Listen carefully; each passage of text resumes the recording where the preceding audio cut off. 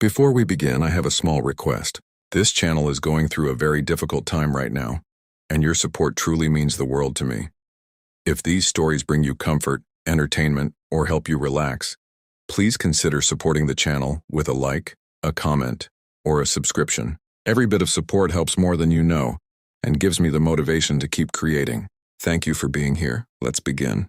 I've been putting off writing this for months now, but recent events have convinced me that my story needs to be told.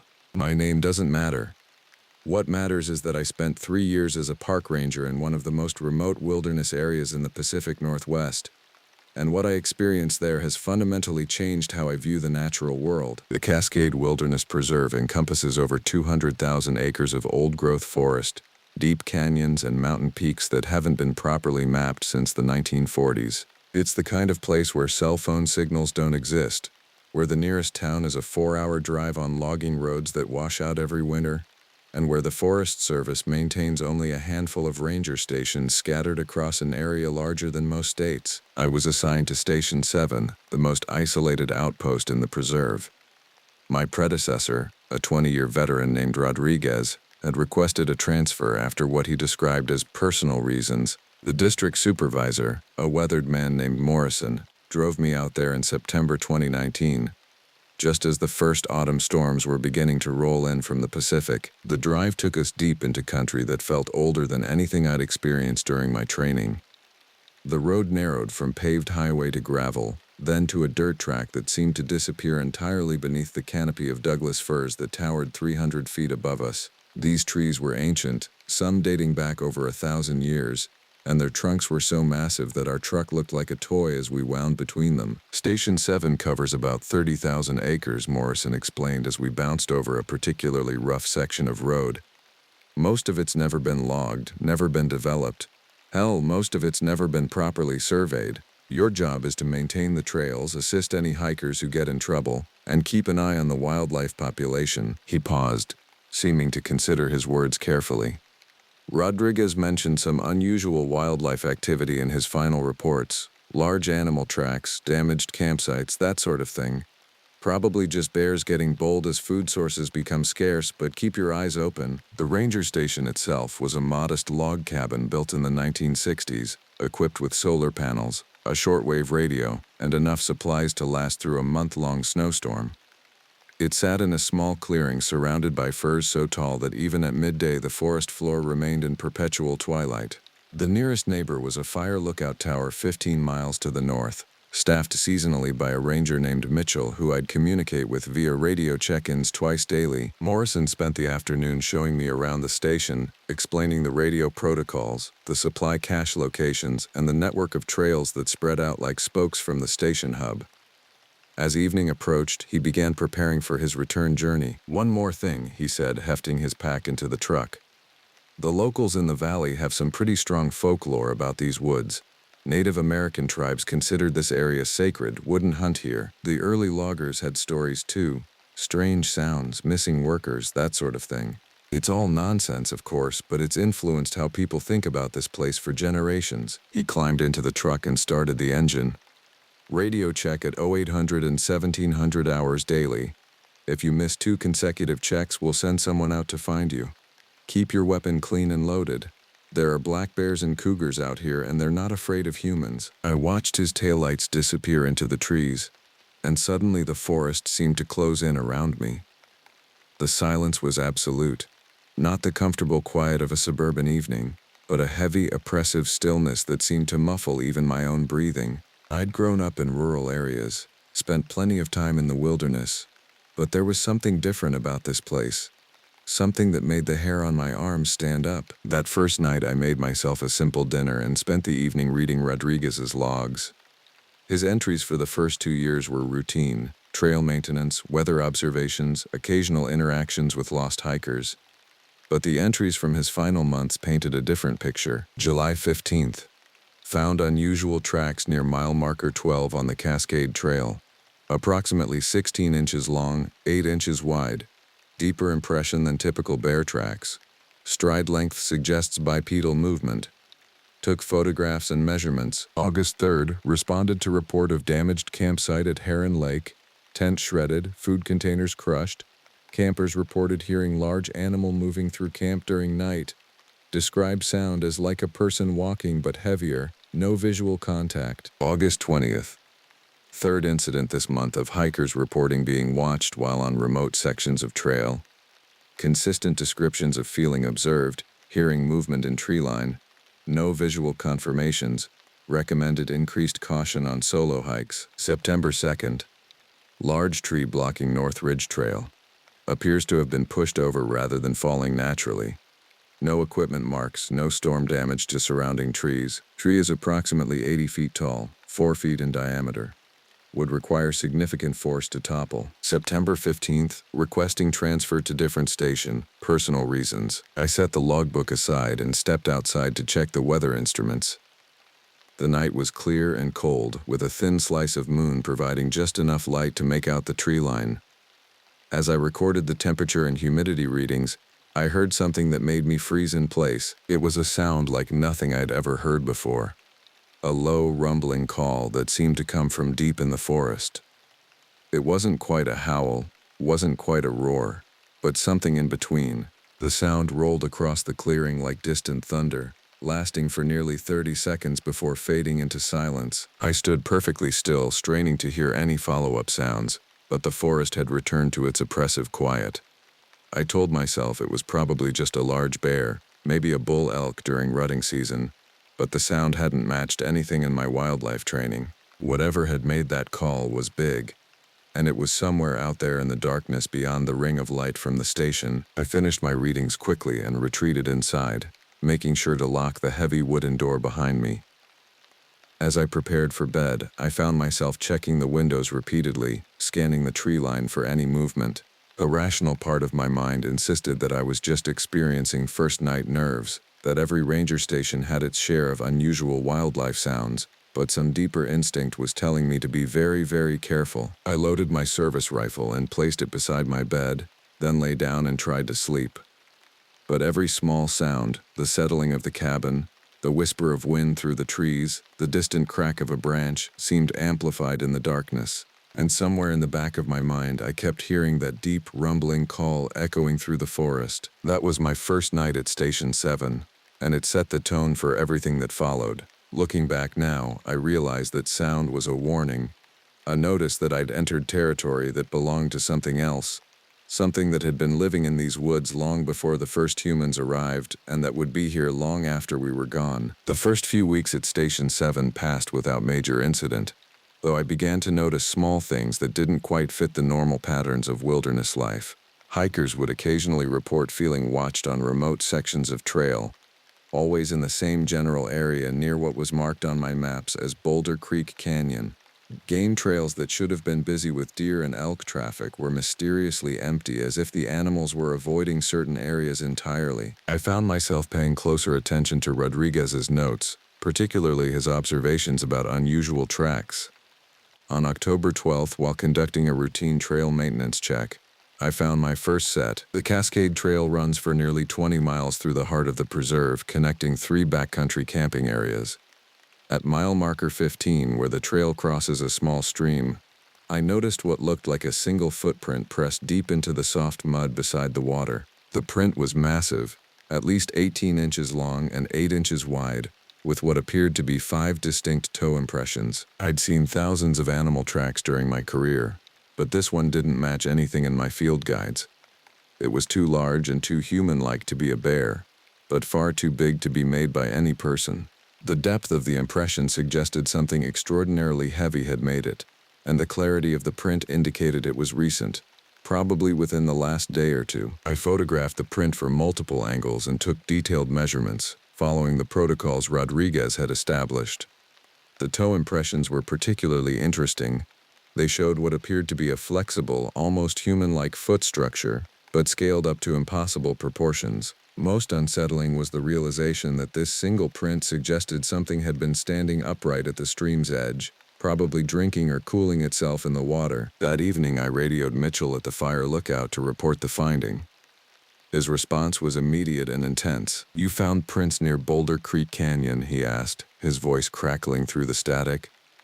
Jesus, I was hoping those were just Rodriguez's imagination. You've heard about this before? Rodriguez talked about it during his last few months. Said he was finding tracks all through that area, getting bigger and clearer each time. Then he started reporting other things, damaged equipment, campsites that looked like they'd been ransacked by something with hands. Mitchell paused, and I could hear him adjusting his radio. Listen, I've been stationed up here for 6 years, and I've never seen anything like what Rodriguez described. But I've heard things at night, calls that don't match any animal I know. And sometimes when I'm scanning the forest with binoculars, I swear I see movement in areas where there shouldn't be anything that big. Any recommendations? Be careful around Boulder Creek Canyon. Whatever's out there, it's been getting bolder. And if you see anything unusual, document everything but don't try to pursue it. Some things are better left alone. 3 days later, I had my first direct encounter. I was conducting a routine check of the North Ridge Trail, a challenging 8-mile hike that wound through some of the preserve's most remote terrain. The trail hadn't been maintained in over a month, and I was clearing fallen branches and checking trail markers when I heard something that made me stop in my tracks. It was the sound of wood breaking, not the sharp crack of a branch snapping, but the deep splintering sound of something large being torn apart. The sound came from somewhere ahead of me on the trail, beyond a bend that led through a particularly dense section of forest. I approached the bend cautiously, my hand resting on the grip of my sidearm. What I found there challenged everything I thought I knew about the natural world. A massive Douglas fir, at least 4 feet in diameter and probably 100 feet tall, lay across the trail. But this tree hadn't fallen naturally. It had been twisted and broken about 8 feet from the ground, as if something had grabbed it and snapped it like a twig. The splintered wood was fresh, still bleeding sap, and the destruction was so complete that it would have taken a logging crew with heavy equipment hours to accomplish. But there were no equipment marks, no tire tracks, no signs of human activity. Instead, pressed deep into the soft earth around the fallen tree, were more of the massive footprints I'd found at Boulder Creek Canyon. These were even clearer, showing distinct toe impressions and what appeared to be a raised arch structure. I spent nearly an hour documenting the scene, photographing the prints from every angle and measuring the diameter of the broken tree. The implications were staggering. Whatever had done this possessed strength far beyond anything known to science. A grizzly bear, the largest predator in these woods, might weigh 800 pounds and stand 8 feet tall. But even the most powerful bear couldn't have twisted and broken a tree of this size. As I worked, I became increasingly aware that I was being watched. It started as a subtle feeling, the kind of primitive awareness that had kept our ancestors alive in dangerous situations. But as the minutes passed, the sensation grew stronger, more focused. Something was out there in the forest, observing me with intelligence and purpose. I tried to maintain my composure, continuing to document the scene while scanning the tree line for any movement. The forest was completely silent. No bird calls, no insect sounds, no rustling of leaves. It was as if every living thing in the area had fled, leaving only me and whatever was watching me from the shadows. Finally, I heard it, a low, rumbling sound that seemed to come from somewhere deep in the forest. It was similar to the call I'd heard on my first night, but closer and more focused.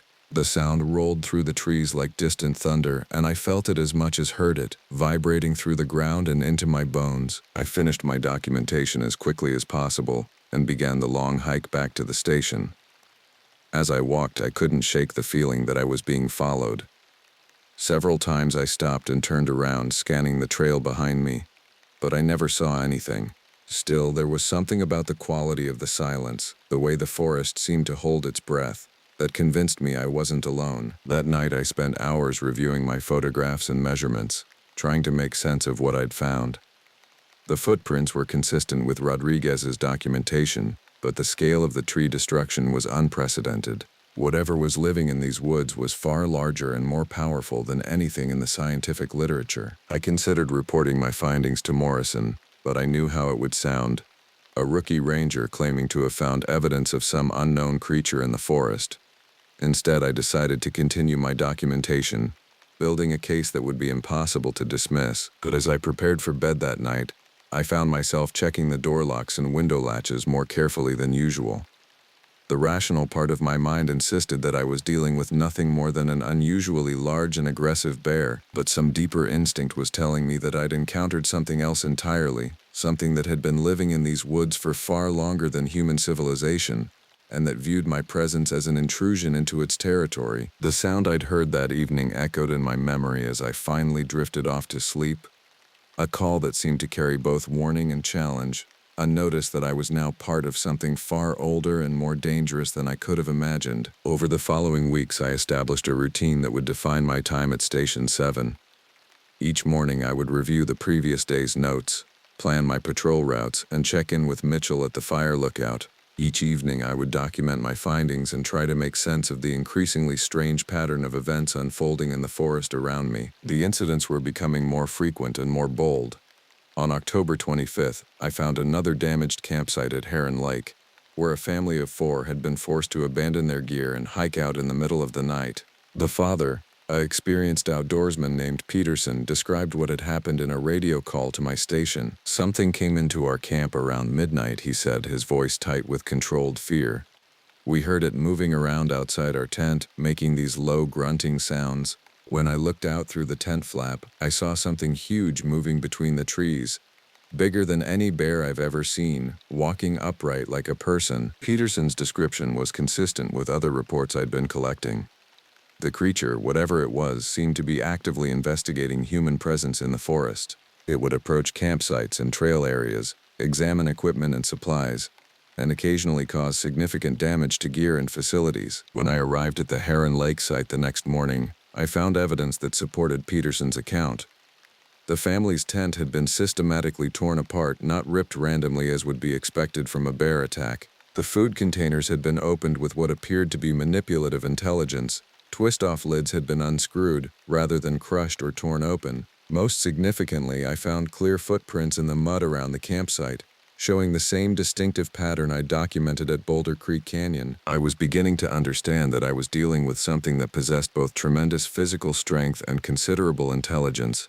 The creature was learning about human behavior, testing our responses, and gradually becoming more confident in its interactions with our equipment and campsites. On November 2nd, I had my first visual contact. I was conducting a routine patrol of the Cascade Trail when I noticed something moving in the forest about 200 yards ahead of me.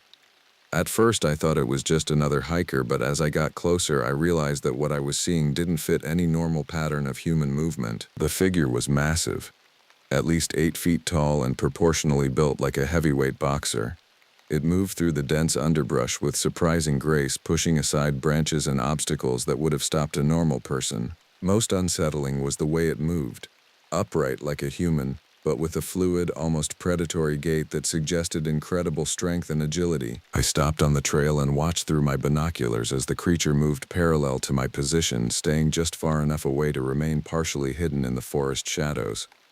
It was covered in dark brown hair or fur, and its arms were disproportionately long, reaching almost to its knees. The head was large and cone-shaped, with what appeared to be a pronounced brow ridge and a flat, almost human-like face. For nearly 10 minutes, we observed each other from a distance.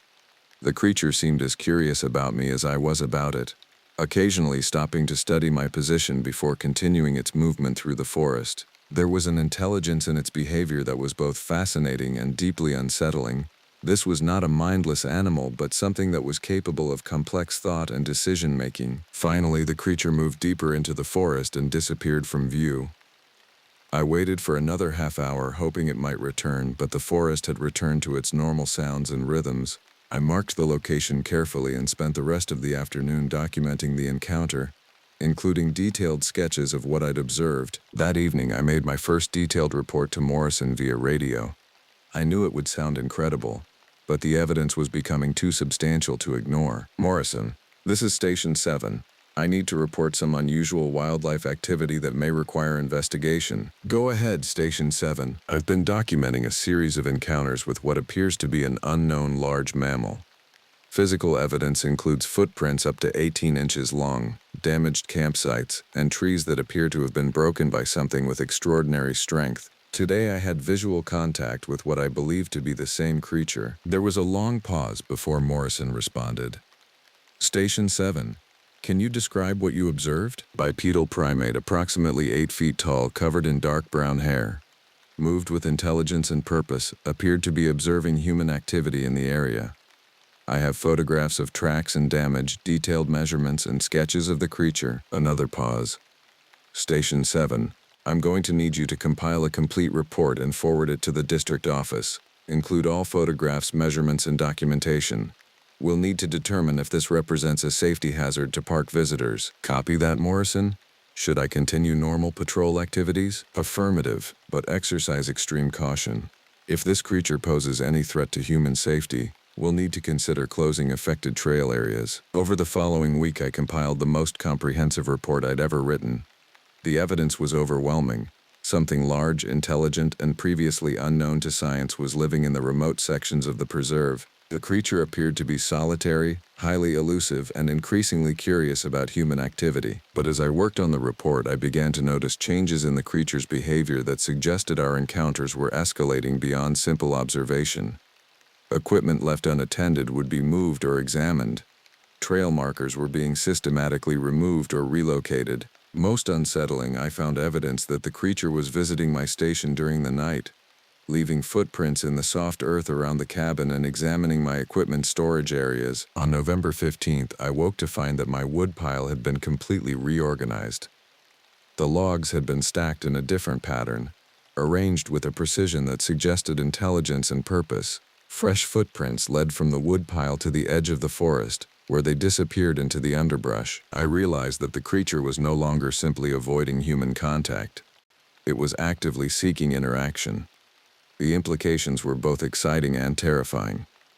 If this was truly an unknown species, the scientific significance would be unprecedented. But if it was becoming more bold and more curious about human activity, the potential for dangerous encounters was growing rapidly. That night, I loaded my rifle and placed it beside my bed. I also rigged a simple alarm system using fishing line and tin cans around the perimeter of the cabin. If anything large approached the station during the night, I would know about it. As I lay in bed listening to the sounds of the forest, I couldn't shake the feeling that I was being watched. Somewhere out there in the darkness, something was studying me with the same intensity that I was studying it. The balance of power in our strange relationship was shifting, and I wasn't sure I was prepared for what might happen next. The alarm system proved unnecessary, because the creature was far too intelligent to trigger such an obvious warning.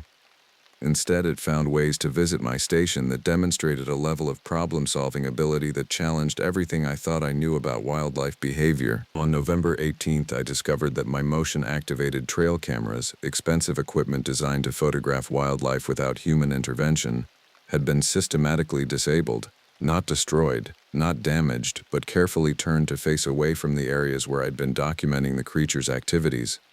The cameras had been repositioned with precision, suggesting that the creature understood their purpose and was actively avoiding documentation. This revelation forced me to reconsider everything I thought I knew about the situation. The creature wasn't just intelligent, it was technologically aware, capable of recognizing and neutralizing human surveillance equipment. This level of cognitive ability suggested something far beyond a simple unknown primate species. I began to suspect that the creature had been observing human activity in the preserve for years, possibly decades, learning about our equipment, our behavior patterns, and our methods of documentation. The escalation in encounters wasn't random.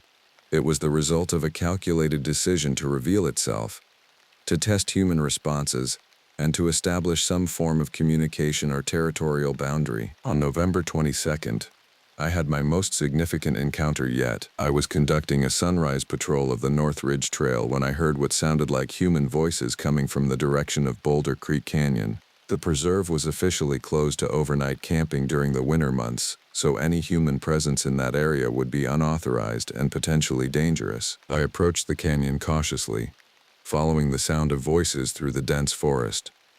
As I got closer, I realized that what I was hearing wasn't actually human speech, but something trying to imitate human speech. The sounds had the rhythm and cadence of conversation, but the individual words were unintelligible, like someone speaking a language I didn't recognize. I moved to a position where I could observe the canyon floor through my binoculars.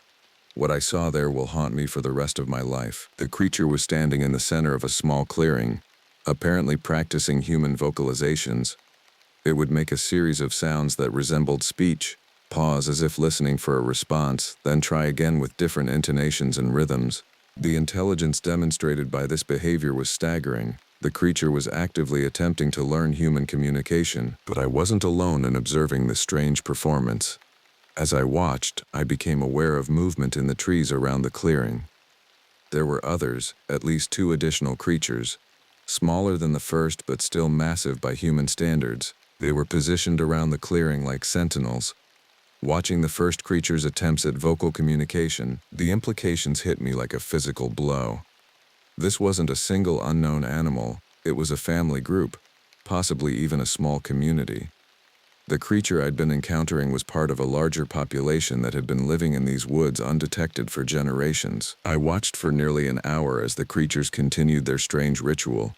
The largest one, apparently the leader, would make sounds that resembled human speech, and the others would respond with their own vocalizations.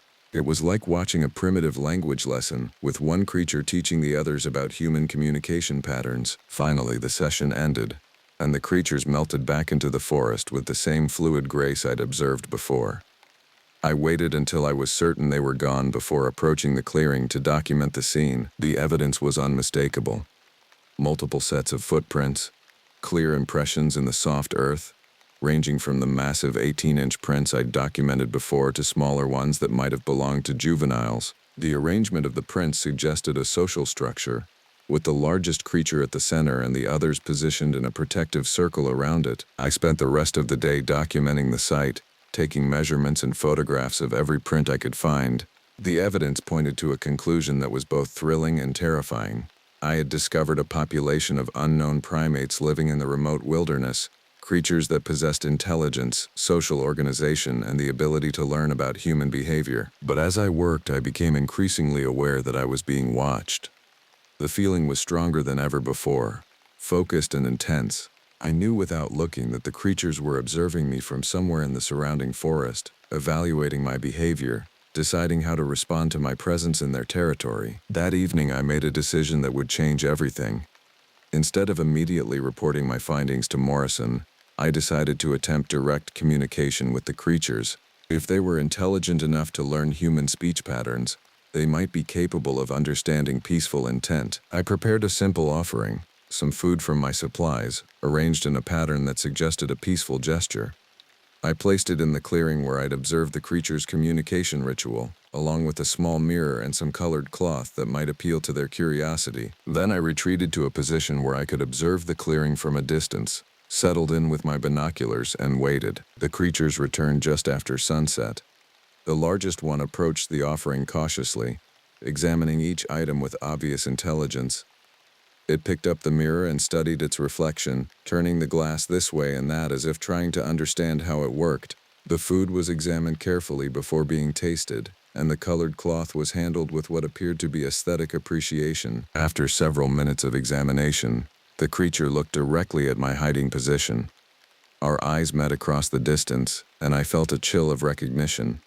The creature knew I was there, had probably known all along, and was making a conscious decision about how to respond to my gesture. What happened next would change my understanding of the natural world forever. The creature raised one massive hand and made a gesture that was unmistakably human, a slow, deliberate wave. It was a response to my offering, an acknowledgement of my peaceful intent, and a sign that communication between our species was possible. I returned the gesture, raising my hand in a similar wave. For a moment we stood there in the gathering darkness, 2 intelligent species acknowledging each other across the vast gulf of evolution and understanding. Then the creature turned and disappeared into the forest, leaving me alone with the realization that I had just made first contact with something that would rewrite the textbooks on human evolution and the natural world. That night I lay awake thinking about the implications of what I'd experienced. The creatures were not just unknown animals. They were an intelligent species that had been sharing the planet with humans for thousands of years, remaining hidden in the remote wilderness areas where human contact was minimal. But I also realized that my presence in their territory had fundamentally changed their behavior. They were no longer content to remain hidden, no longer satisfied with simply observing human activity from a distance. The escalation in encounters wasn't random. It was the result of a conscious decision to reveal themselves, to test the possibility of peaceful coexistence with humans. The question now was whether I was prepared for what might happen next. I had opened a door that could never be closed again, initiated a contact that would have consequences far beyond my small corner of the wilderness. And somewhere out there in the darkness, an unknown species was making their own decisions about how to respond to the presence of humans in their ancient territory. The morning after my first successful communication with the creatures, I woke to find my cabin surrounded by evidence of their overnight visit. Footprints circled the building in what appeared to be a deliberate pattern, and several of my external equipment caches had been opened and examined. Nothing was damaged or stolen, but the message was clear. The creatures had thoroughly investigated my living space and were establishing their own territorial boundaries. I documented the prints and made detailed notes about their arrangement. The pattern suggested a systematic reconnaissance, with multiple creatures working together to gather intelligence about human habitation methods. The largest prints were positioned at strategic points around the cabin, while smaller ones indicated that younger members of the group had been allowed to examine less sensitive areas. My radio check with Mitchell that morning revealed that the escalation wasn't limited to my station. "I've been seeing unusual activity from the fire tower," he reported. "Large movements in the forest, coordinated group behavior that doesn't match any known animal patterns. Whatever's out there, they're organized." "Any direct contact?" "Nothing like what you've described. But I found evidence that they've been testing our perimeter. Equipment moved, trail markers repositioned, that sort of thing. It's like they're mapping our territory, figuring out what we consider our space versus theirs." This intelligence gathering represented a significant escalation in the creatures' behavior. They were no longer simply avoiding human contact or satisfying their curiosity about our equipment.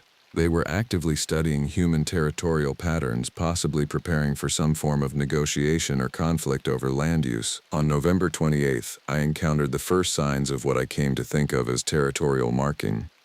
While conducting a routine patrol of the Cascade Trail, I found that several trees along the route had been stripped of bark in distinctive patterns. The markings were too high and too precise to have been made by any known animal, reaching up to 12 feet off the ground and showing evidence of systematic, intelligent design. The stripped bark formed symbols that resembled primitive writing, parallel lines, intersecting patterns, and geometric shapes that suggested some form of communication system. The marks were fresh, made within the last few days, and they extended for nearly a mile along the trail corridor. I photographed each marking carefully, trying to identify patterns or repetitions that might indicate linguistic structure. While I couldn't decipher any specific meaning, the systematic nature of the markings suggested that the creatures possessed a form of written communication far more sophisticated than anything documented in non-human primates. But the most unsettling discovery came when I realized that the markings formed a clear boundary. Every tree on the eastern side of the trail had been marked, while the western side remained untouched. The creatures were establishing a territorial line, claiming the eastern section of the preserve as their exclusive domain. This territorial claim presented a serious problem.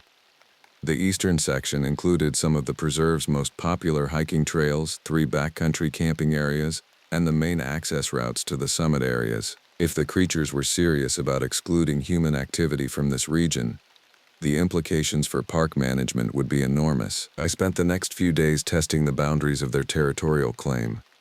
I set up observation posts at various points along the marked tree line and documented the creatures' responses to human presence in different areas. The pattern that emerged was both fascinating and alarming. In areas west of the marked boundary, the creatures continued their pattern of cautious observation and occasional equipment examination. They seemed comfortable with human presence in these zones, treating them as shared territory where peaceful coexistence was possible. But any attempt to cross into the eastern section triggered immediate and aggressive responses. Equipment left in the marked zone would be destroyed rather than examined. Trail markers were torn down and scattered. Most significantly, the creatures began shadowing any human who entered their claimed territory, following at a distance and making their presence known through deliberate sounds and movements. On December 3rd, I had my first encounter with what I can only describe as a territorial challenge.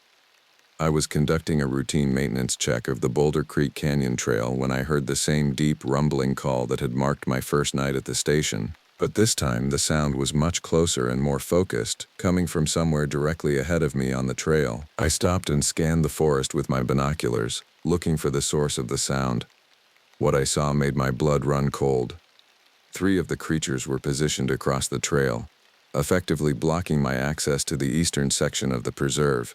They weren't hiding or attempting to avoid contact. They were making a deliberate demonstration of their presence and their intention to control access to their territory. The largest creature, the same one I'd observed during the communication ritual, stood in the center of the trail. It was even more massive than I'd remembered, probably close to 9 feet tall and built like a professional wrestler. Its arms were disproportionately long, and its hands were large enough to easily crush a human skull. The creature's face was almost human-like, but with a pronounced brow ridge and intelligent eyes that seemed to look directly into my soul. We stood there for nearly 5 minutes, studying each other across the distance. The creature's message was clear. This was their territory, and I was not welcome to proceed. But there was no overt aggression in its posture, no signs of immediate threat. It was a warning, not an attack. Finally, I made the decision to respect their territorial claim. I slowly backed away from the confrontation, keeping my hands visible and making no sudden movements. The creatures watched me retreat but made no attempt to follow, apparently satisfied that their message had been received. That evening I made my most detailed report yet to Morrison, describing the territorial marking, the organized behavior, and the direct challenge to human access. I knew the implications would be staggering. If the creatures were serious about their territorial claim, the preserve would need to be partially closed to public access, possibly permanently. Morrison's response was immediate and intense. Station 7, are you telling me that these creatures are actively excluding human access to sections of the preserve? Affirmative. They've established clear territorial boundaries and are enforcing them through direct confrontation. Any human presence in the eastern section triggers immediate response. What's your assessment of the threat level? They're demonstrating restraint, but their physical capabilities are extraordinary. If they decided to use force, the outcome would be catastrophic. I strongly recommend avoiding any confrontation until we better understand their intentions. Morrison was quiet for a long moment before responding. Station 7, I'm going to need you to compile a comprehensive report on everything you've observed. Include all photographs, measurements, and documentation. This may require intervention from federal wildlife authorities. Copy that, Morrison. But I need to stress that these creatures are intelligent and organized. Any attempt to remove them from their territory could result in serious conflict. Understood. Continue to monitor the situation, but avoid any actions that might escalate the confrontation. That night, I worked on the most important report of my career, documenting evidence of an unknown species that was actively competing with humans for territorial control of wilderness areas. The implications went far beyond simple wildlife management. This was a first-contact situation that could fundamentally change humanity's understanding of our place in the natural world. But as I worked, I couldn't shake the feeling that I was documenting the beginning of something much larger and more dangerous than anyone realized. The creatures had revealed themselves for a reason, had chosen to establish territorial boundaries and challenge human access to their domain. The question was whether humanity was prepared for the consequences of sharing the planet with another intelligent species, one that had been waiting in the wilderness for thousands of years, watching and learning and preparing for the day when direct contact would become inevitable. The response to my comprehensive report came faster than I expected.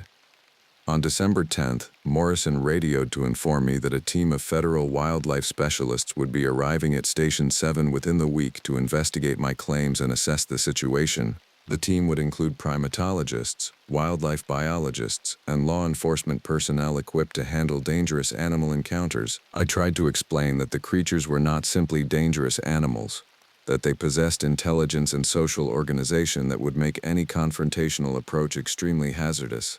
But Morrison was following protocols designed for conventional wildlife management, not for first contact with an unknown intelligent species. Station 7, your job is to provide support and guidance to the investigation team. They're bringing specialized equipment and expertise to properly document and address the situation. Morrison, I need to stress that these creatures are not going to react well to a large human presence in their territory. They've been very clear about their boundaries, and any violation could trigger a serious confrontation. The team is equipped to handle any contingency. Your role is to provide them with detailed information about the creature's behavior patterns and location preferences. I spent the next few days preparing for the arrival of the investigation team, but I also began implementing my own plans for what I was increasingly certain would be a disaster. The creatures had demonstrated remarkable intelligence and restraint in their interactions with me, but a team of armed federal agents entering their territory would be interpreted as an invasion, not a scientific expedition. On December 15th, I had my final direct encounter with the creatures before the arrival of the investigation team. I was conducting what I intended to be my last solo patrol of the eastern boundary when I found the largest creature waiting for me at the same location where we'd had our first territorial confrontation. But this time, the creature was alone, and its posture suggested communication rather than confrontation. It was holding something in its massive hands, a collection of objects that it had apparently gathered from around the preserve. As I approached cautiously, I realized that the creature was offering me a gift. The collection included several items that had gone missing from various locations around the preserve over the past few months. A compass, a pocket knife, a small metal cup, and several other pieces of equipment that hikers had reported lost.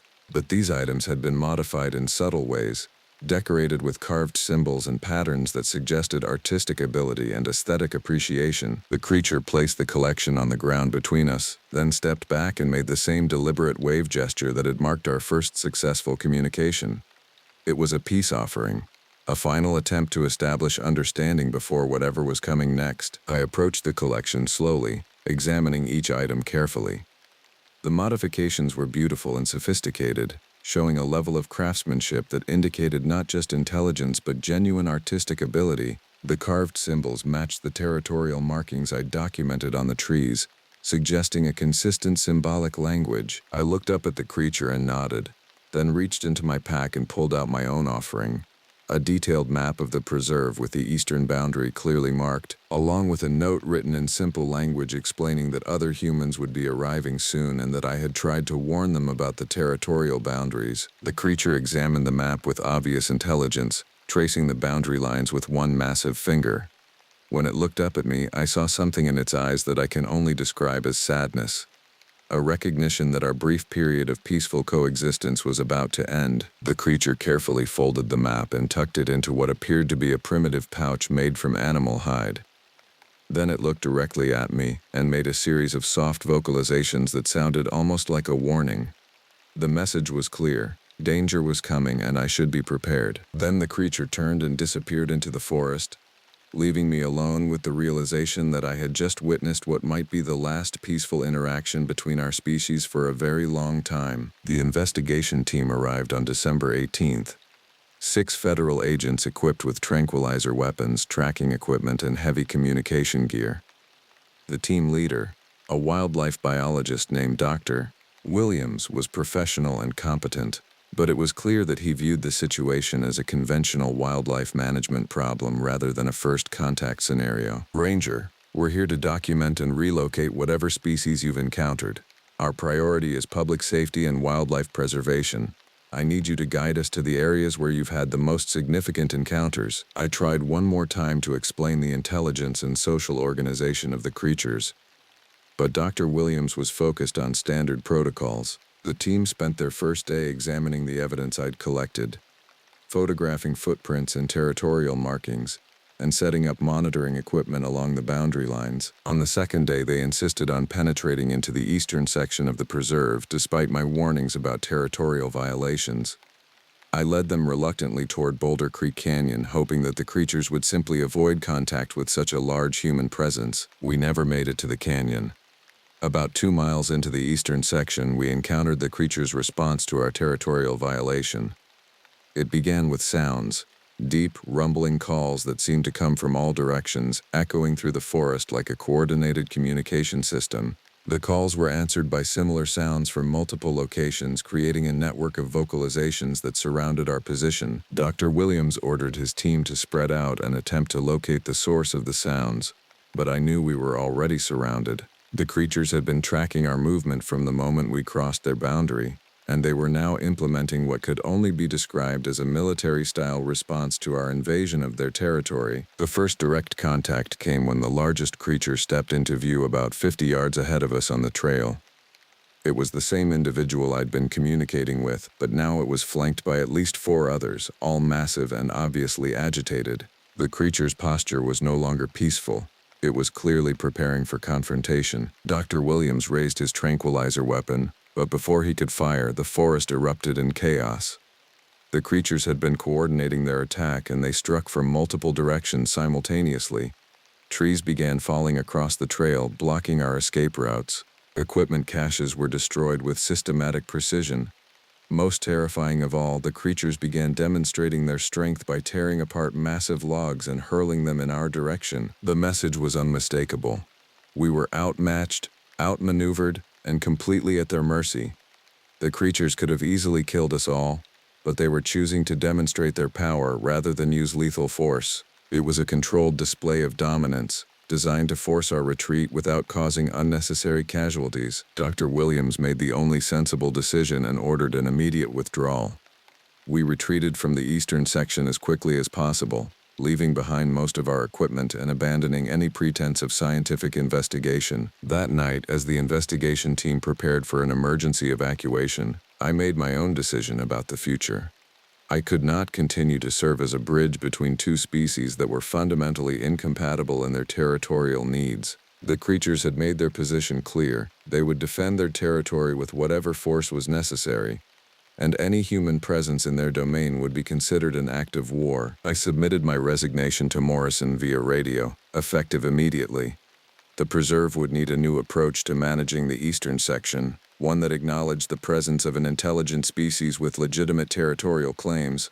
Whether that approach would involve negotiation, avoidance, or continued conflict would be up to others to determine. The investigation team evacuated the next morning, their official report describing encounters with an unknown species of aggressive great ape that posed a significant threat to public safety. The eastern section of the preserve was immediately closed to all human activity, with plans for a more comprehensive scientific expedition to be organized at a later date. I left Station 7 on December 21, 2019, exactly 3 months after my arrival. As I drove away from the preserve, I took one last look at the forest that had been my home, and my introduction to a larger, more complex world than I had ever imagined. I never returned to the preserve, but I followed the official reports about the ongoing situation. The eastern section remains closed to human access, and there have been no further direct encounters with the creatures. Whether this represents a successful resolution or simply a temporary truce is impossible to determine, but I know that somewhere in those ancient forests, an intelligent species continues to live and thrive, maintaining their territorial boundaries and watching for any signs of human encroachment. They have been patient for thousands of years, waiting for the right moment to reveal themselves, and they will continue to wait for as long as necessary to protect their domain from the expanding influence of human civilization. The creatures of the Cascade Wilderness Preserve represent a challenge that humanity is not yet prepared to face: the reality that we are not alone on this planet, that intelligence and consciousness exist in forms we have never recognized, and that the natural world contains mysteries that may be too dangerous and too important to disturb. I have told this story because I believe people have a right to know what exists in the remote corners of our world. But I also hope that those who read this account will understand the importance of respecting boundaries that have been established by intelligences far older and more powerful than our own. Some territories are meant to remain untouched. Some secrets are meant to remain hidden, and some species are meant to remain undisturbed in their ancient domains. The Watchers in the woods are still there, still vigilant, still protecting their territory from the encroachment of human civilization, and they will continue to watch and wait, for as long as the forests stand and the mountains endure, guardians of secrets that the world is not yet ready to discover. This account was compiled from the personal logs and documentation of a former park ranger whose identity has been protected for security reasons. The Cascade Wilderness Preserve remains partially closed to public access, with the eastern section designated as an indefinite research preservation area. No official explanation has been provided for the closure, and requests for information about the ongoing situation have been denied by federal authorities. If you are planning to visit remote wilderness areas, particularly in the Pacific Northwest, exercise extreme caution and respect all posted boundaries and restrictions. Some places are meant to remain undisturbed, and some encounters are too dangerous to risk. The forest remembers everything, and some things should never be forgotten. The radio crackled to life at 7:43 p.m., just as the sun was beginning its descent toward the horizon. June 16, 2008, a date that would be burned into my memory forever, though I didn't know it yet. I was finishing my patrol of the south side of Cottonwood Springs, Nebraska, thinking about the leftover meatloaf waiting for me at home, when dispatch cut through the static. Unit 47. We have a domestic disturbance with possible kidnapping. Caller reports his sister was screaming over the phone before the line went dead.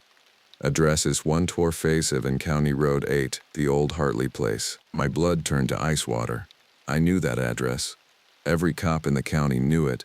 The Hartley place had been abandoned for nearly a decade, ever since Old Man Hartley lost his mind and tried to burn it down with his wife still inside. She'd gotten out, barely, but the house had stood empty ever since, a monument to whatever demons had consumed that family. Copy that, dispatch. En route to 1247 County Road 8. I reached for my radio again. Request backup. Nearest unit is 23 minutes out. Can you hold? I stared at the darkening sky through my windshield. 23 minutes. In my 15 years of law enforcement, I'd learned that 23 minutes could be the difference between life and death, between saving someone and arriving too late to do anything but fill out paperwork. Negative. Proceeding to scene. The drive to County Road 8 felt like it took forever and no time at all. I'd been patrolling these roads since I was 25, fresh out of the academy with stars in my eyes and a badge on my chest that still gleamed. Now, at 40, that badge had seen its share of tarnish, and so had I. Cottonwood Springs wasn't exactly a hotbed of criminal activity, but we had our share of domestic calls, bar fights, and the occasional theft. Nothing that had prepared me for what I was about to face. The farmhouse sat at the end of a quarter-mile dirt driveway, surrounded by cornfields that stretched to the horizon. As I turned off the main road, my headlights swept across the yellowing stalks, creating dancing shadows that seemed to move of their own accord. The corn was tall this year, nearly 7 feet, and thick enough that you could lose yourself in there and never find your way out. I parked about 50 feet from the house, leaving my engine running and my headlights on. The beams cut through the gathering dusk, illuminating the front of the farmhouse in harsh detail.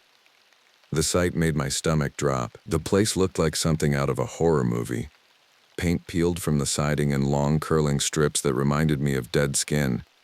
Windows were either boarded up or broken, their jagged edges catching the light like predatory smiles. The front porch sagged under the weight of a decade's worth of neglect, its boards warped and rotting, and the front door hung open, swaying gently in the evening breeze with a soft, rhythmic creaking that I could hear even from inside my patrol car. I sat there for a moment, engine idling, and tried to process what I was seeing. Someone had called about their sister being in trouble at this address, but the house looked like it had been abandoned for years.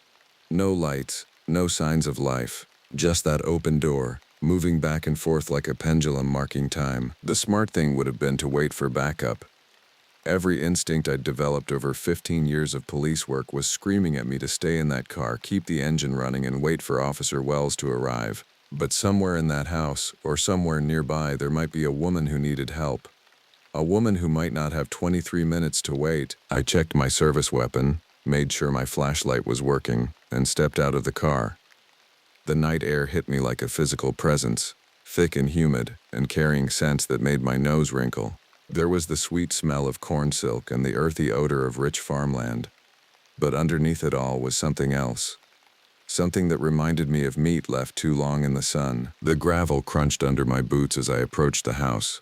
Every step seemed unnaturally loud in the evening quiet. Even the insects had gone silent, as if the whole world was holding its breath. "Hello?" I called out, my voice carrying across the empty yard. "Police, is anyone here?" No response, just that creaking door and the whisper of wind through the corn. I climbed the porch steps carefully, testing each board before putting my full weight on it. The wood groaned and shifted but held. Up close, I could see that the door hadn't just been left open, it had been forced. The frame was splintered around the lock, and there were fresh scratches in the wood that caught the light from my flashlight. "Police?" I called again, louder this time. "I'm coming in." I pushed the door open wider and stepped into the house. The smell hit me immediately, dust and mildew and something else, something organic and wrong. I covered my nose with my sleeve and swept my flashlight beam across the interior. The living room was a disaster.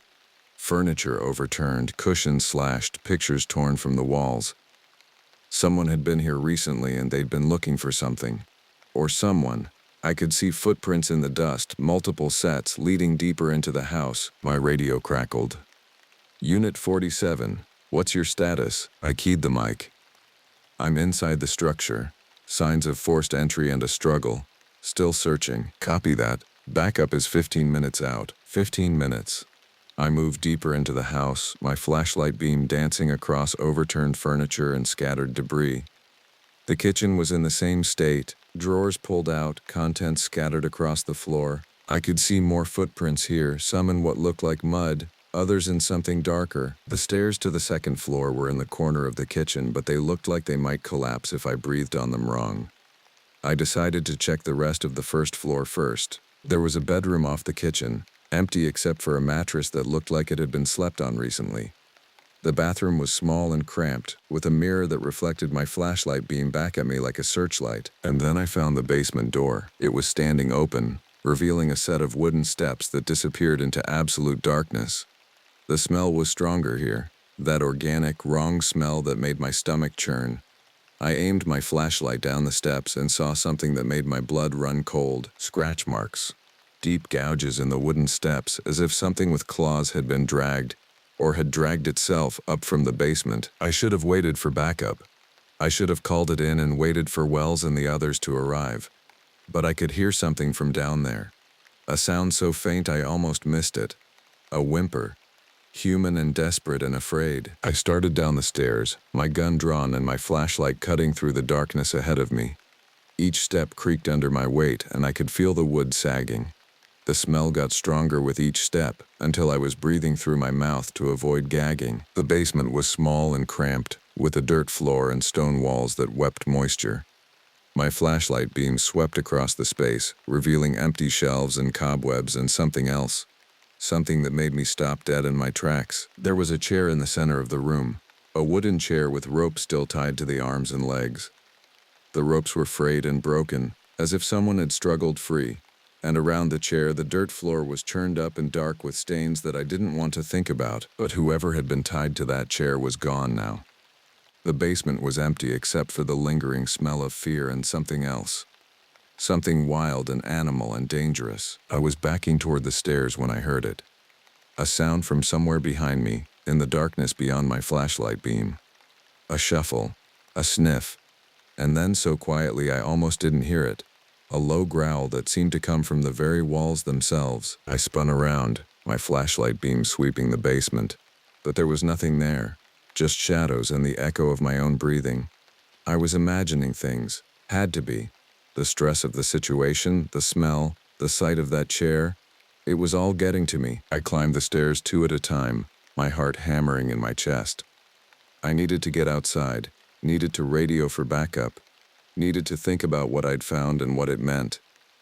But as I reached the top of the stairs, I heard something that stopped me cold. A scream, distant but clear, coming from somewhere outside the house. From the direction of the cornfield, I ran through the house and out the front door, my flashlight beam cutting through the darkness. The scream came again, closer now, and I could tell it was coming from deep in the corn. A woman's voice, raw with terror and pain. I looked back at my patrol car, at the radio that could summon help, at the relative safety of staying put and waiting for backup. Then I looked at the wall of corn that stretched away into the darkness, and I knew I didn't have a choice. Someone was out there. Someone who needed help. And I was the only one who could provide it. I checked my weapon one more time, made sure my flashlight was secure, and stepped into the cornfield. The stalks closed behind me like a curtain, cutting off the light from my patrol car and plunging me into a world of shadows and whispers. I had no idea I was walking into hell. The cornstalks seemed to grab at my uniform as I pushed deeper into the field. Each step took me further from the safety of my patrol car, further from the radio that could summon help, further from anything that resembled normal. The beam of my flashlight created a small circle of illumination that moved with me. But beyond that circle was absolute darkness. I'd been in cornfields before. Hell, I'd grown up in Nebraska.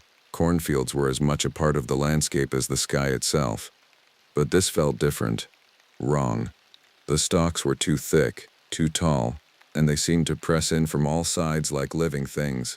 The leaves rustled with every step, creating a constant whisper that sounded almost like voices. "Hello?" I called out, my voice swallowed by the corn. "This is Officer Frey with the Cottonwood Springs Police Department. If you can hear me, call out." Nothing, just that endless rustling and the sound of my own breathing, which seemed unnaturally loud in the confined space between the stalks. I pushed forward, following what might have been a path or might have been just a gap between the rows. The ground beneath my feet was uneven, with deep furrows that caught my boots and nearly sent me sprawling. Something crunched under my foot, a branch maybe, or something else. I didn't want to look down to find out. The scream came again, and this time I could tell it was definitely ahead of me, maybe 100 yards deeper into the field. It was a woman's voice, raw and desperate, and it made my blood run cold. I picked up my pace, pushing through the stalks with more urgency, my flashlight beam sweeping back and forth as I tried to find the source of the sound. That's when I noticed the smell. It was the same smell from the basement, but stronger now. Organic and wrong, and getting stronger with each step. It reminded me of roadkill in the summer heat, of things that had been dead too long and left to rot in the sun. But there was something else mixed in with it, something that made my stomach turn and my throat tighten. Fear.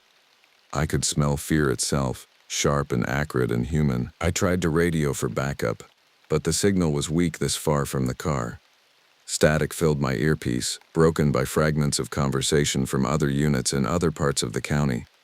I was on my own. The path, if it was a path, seemed to wind deeper into the field, away from the farmhouse and toward the center of the 40-acre plot. I'd been walking for maybe 10 minutes when I stumbled across something that made me stop dead. It was a piece of clothing. A woman's blouse, torn and dirty and hanging from a cornstalk like a flag of surrender. I examined it with my flashlight, being careful not to touch it. The fabric was still damp with what looked like blood, and there were tears in it that looked like they'd been made by claws or teeth. My radio crackled with static, and I heard fragments of Wells' voice. "Unit 47, status, backup en route." I keyed the mic. "I'm in the cornfield behind the house. Found evidence of a struggle. Victim may still be alive." More static. "Can't copy. Repeat." I was truly alone now, following a trail of torn clothing and bloodstains deeper into a maze of cornstalks that seemed to go on forever. My flashlight beam picked out more signs of a struggle. Broken stalks, disturbed earth, and something else that made my skin crawl. Scratch marks in the dirt, deep gouges that looked like they'd been made by claws, but not animal claws.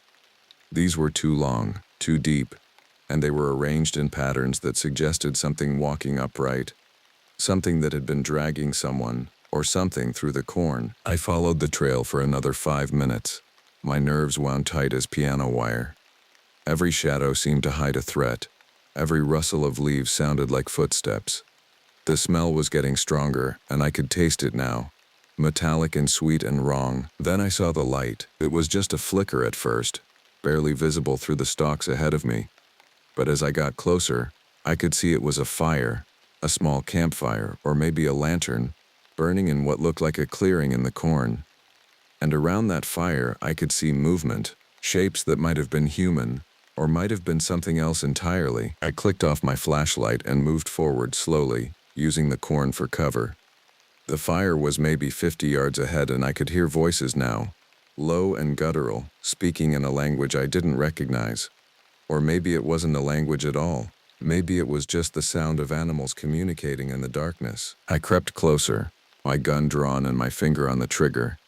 The voices got clearer as I approached, and I realized with growing horror that they weren't speaking any human language. They were making sounds, growls and snarls, and something that might have been laughter but was too harsh and wild to be human. 20 yards from the fire, I could see the clearing.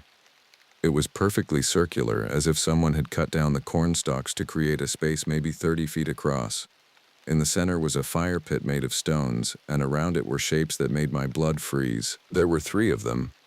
At first glance, they looked almost human, upright, with 2 arms and 2 legs and heads that sat on their shoulders like they should.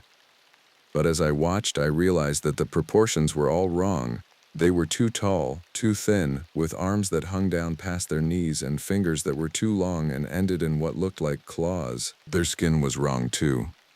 In the flickering firelight, it looked scaled or plated, like armor made of flesh. And their faces, God, their faces were the worst part. They had the basic features of humans, eyes, nose, mouth, but everything was distorted, stretched, and twisted into something that belonged in a nightmare. One of them was feeding. It crouched over something at the edge of the clearing, tearing at it with teeth that caught the firelight like broken glass. The sound it made was wet and eager, punctuated by those harsh growls that I'd heard earlier. I realized with sick certainty that I was looking at what had become of the woman who'd been screaming. The caller's sister who'd been taken from that chair in the basement and brought here to be... I couldn't finish the thought. I had to do something. I was a police officer, sworn to protect and serve, and there was no way I could just crouch in the corn and watch this happen. But I was also outnumbered 3-1, and I had the feeling that whatever these things were, they weren't going to be stopped by a .38 service revolver. I was trying to decide what to do when one of them looked up from its feeding and sniffed the air. Its head turned in my direction, and I saw eyes that reflected the firelight like a cat's. It made a sound, a low, questioning growl, and the other two stopped what they were doing and looked at it. Then all three of them turned to look directly at me. I don't know how they knew I was there.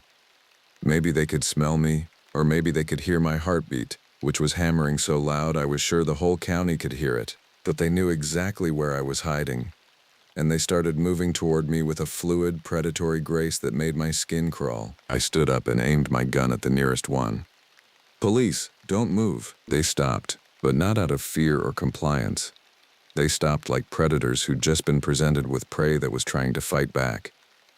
One of them, the largest, opened its mouth and made a sound that was part roar, part laughter, and entirely inhuman. Then they charged. I fired 3 shots as fast as I could pull the trigger.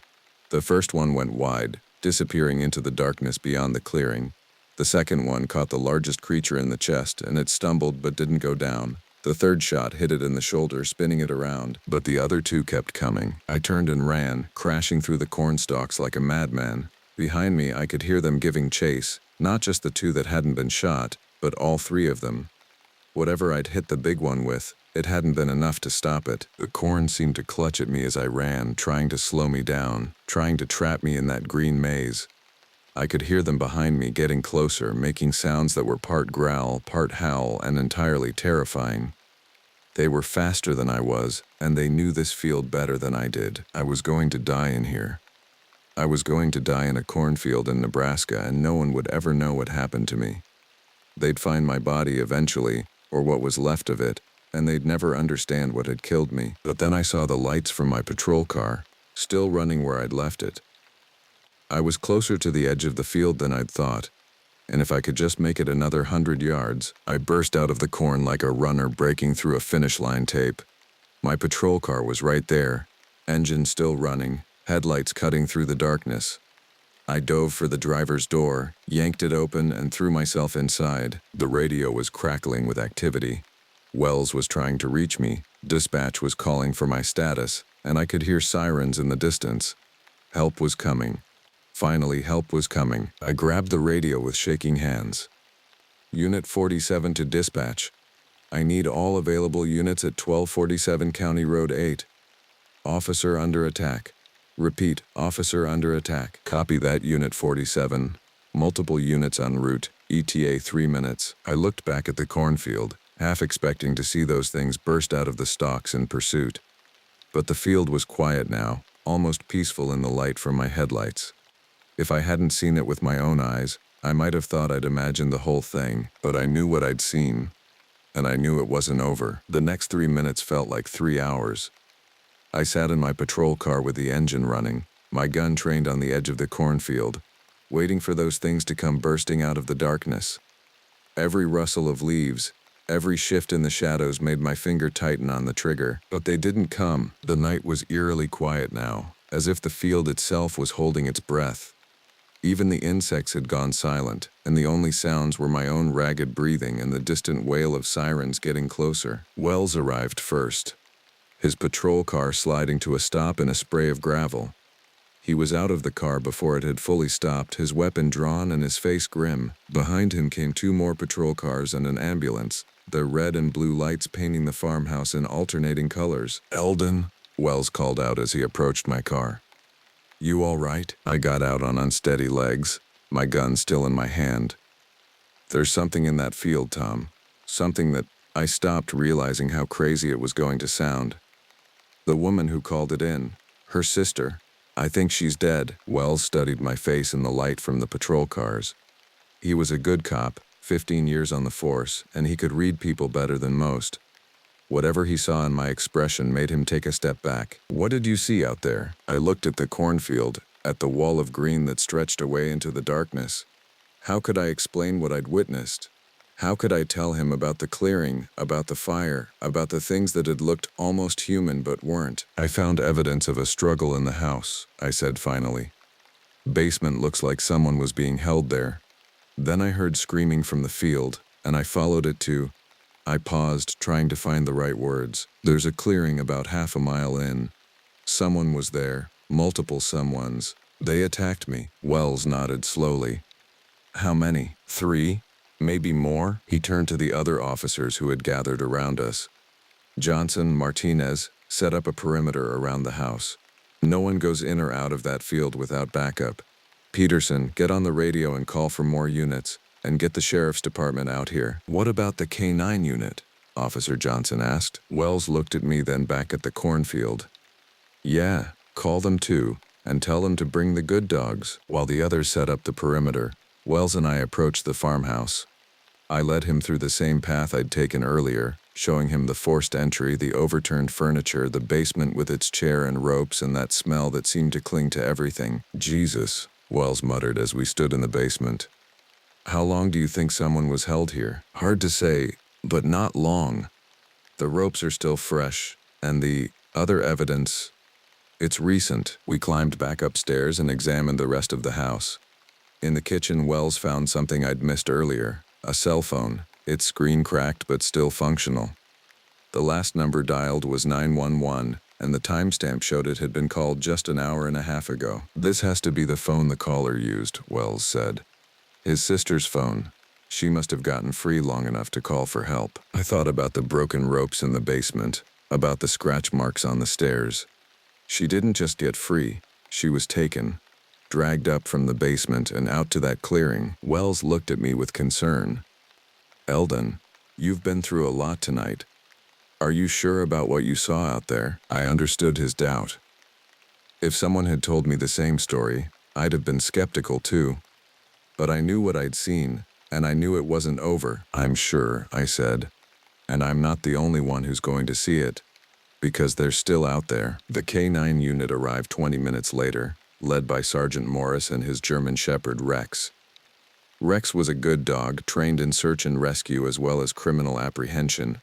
But when Morris led him to the edge of the cornfield, something strange happened. Rex took one sniff of the air and immediately began backing away from the field, his ears flat against his head and his tail between his legs. He whined, a high, distressed sound that I'd never heard from him before, and refused to go any closer to the corn. That's not like him, Morris said, frowning.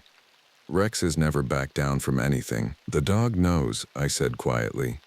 He can smell them. Morris looked at me with the same skeptical expression Wells had worn. Smell what exactly? Before I could answer, we heard something that made us all freeze. It was coming from deep in the cornfield. A sound that was part howl, part scream, and entirely inhuman. It rose and fell like a siren, echoing across the field and making the hair on my arms stand up. Rex started barking frantically, but he still wouldn't go near the corn. And then, as suddenly as it had started, the sound stopped. The silence that followed was somehow worse than the noise had been. All right, Wells said, his voice tight. We're going in, but we're doing it right. Johnson, Martinez, you're with me. Peterson, you stay here with the dog and maintain radio contact, and for God's sake, nobody goes in there alone. I checked my weapon and fell in behind Wells. We entered the field in a tight formation, our flashlights cutting through the darkness ahead of us. The corn seemed to close around us like a living thing, muffling our footsteps and creating shadows that danced just beyond our light. The path I'd taken earlier was easy to follow. Broken stalks and disturbed earth marked my passage like a trail of breadcrumbs. But as we moved deeper into the field, I started to notice things that hadn't been there before. The scratch marks in the dirt were deeper now, more numerous. And there were new ones, fresh gouges that looked like they'd been made recently. Very recently. They're moving around, I whispered to Wells. They're not just staying in that clearing. We followed the trail for 15 minutes, our nerves stretched tight. Every rustle of leaves, every shift in the shadows made us stop and aim our weapons.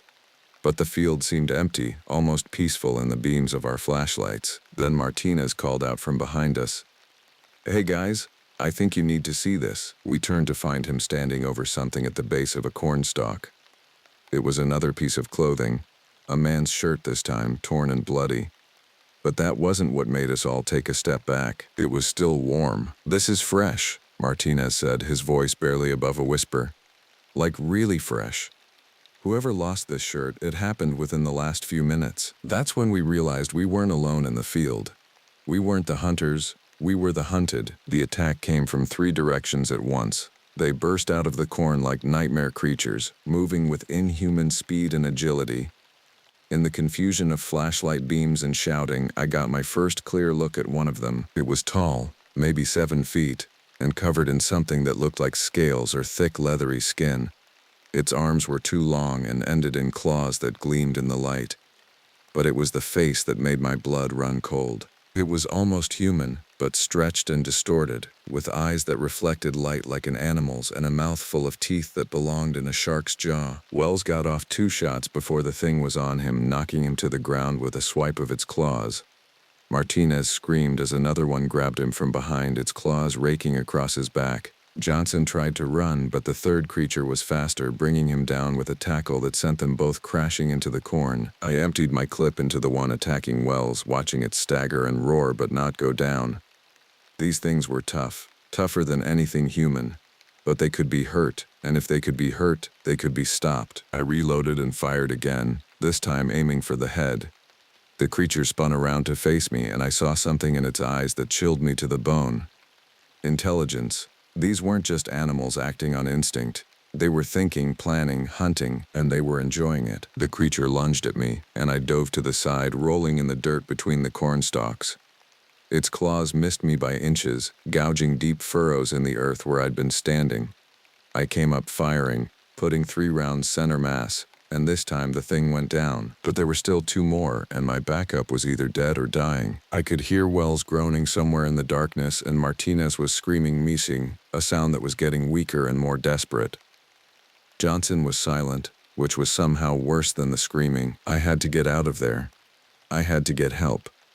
But as I turned to run back toward the patrol cars, I found my path blocked by something that made my heart stop. There weren't just 3 of them. There were more. Many more. And they were all around us, moving through the corn like phantoms, cutting off our escape routes and herding us deeper into the field. I was trapped in a maze of corn stalks with creatures that shouldn't exist.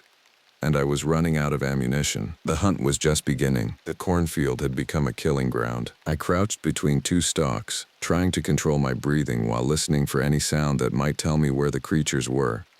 My flashlight was off now.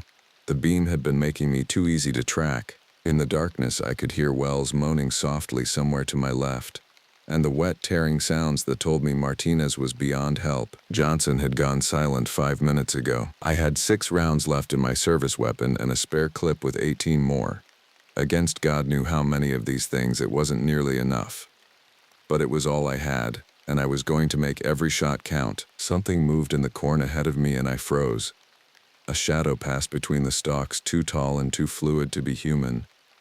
I held my breath and waited for it to pass, but instead of moving on, it stopped and sniffed. The sound was wet and animal, like a dog trying to pick up a scent. But this was no dog.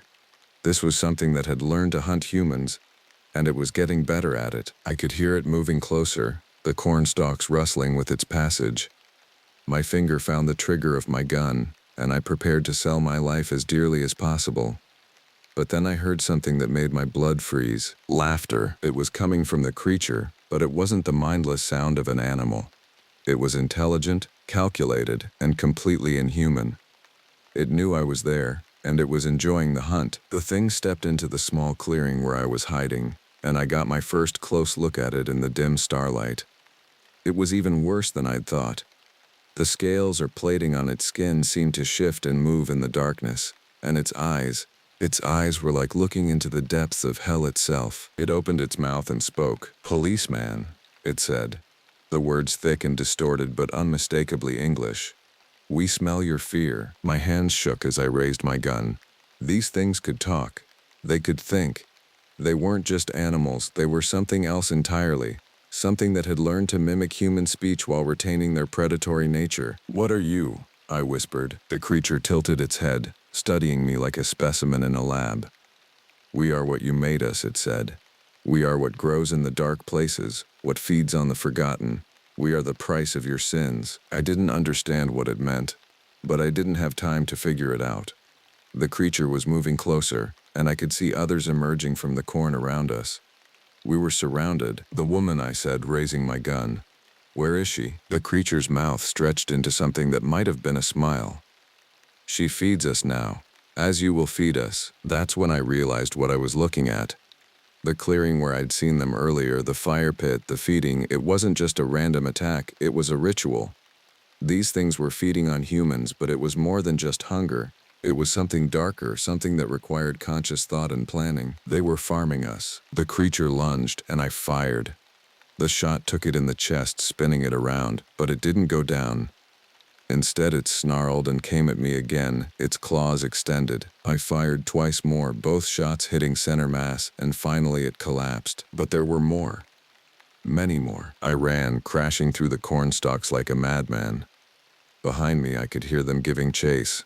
Not just the ones that had been surrounding me, but others. The field was full of them, and they were all converging on my position. I had to get to the patrol cars, had to get on the radio and call for backup. But as I ran, I realized I was lost. The cornfield was a maze, and in my panic, I'd lost track of which direction I'd come from. Every row looked the same. Every path led deeper into the green hell that surrounded me. A branch caught my uniform, tearing the fabric and sending me sprawling. I rolled to my feet and kept running, but I could hear them getting closer. Their inhuman cries echoed through the field, a sound that was part hunting call and part victory song. I was going to die here. I was going to die in this cornfield, and no one would ever know what happened. They'd find my body eventually, or what was left of it, and they'd never understand what had killed me. But then I saw something that gave me hope. A light filtering through the corn stalks ahead of me. Not the warm glow of a fire, but the harsh white beam of a flashlight. And with it, a voice I recognized. "Eldon, where are you?" It was Sergeant Morris, and he wasn't alone. I could hear other voices, other footsteps. The cavalry had arrived. "Here!" I shouted, crashing through the stalks toward the light. "I'm here!" I burst into a small clearing and found Morris with 3 other officers from the sheriff's department. They were armed with shotguns and high-powered flashlights, and they looked like they meant business. "Jesus, Eldon," Morris said, looking at my torn uniform and the blood on my hands. "What happened to the others?" "Wells is hurt, Martinez and Johnson." I shook my head. "They're gone. All of them. We need to get out of here. Now." "What about the suspects?" I looked at the wall of corn that surrounded us, at the shadows that seemed to move just beyond the reach of our flashlights. "They're not suspects, they're something else. Something that shouldn't exist." Morris frowned. "What do you mean?" Before I could answer, we heard it. The sound I'd heard earlier, but louder now and coming from multiple directions. That inhuman howl that seemed to vibrate in my bones and make my teeth ache. The sheriff's department officers raised their weapons, scanning the darkness around us. But I knew it was too late. We were surrounded, and these things had been hunting in this field for God knew how long.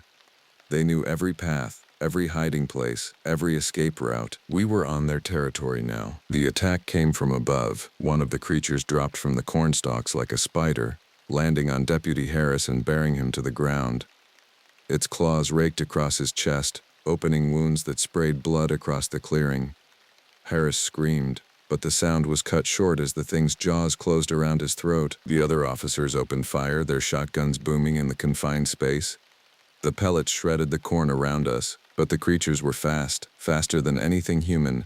They moved like shadows, there 1 second and gone the next, striking from angles we couldn't defend against. I put my last 6 rounds into the one attacking Harris, watching it stumble and fall.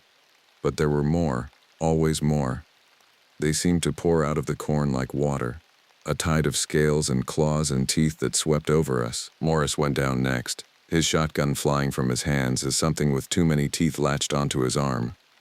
He screamed, but kept fighting, pulling his sidearm and emptying the clip into the creature's head. I was down to my spare clip now, and I knew it wouldn't be enough.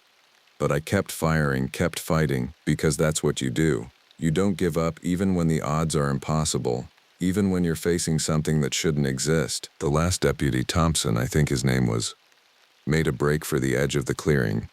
He almost made it too, but something tackled him from behind, and both of them disappeared into the corn. His screams lasted maybe 10 seconds before cutting off abruptly. Morris was still alive, but barely.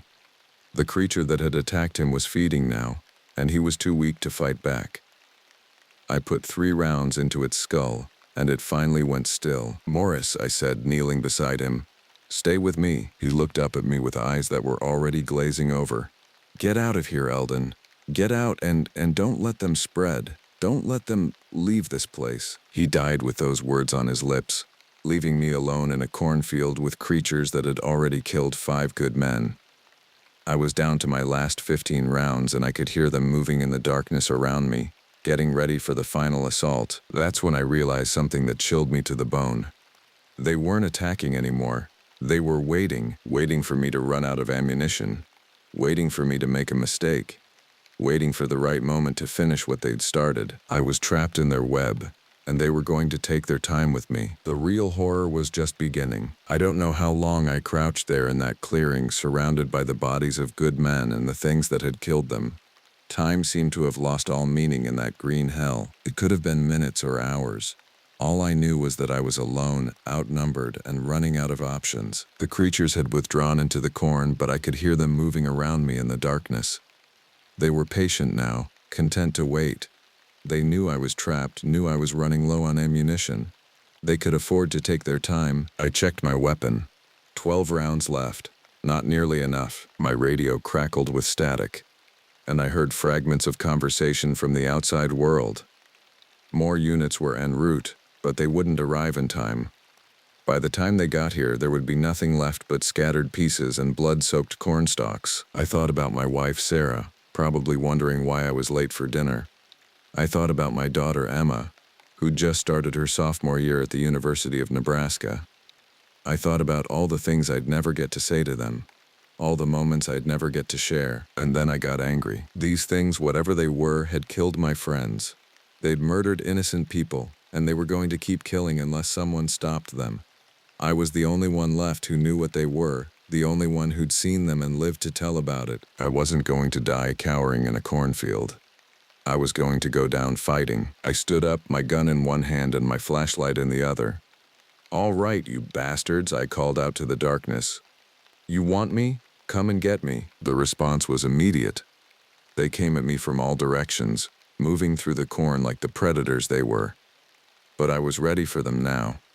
I'd seen how they moved, how they attacked, and I knew their weaknesses. The first one broke through the stalks on my left, and I put 2 rounds in its chest before it could close the distance. It went down hard, but another one was already coming from my right. I spun and fired, catching it in the shoulder. It spun around but kept coming, and I had to put 3 more rounds into it before it finally dropped. 7 rounds left. 2 more came at me from behind, and I dove to the side, rolling in the dirt and coming up firing. One of them stumbled, clutching its side, but the other one was on me before I could aim again.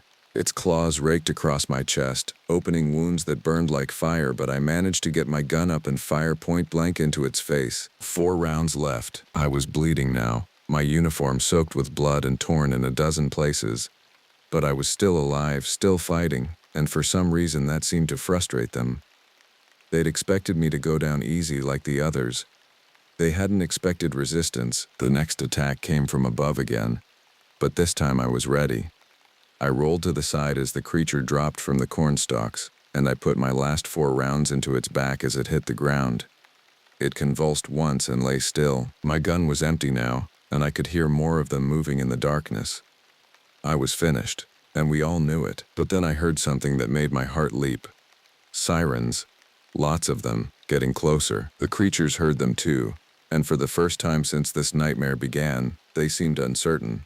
They'd been hunting in isolation, picking off victims one by one. But now the outside world was coming, and they weren't sure how to handle it. The first patrol car broke through the corn at the edge of the clearing, its spotlight cutting through the darkness like a sword. Behind it came two more, and then a sheriff's department vehicle, and then an ambulance. The cavalry had finally arrived, but it was too late for most of us. I stumbled toward the patrol cars, my legs barely holding me up. The creatures had withdrawn into the corn again, but I could still hear them moving around us, watching, waiting. "Officer down," I called out as paramedics rushed toward me. Multiple officers down. They got me on a stretcher and into the ambulance, but I fought them when they tried to sedate me.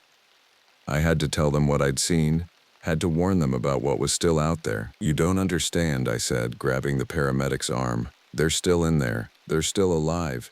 You have to burn the field. You have to burn it all." The paramedic, a young woman with kind eyes, patted my hand.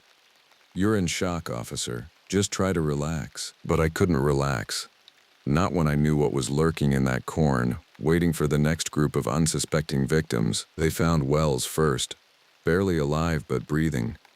He'd lost a lot of blood, and his left arm was mangled beyond repair. But he was tough. He'd make it. Martinez and Johnson were found an hour later, or what was left of them. The official report would say they were killed by wild animals, maybe a pack of feral dogs. But I knew better. Harris and Thompson from the sheriff's department were never found. Neither was Morris, though they did find his gun, empty, in a clearing about a quarter-mile from where I'd last seen him. The search for the perpetrators lasted 3 days. They brought in dogs, helicopters, even a SWAT team from Omaha. But they found nothing. The cornfield was empty, peaceful, showing no signs of the violence that had taken place there. It was as if the creatures had simply vanished, but I knew they hadn't. They were still out there, somewhere, waiting for the heat to die down, waiting for the next opportunity to feed. I spent 2 weeks in the hospital, getting stitched up and debriefed by investigators who clearly thought I was suffering from some kind of trauma-induced psychosis. They were polite about it, but I could see the skepticism in their eyes when I told them what I'd seen. The official report listed the incident as a multiple homicide committed by persons unknown. The victims were said to have been killed by edged weapons, possibly machetes or large knives. The investigation was ongoing, but no arrests had been made. I tried to go back to work after my medical leave, but I couldn't. Every time I saw a cornfield, every time I heard the wind rustling through tall grass, I was back in that clearing, watching those things feed. I put in for early retirement, and it was approved without question. Sarah and Emma did their best to understand, but how could they? How could anyone who hadn't been there understand what I'd seen? I became withdrawn, jumpy, unable to sleep without the lights on. I started drinking too much, and Sarah started talking about counseling, but I couldn't tell a counselor what I'd really seen. They'd lock me up and throw away the key. The only person who understood was Wells. He'd been there, seen what I'd seen, and he carried the same scars. We'd meet for coffee sometimes, two broken cops trying to make sense of something that defied explanation. "Do you think they're still out there?" he asked me one day. About 6 months after the incident, I looked out the window of the diner where we were sitting. In the distance, I could see cornfields stretching to the horizon, green and peaceful in the afternoon sun. "Yeah," I said. "I think they are." And I was right. The next incident happened 3 counties over, in a little town called Millerville. A family of 4 went missing from their farmhouse, and when the police found them, they were, well, the official report said they were killed by wild animals. But I knew better. I tried to warn people, tried to get someone to listen. But who was going to believe a washed-up cop with PTSD and a drinking problem? I was just another casualty of the job, another officer who'd seen too much and couldn't handle it. So I stopped trying to warn people. Instead, I started watching. I kept track of the reports, the incidents, the patterns. And slowly, over the course of months and years, I began to understand what we were really dealing with. They weren't just random creatures. They were organized, intelligent, and they were spreading. Each incident was carefully planned, each attack designed to look like something else. Wild animals, serial killers, accidents. They were adapting, learning, evolving, and they were getting smarter. The last report I tracked was from a town called Cedar Falls, about 50 miles from where this all started. Another farmhouse, another family, another wild animal attack, but this time there were survivors. a 12-year-old girl who'd hidden in a closet and watched the whole thing. Her description of what she'd seen matched what I'd witnessed in that cornfield. Tall, scaled creatures with too many teeth and eyes that reflected light like an animal's. The police said she was traumatized, that she'd probably seen a man in a mask and her mind had distorted the memory. But I knew better. I tried to contact her, tried to tell her she wasn't crazy, that what she'd seen was real. But her parents had moved her away, hidden her somewhere safe. I couldn't blame them. If I'd had a daughter who'd seen what she'd seen, I'd have done the same thing. That was 5 years ago. I still live in Cottonwood Springs, in a house on the edge of town with a clear view of the cornfields. I keep a shotgun by my bed and a high-powered flashlight on my nightstand. I don't sleep much anymore, but when I do, I dream of that clearing, of those creatures, of the sounds Morris made when they were feeding on him. Sometimes, late at night, I can hear them moving in the corn. Not the creatures themselves. They're too smart to come back here, too cautious to risk exposure. But their offspring, maybe. Their spawn, growing in the darkness, learning to hunt, learning to kill, learning to be patient. People in town think I'm crazy. The hermit cop who lost his mind in a cornfield and never recovered. And maybe they're right. Maybe I am crazy. Maybe what I saw that night was just the product of stress and fear and too much adrenaline, but I don't think so. I think they're still out there, somewhere in the vast expanse of corn and wheat and soybeans that covers the American heartland. I think they're growing stronger, smarter, more organized. And I think someday they're going to stop hiding. When that day comes, I'll be ready. I have to be, because I'm the only one left who knows what's really out there in the dark. My name is Nayeli Crowfeather, and I became a park ranger for the same reason most people flee to Alaska, to escape something. In my case, it was the suffocating weight of expectations back home in Taos, where my grandmother wanted me to follow traditional paths and my college professors pushed me toward environmental law. The wilderness called to me in ways that courtrooms and ceremonial gatherings never could. When the posting came up for a remote ranger position at Kushtaka Lake Station in the Chugach backcountry 40 miles from the nearest road, I jumped at it. The job description was sparse. Maintain public use cabins, monitor wildlife, assist lost hikers, and radio weather reports twice daily. The pay was modest, but room and board were included. What sealed it was the final line. Applicant must be comfortable with extended periods of isolation. I packed my truck with everything I owned, which wasn't much, and drove the Alcan Highway through September's dying light. The hiring manager, a gruff man named Jenkins who looked like he'd been carved from driftwood, met me at the Seward Airport with a float plane barely larger than a grocery cart. "You sure about this, kid?" he asked, eyeing my slight frame. "Last 3 Rangers didn't make it through a full season. Remote living ain't for everyone." I shouldered my pack and stepped onto the pontoon without answering. I'd grown up camping in the Sangre de Cristo Mountains, and my Pueblo heritage had taught me to read the land's moods. How different could Alaska be? The flight took 2 hours over increasingly wild terrain. Mountains thrust up from ancient forests like broken teeth, their peaks already dusted with early snow. Below us, rivers carved silver lines through valleys that looked untouched since the Ice Age. As we descended toward Kushtaka Lake, I caught my first glimpse of what would be home for the next 8 months. The lake stretched for miles, its surface black as obsidian. Dense spruce forest crowded the shoreline except for one small clearing where a log cabin perched on a slight rise. A wooden dock extended into the water, and I could see solar panels glinting on the cabin's roof. It looked smaller than my college dorm room. "That's her," Jenkins shouted over the engine noise.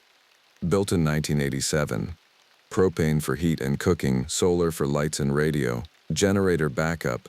Nearest neighbor is the research station at Wolverine Bay, 30 miles south, but they're only staffed in summer." The plane touched down with a jarring bump, sending spray across the windscreen. As Jenkins taxied toward the dock, I studied my new domain. The forest pressed close on all sides, an impenetrable wall of green-black that seemed to absorb sound. The only breaks in the tree line were avalanche chutes scarring the distant mountainsides. "Supply runs every 3 weeks, Jenkins continued as we tied off. "Weather permitting. You've got a satellite phone for emergencies and a radio for daily check-ins. Medical kits in the cabin, along with a 3006 for bear protection. Hope you know how to use it." I did. My grandfather had taught me to hunt deer in the high country, though I'd never shot anything larger than an elk. What about the previous rangers? Why didn't they stay? Jenkins was already unloading supplies, his movements quick and efficient. First one got homesick around Christmas. Second one had some kind of accident, fell down the stairs, claimed something spooked him. Third one, he paused, a box of canned goods halfway to the dock. Well, she reported some unusual wildlife activity, probably just bears getting ready for winter, but she got pretty worked up about it. Put in for transfer after 6 weeks. The cabin was rustic but functional. One main room served as living area, kitchen, and office, with a wood stove dominating the center. A narrow ladder led to a sleeping loft. The bathroom was an outhouse 50 yards away, connected by a well-worn path. All the windows faced the lake except for one small one in back that looked into the forest. It was covered by heavy curtains. "Why are these drawn?" I asked. "Previous tenant's preference," Jenkins said quickly. "Anyway, you've got everything you need. Propane tanks are full, generators serviced, radios on channel 16. Daily check-ins at 0800 and 2000 hours. Miss 2 in a row and we send someone to check on you." He handed me a thick folder. Trail maps, emergency procedures, cabin maintenance schedule. The public use cabins are marked in red. You'll need to check them weekly, make sure they're stocked and clean. Mostly they're empty this time of year, but you get the occasional hunter or photographer. After Jenkins left, the silence settled over me like a physical weight. I'd expected quiet, but this was something else entirely, an absence of sound so complete it made my ears ring. Even the lake was still, its surface unbroken by fish or waterfowl. I spent the rest of the day getting oriented. The cabin was well equipped with supplies to last months. Canned food, dried goods, medical supplies, tools, and a small library of field guides and classic novels. The rifle hung above the door, a bolt-action Remington that looked well-maintained. A box of ammunition sat on the shelf below it. The daily routine Jenkins had outlined was straightforward. Morning radio check, weather observation, cabin inspection rounds twice weekly, trail maintenance as needed, and evening radio contact. The nearest public use cabin was 3 miles up the North Trail, another at 5 miles south along the lakeshore. A third cabin sat at the far end of the lake, accessible only by boat or a grueling 8-mile hike. That first night I sat on the cabin's front porch with a cup of coffee, watching the sun set behind the mountains. The lake reflected the sky like a mirror, creating the illusion that I was suspended between two worlds. As darkness fell, the silence deepened. No coyotes, no owls, no rustle of small animals in the underbrush, just the occasional pop of the cabin settling and the distant crack of ice forming in shadowed valleys. I was reading by lamplight when the first sound came, a low, warbling call from somewhere across the lake. It was unlike anything I'd heard before, too deep for a wolf, too sustained for a bear. It seemed to roll across the water and echo off the mountains before fading into silence. I stepped onto the porch and listened. But the sound didn't repeat. Probably just a loon, I told myself, though it hadn't sounded like any loon I knew. Alaska was full of unfamiliar wildlife. I'd learn their voices soon enough. The next morning brought my first radio check with the outside world. The base station crackled to life at exactly 8 o'clock. "Kushtaka Station, this is Chugach Base, come in." "Chugach Base, this is Kushtaka Station. All good here. Weather is clear, temperature 38 degrees, light wind from the northwest." "Copy that, Kushtaka. How are you settling in?" "Fine. Planning to hike the North Trail today? Check the first cabin." "Sounds good. Remember to file your route plan before any backcountry travel." Chugach Base out. I loaded my pack with repair supplies and headed out. The trail was well maintained but narrow, winding through dense spruce forest where the canopy blocked most of the sky. Old blazes marked the route, some so weathered they were barely visible. The forest floor was spongy with decades of fallen needles, muffling my footsteps. The first cabin appeared after an hour of steady hiking.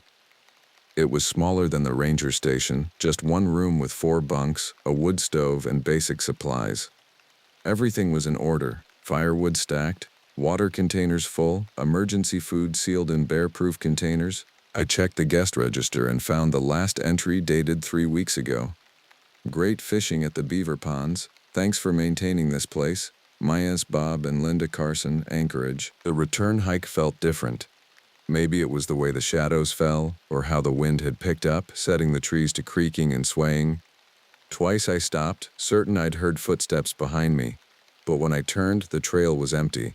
The forest felt heavier somehow, as if the trees were leaning in to watch. Back at the station, I radioed my return and settled in for the evening.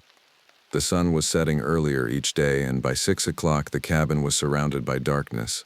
I'd just finished dinner when I heard it again. That same warbling call, closer this time, coming from the forest behind the cabin. I grabbed a flashlight and stepped outside. The beam barely penetrated the tree line, creating a wall of black beyond its reach. The call came again, definitely from the forest, and this time it was answered by another voice from the far side of the clearing. The two calls overlapped, creating an eerie harmony that made the hair on my arm stand up. Wolves, I decided.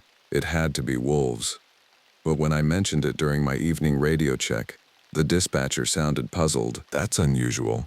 We don't get many wolves in that area. Mostly black bears and the occasional brown bear. Could have been loons. They can make some strange sounds during migration. Maybe, I said, though I'd grown up near lakes and knew every sound a loon could make. This was something else. That night, I lay in the loft listening to the silence. No more calls came, but something was moving outside. I could hear it circling the cabin. Heavy footsteps that paused at each window before moving on. Bears investigating the new occupant, probably.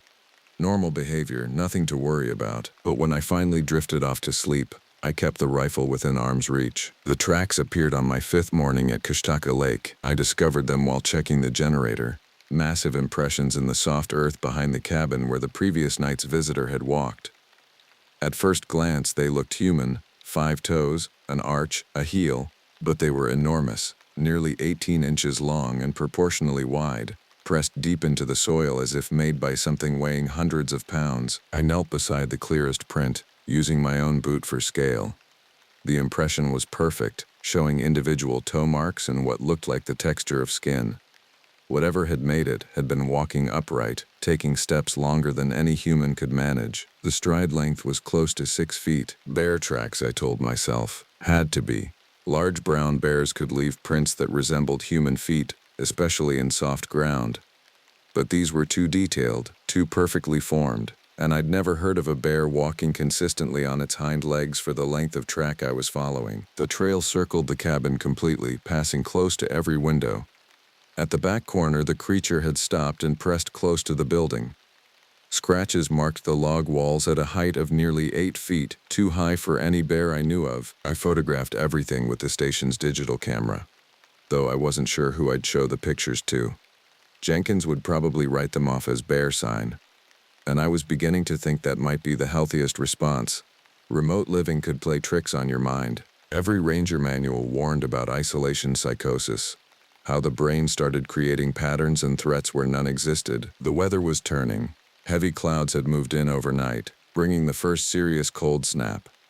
Ice was forming along the lake's edges, and the mountains were disappearing into low-hanging fog. I spent the morning winterizing the station, checking the propane connections, testing the backup generator, inventorying emergency supplies. The afternoon's hike to the southern cabin felt different from the start. The forest was quiet in an oppressive way that made me constantly look over my shoulder. Animals went silent when predators were near, I knew that much. But what kind of predator could silence an entire forest? The southern cabin sat in a small meadow where a beaver dam had created a series of ponds. Usually such places were alive with birds and small mammals, but today the area felt abandoned. Even the beaver lodge appeared empty, no fresh cuttings on the surrounding aspens. Inside the cabin, I found the first real sign that something was wrong. The guest register's last entry was dated just 4 days ago, but it was incomplete. October 12, Mike Petrov, photographer from Anchorage. Something wrong here. The sounds at night, the smell. Found huge tracks by the water. This place is... The entry stopped mid-sentence, the pen trailing off as if the writer had been interrupted. The rest of the page was blank. I checked the cabin thoroughly.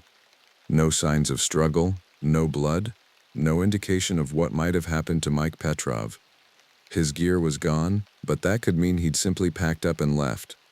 The emergency radio was dead, its batteries corroded in their housing. Outside, I searched the area around the cabin.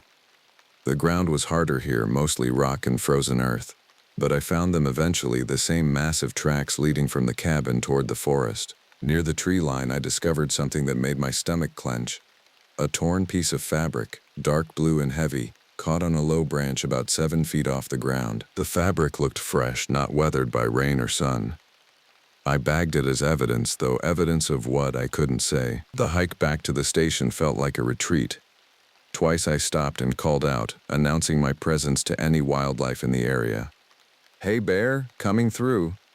It was standard protocol in bear country, but my voice sounded thin and ineffective in the vast silence. That evening's radio check was strained. I reported the missing photographer but left out the details about the tracks in the incomplete journal entry. Those things felt too strange to communicate over an open channel. "We'll look into the Petrov situation," the dispatcher promised. "Probably just left early and forgot to finish his entry. Happens all the time." "What about evacuation procedures?" I asked. "If weather gets bad or there's an emergency." "Why? You having problems out there?" I looked out the window at the darkening forest. "Just want to know my options. Emergency pickup can take anywhere from 6 hours to 3 days depending on weather. Helicopter if conditions allow. Otherwise we'd have to bring a snow machine in once the lake freezes." "Why? You're not going soft on us already, are you?" "No, just being prepared." But as I signed off, I was already considering my options. The lake wouldn't freeze solid for another month at least, and a helicopter couldn't land in heavy weather. If something happened, I'd be on my own for days. That night the sounds returned. Not the warbling calls of the first few days, but something worse. A low moaning that seemed to come from right outside the cabin walls. It would start at one corner and move slowly around the building, pausing at each window like before. I lay in the loft with the rifle across my chest, listening to the deliberate circuit. Whatever was making those sounds was intelligent enough to be investigating, systematic enough to check every potential entry point. When it reached the back window, the one that stayed curtained, it stopped for a long time. I heard scratching against the glass, then a sound like sniffing or heavy breathing. The next morning brought fresh snow and more tracks. This time they led right up to the front door where deep gouges marked the wood. Something had tested the door's strength, scratching at the frame as if gauging how difficult it would be to tear the barrier away. I spent that day reinforcing the cabin's defenses, though I told myself I was just following winter preparation protocols. I moved the emergency supplies to the loft and checked the satellite phone's battery level. The signal was weak but functional. When the scratching came again that night, I was ready. I crept to the back window and slowly pulled the curtain aside.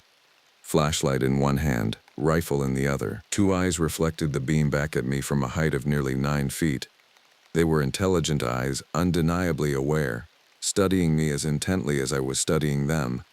For a moment, we simply looked at each other through the glass. Then the creature stepped back into the forest, and I caught a glimpse of its full form. It walked upright like a man, but was covered in dark, shaggy hair.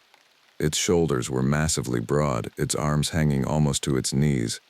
The face was more human than animal, with a pronounced brow ridge and what looked like a beard of coarse hair. When it turned away, I estimated its height at close to 10 feet. I stumbled backward from the window, my heart hammering. The rifle shook in my hands as I tried to process what I'd seen. This was no bear, no case of mistaken identity or isolation psychosis.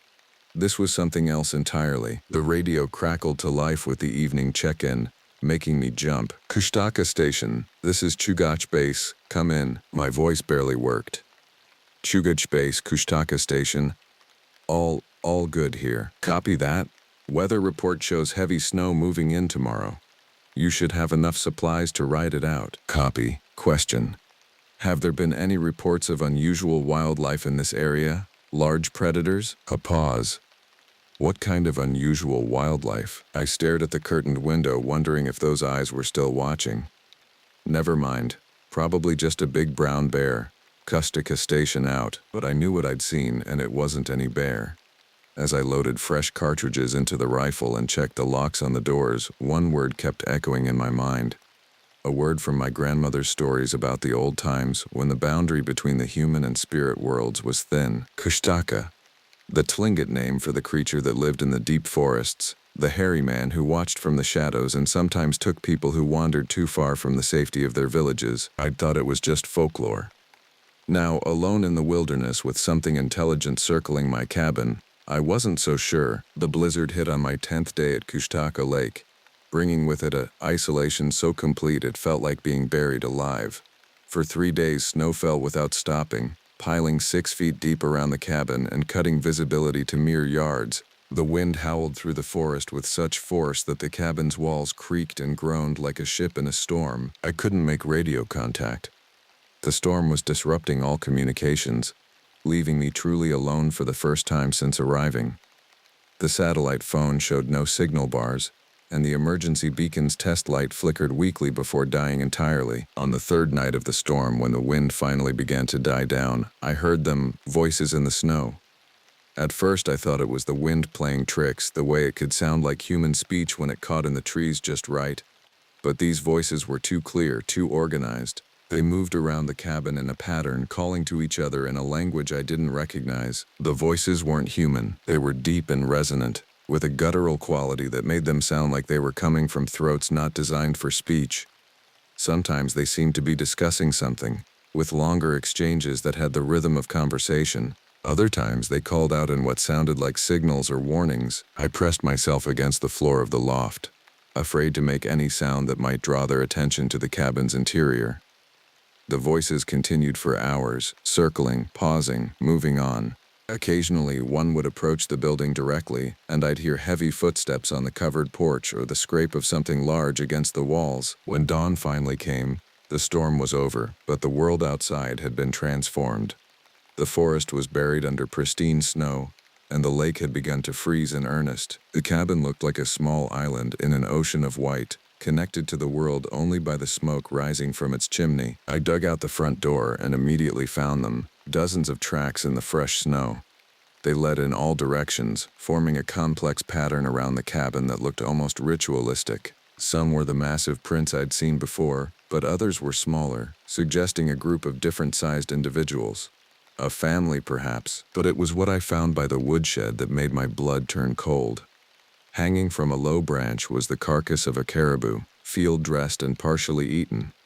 The cuts were clean and precise, made with tools rather than teeth or claws. Someone, or something, was leaving me a gift. I photographed everything, knowing the images might be the only proof of what was happening. The tracks, the positioned carcass, the clear evidence of intelligence behind it all. This wasn't random animal behavior. This was communication. That afternoon, I managed to restore radio contact. The base station was relieved to hear from me. Kushtaka Station, we were starting to get worried. How did you weather the storm? Fine. No damage to the station. I have something to report, though. There's been unusual animal activity. Large predators, possibly a family group. Bears? I hesitated. How could I explain what I was really seeing? They're exhibiting unusual behavior, very intelligent, possibly dangerous. They've been circling the station, leaving offerings. Offerings? The dispatcher's voice carried a note of concern. What kind of offerings? Fresh-killed game, positioned deliberately, and the tracks? I stopped myself. This was sounding more unhinged by the moment. Look, it's normal for bears to show curiosity about human habitation, especially before denning. They're probably just investigating food sources. As long as they're not trying to break in, I wouldn't worry too much. These aren't bears. A long pause. What do you think they are? I stared out at the forest, where I could see movement in the shadows between the trees. I don't know, but they're watching me. All the time. And they're intelligent. Nayeli, you've been isolated for 10 days in harsh conditions. Sometimes the mind can play tricks. I know what I'm seeing. My voice was sharper than I intended. These things are real, and they're getting bolder. Another pause. Do you want to request evacuation? Did I? The smart thing would be to get out while I still could. But something stopped me.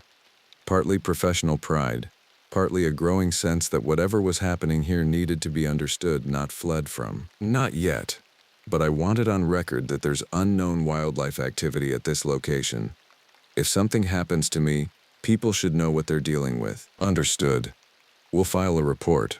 But Nayeli, if you feel threatened at any time, use the emergency beacon. We'll get someone to you as soon as possible. That evening, I prepared for another visit. I loaded the rifle and set up a camera by the back window, hoping to get clear footage. If these creatures were as intelligent as they seemed, maybe showing that I was documenting them would change their behavior. They came just after midnight, emerging from the forest like shadows given form. In the clear moonlight on snow, I could see them clearly for the first time. There were 4 of them, 2 large adults and 2 smaller individuals, possibly juveniles. They moved with purpose, communicating in their deep guttural language as they approached the cabin. The largest one, the same individual I had seen at the window before, approached the front door. It stopped directly in front of the entrance and did something that nearly made me cry out in shock. It knocked. 3 deliberate, measured raps on the wooden door. I held my breath, afraid to move. The creature waited, head tilted as if listening for a response. When none came, it knocked again, this time more insistently. The others had spread out around the cabin, taking up positions that blocked all the exits. This was no random encounter. This was a coordinated approach, planned and executed with military precision. They knew I was inside, and they wanted to make contact. The largest one spoke then, a series of deep vocalizations that sounded almost like words. It was repeated several times, with the same inflection pattern each time. Then it stepped back and waited. I realized with growing horror that it was trying to communicate. The knocking, the repeated vocalizations, the patient waiting. These were the behaviors of intelligent beings attempting first contact. But with what purpose? The stories my grandmother had told suddenly felt more relevant than ever.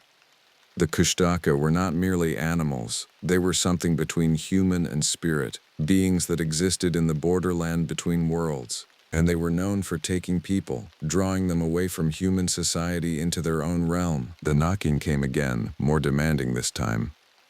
When I still didn't respond, the creature began to circle the cabin, examining each window in turn. The others maintained their positions, ensuring I couldn't escape if I tried. At the back window, it stopped and pressed its face to the glass. I could see its features clearly now, more human than animal, with intelligent eyes and something like understanding in its expression. It knew I was watching from the loft above. Our eyes met through the darkness, and I saw recognition there. It pointed to itself, then to me, then gestured toward the forest. The meaning was unmistakable. "Come with us." I shook my head frantically, and the creature tilted its head in what looked like puzzlement. It repeated the gesture, more emphatically this time. When I still refused, it did something that chilled me to the bone. It smiled, not a human smile, but something close to it. An expression of patience and certainty, as if it knew that eventually I would have no choice but to comply. Then, as suddenly as they'd come, they melted back into the forest. But I knew they weren't gone. They were out there, waiting, watching, and tomorrow night they would probably return. I spent the rest of the night reinforcing the cabin's defenses and trying to make sense of what was happening. These creatures, whatever they were, had made peaceful contact. They hadn't tried to break in or shown any signs of aggression. They'd simply knocked and asked me to come with them. But every story I'd ever heard about people who went into the forest and never came back suggested that accepting such an invitation was not a choice you made twice. As dawn broke over the snow-covered landscape, I made a decision. I would document everything, gather as much evidence as possible, and then decide whether to call for evacuation. But first, I needed to understand what I was dealing with. I needed to learn more about the Kushtaka and why they had chosen to reveal themselves to me. On my 14th night at Kushtaka Lake, they came to take me. I'd spent the previous days researching everything I could find about indigenous legends of the region. The cabin's small library included a book on Tlingit folklore, and what I read there confirmed my worst fears. The Kushtaka were more than just mysterious forest dwellers. They were shapeshifters, beings that could appear human when it suited them. They were known to lure people away from safety, sometimes to help them, sometimes for darker purposes. The book described them as neither fully human nor animal, existing in the spaces between worlds. They could mimic human speech and behavior when necessary, but their true nature was something altogether alien. Most disturbing of all, those taken by the Kushtaka were said to change, becoming something neither human nor spirit, forever caught between two realities. I'd also found references to their territorial behavior.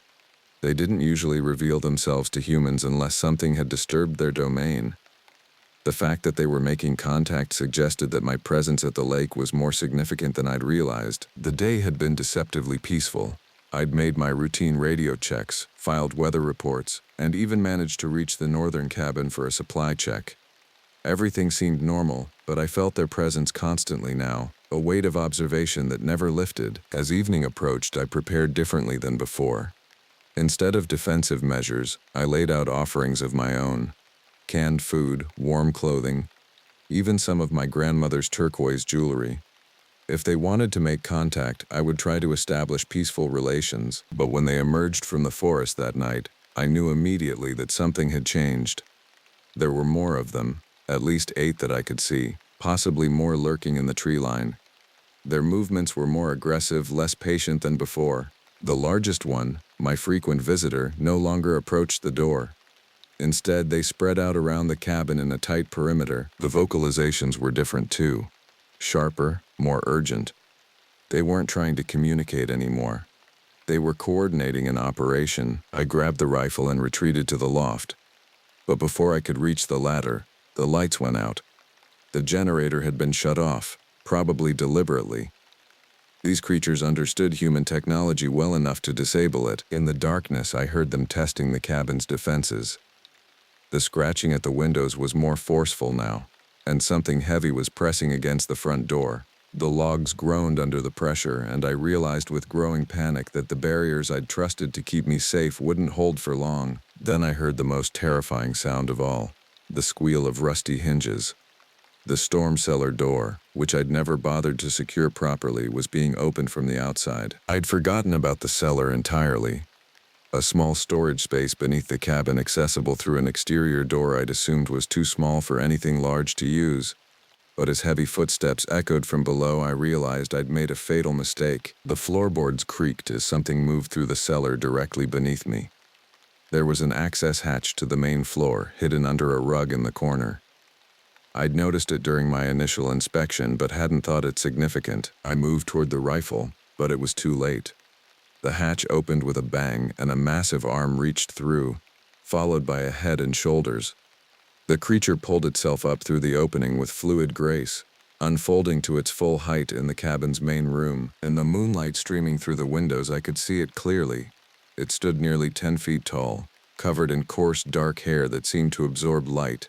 Its face was a disturbing blend of human and animal features, intelligent eyes set in a heavy brow, a nose that was almost human but too broad, and a mouth full of teeth designed for more than just vegetation. It looked up at me in the loft and spoke, its voice a deep rumble that seemed to come from everywhere at once.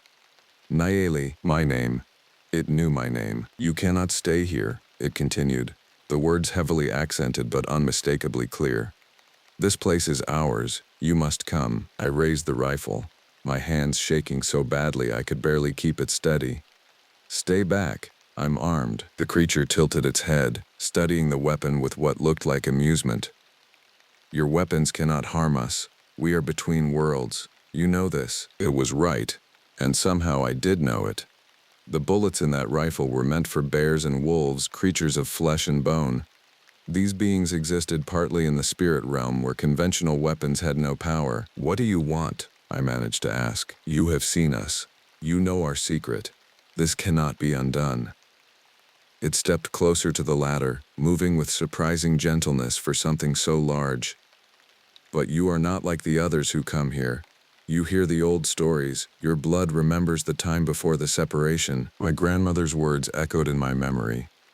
The old ways are still there, granddaughter.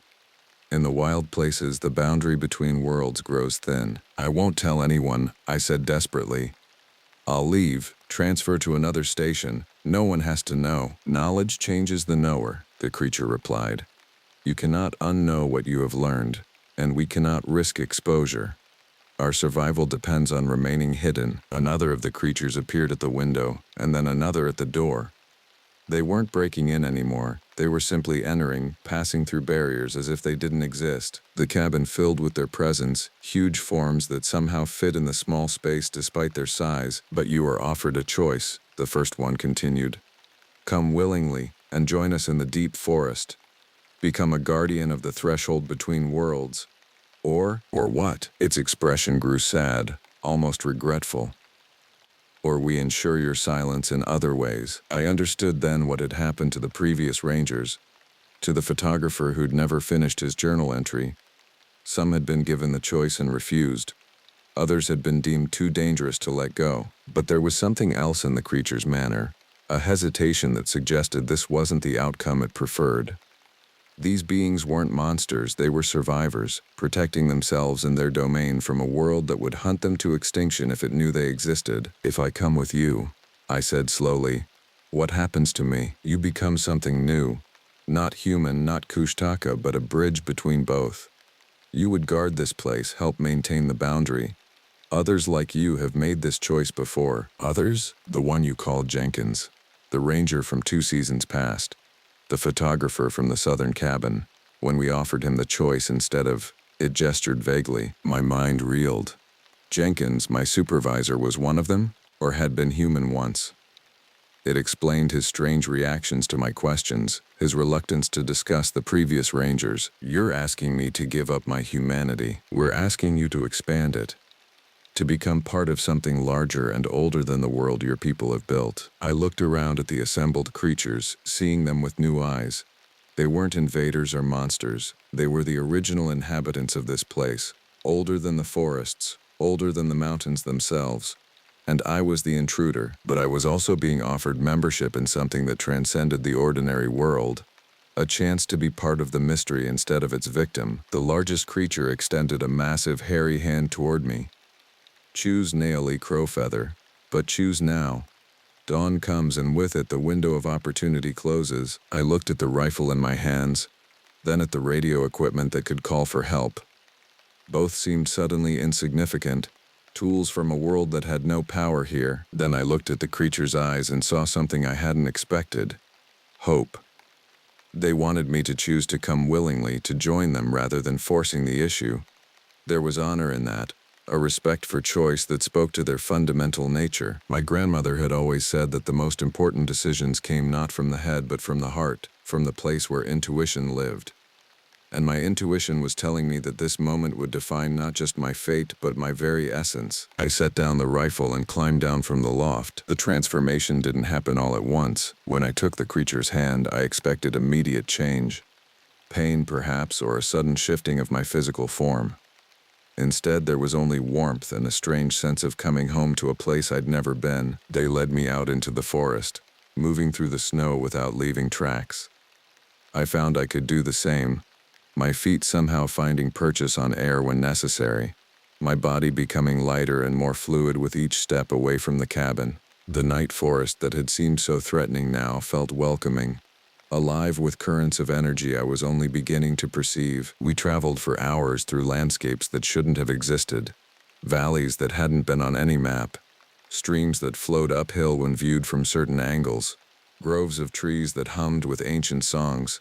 The boundaries between the physical and spiritual worlds grew increasingly thin until I could no longer tell which reality I was inhabiting. The creature who had first spoken to me, who told me his name was Yagai, the keeper of thresholds, explained the process as we walked. Your kind sees the world as solid, fixed, he said in his deep, resonant voice. But everything flows, everything changes. We exist in the spaces between your certainties, in the moments when belief wavers and possibility opens. I found I could understand not just his words but the emotions behind them. The loneliness of his species, scattered and hidden across the vast wilderness. The weight of being guardians of secrets too dangerous for the modern world to know. The constant vigilance required to maintain the barriers between human civilization and the older powers that still move through the deep places. Why me? I asked as we paused beside a lake that reflected stars I'd never seen before. Because you carry the old blood, replied another of the creatures, an ancient female whose white-streaked fur marked her as an elder. Your grandmother's people knew of us once, traded with us, helped maintain the balance. That knowledge sleeps in you, but it never died. It was true. As the night progressed, memories that weren't entirely my own began to surface. Images of my ancestors meeting with tall, hairy figures at the edges of sacred spaces, treaties made not with words but with rituals that bound both species to mutual protection. Stories that had been dismissed as folklore but contained literal truth. "The ranger before me," I said. "You said he made the same choice." Yagai nodded. "Marcus chose transformation 3 years ago. He watches the Southern Territory now, ensures that those who venture too deep either turn back or join us. He was struggling with the decision when you saw him at the northern cabin." Marcus, the photographer who'd never finished his journal entry. He'd been given the choice and taken time to consider it, leaving the cabin before the transformation was complete. But he'd returned eventually, accepting what he was becoming. And Jenkins, much older. He chose us in 1987 when the station was first built. He returns to the human world periodically to ensure the right people are sent to this place. Those who might understand, who might be offered the choice. I thought about Jenkins' careful selection of rangers, his pointed questions about my comfort with isolation. He'd been evaluating me from the beginning, looking for signs that I might be compatible with this life. As dawn approached, we reached their settlement. Though settlement wasn't quite the right word, it was more like a convergence of energies, a place where the forest itself had awakened to consciousness. Structures that might have been buildings or might have been living trees provided shelter, while streams of impossible colors carried water that tasted of starlight. Other beings lived here, not all of them recognizable as the same species I'd encountered. Some were smaller, more human-looking. Others were vast and tree-like, barely distinguishable from the forest around them. All of them acknowledged me with a mixture of curiosity and welcome. "This is your choice," Yagai said as we stood at the edge of their community. "Cross this threshold and you become one of us forever. Your human life ends, but something greater begins. Or walk away now, and we will ensure you remember this as only a dream." I looked back toward where I'd come from, though the human world was no longer visible through the veils between realities. Everything I'd known, everyone I'd cared about, my education, my plans, my identity as a park ranger, all of it would be left behind. But I would also be leaving behind the loneliness that had driven me to this remote posting in the first place. The sense of never quite fitting in either the modern world or the traditional one my grandmother represented. Here, in this place between places, I could be something new. "What would I become?" I asked. "A guardian," the elder female replied. "A watcher at the thresholds. You would help maintain the boundaries that keep both our worlds safe. When humans venture too deep into the wild places, you would guide them back. When our people need to interact with your world, you would facilitate that contact. And if others like me come to the station, you would evaluate them, as Jenkins evaluated you. Some would be turned away. Others might be offered the choice you face now." I thought about the responsibility of that, the weight of deciding who might be ready for such a transformation. It was not a power to be taken lightly. "Will I still be me?" Yagai smiled, an expression that was both alien and perfectly familiar. "You will be more yourself than you have ever been. The parts of you that never fit in either world will finally have a place to flourish." As I stood there, poised between two realities, I felt something shift inside me. The constant restlessness that had driven me north, the sense of searching for something I couldn't name. It was finally coming to an end. I stepped across the threshold. The change was immediate and profound. My body elongated, hair sprouting across my skin as my features shifted to accommodate a new reality. But the transformation was more than physical. My consciousness expanded to encompass awareness of both worlds simultaneously. I could feel the boundaries between them, understand how they connected and where they diverged. Most importantly, I could feel the web of guardians that stretched across the wilderness, others like me who had made the same choice, watchers who ensured that the modern world remained unaware of the ancient powers that still moved through the wild places. Jenkins contacted me 3 days later through means that had nothing to do with radio waves. He appeared at the edge of the settlement, looking exactly as he had when I'd first met him, though I could now see the truth of what he was. "How do you feel?" he asked. "Complete," I said, surprised by how accurate the word was. "Like I finally found where I belong." He nodded. "The station needs a new ranger, someone who understands the real requirements of the position." "What about my family?" "People will ask questions. We've handled that. As far as the outside world knows, you completed your contract and took a position with a research station in the Brooks Range.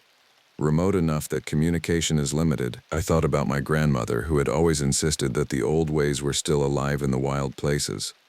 Part of me wanted to tell her the truth, to share what I'd discovered. But I understood now why the boundaries existed, why these secrets had to be kept. "The new ranger," I said. "What should I look for?" "The same things I looked for in you. Someone who hears the call of the deep wilderness. Someone who carries the old knowledge, even if they don't realize it. Someone who's searching for something they can't name." I spent the next week preparing for my new role, learning to navigate between the human world and this deeper reality. The station became my base of operations, though I could now see it as it truly was. Not just a ranger station, but a gateway. A place where the boundaries between worlds were particularly thin. When the new ranger arrived, I watched from the forest as she unloaded her gear and explored the cabin. Her name was Rosa, and she carried herself with the same quiet confidence I'd once possessed. More importantly, she paused at the covered window and asked the same questions I had asked. Some people came to the wilderness to escape. Others came to find something they'd lost. And a few, a very few, came because they sensed that the wilderness held secrets worth discovering. As I watched Rosa begin her first evening at Kushtaka Lake, I smiled and settled in to wait. The forest around me hummed with approval. Soon she would hear the calls echoing across the water. Soon she would find the tracks that couldn't belong to any known animal, and when she did, I would be ready to help her understand what she was truly discovering in the deep places of the world. The cycle would continue, as it had for countless generations. The guardians would watch, the boundaries would hold, and those brave enough to look beyond the surface of reality would be offered the chance to become something more than human. In the distance, the first warbling call echoed across the lake, and I saw Rosa step onto the cabin's porch to listen. Her journey was just beginning, but I could already see the hunger for mystery in her eyes. "Welcome to Kushtaka Lake," I thought. "Welcome to the threshold between worlds." And in the depths of the forest, ancient voices answered with approval, ready to guide another seeker toward transformation. This happened in 2003 up in the Adirondacks, near a lake that no one goes near anymore. Now, if you're thinking this sounds like the start of some campfire tale, just know I've got no time for that nonsense. My life is pretty ordinary, but I guess I do get a little stir-crazy. Maybe that's why I agreed to a last-minute hiking trip with my friend Alex and my younger cousin Tate. I should have known that nothing good ever comes from these spontaneous adventures. The call came on a Thursday evening in late September. I was sitting in my apartment in Albany, staring at the same four walls I'd been looking at for months, when my phone rang. Alex's voice crackled through with that familiar edge of excitement that usually meant trouble. "Carson, you busy this weekend?" he asked, not waiting for an answer. I found something incredible. I knew better than to encourage him, but the restlessness that had been eating at me for weeks made me curious despite myself. "What kind of something?" "A lake. Raven's Hollow. It's about 4 hours north, deep in the mountains. I've been researching it for weeks." His voice dropped to that conspiratorial whisper he used when he thought he was onto something big. "Carson, the locals won't even talk about it. I mean, they literally change the subject when you bring it up." That should have been warning enough. Alex had a history of chasing ghost stories and urban legends, dragging whoever would listen along for the ride. Usually, these adventures ended with us hiking through perfectly normal wilderness while Alex insisted he could feel the paranormal energy, but there was something different in his voice this time. A genuine unease that I'd never heard before. "I already called Tate," he continued. "Kid's all in. Says he needs the adventure before college starts getting serious." My cousin Tate had just turned 19, fresh out of high school and full of that invincible stupidity that comes with youth. He was a good kid, but like most teenagers, he thought the world was one big playground designed for his entertainment. The idea of him and Alex heading into the wilderness together without supervision made my stomach turn. "Alex, you know how I feel about your ghost hunting expeditions." "This isn't ghost hunting," he insisted. I don't know what this is." "But Carson?" I showed the old maps to my buddy at the Geological Survey. He got weird about it, told me to stay away, wouldn't say why. "When's the last time a geologist warned you off a patch of wilderness for non-scientific reasons?" I had to admit that was strange. I'd known Alex since college, and while he was prone to conspiracy theories and supernatural obsessions, He wasn't a liar. If someone at the Geological Survey had warned him off, there might be something to it. Besides, Alex added, playing his ace, when's the last time you did anything interesting? You've been in that apartment so long you're practically growing roots. He wasn't wrong. The past few months had been a blur of routine and dissatisfaction. I'd been working the same dead-end job, following the same patterns, feeling like I was slowly disappearing into the background of my own life. The thought of getting out, of breathing real air and feeling actual dirt under my feet, was more appealing than I wanted to admit. What exactly do you know about this place? I asked, already feeling myself wavering. It's old, really old. Native American name, but the local tribes don't claim it. There are stories going back to the 1800s about people disappearing near the lake. Hunters, trappers, even a few families that were never found. The thing is, Carson, it's not just people going missing. It's the way they go missing. What do you mean? I mean, sometimes they find the camps perfectly intact, like people just vanished mid-activity. Other times they find evidence of something else, something that doesn't make sense. I could hear Alex shuffling papers on his end, probably spreading out the research he'd compiled.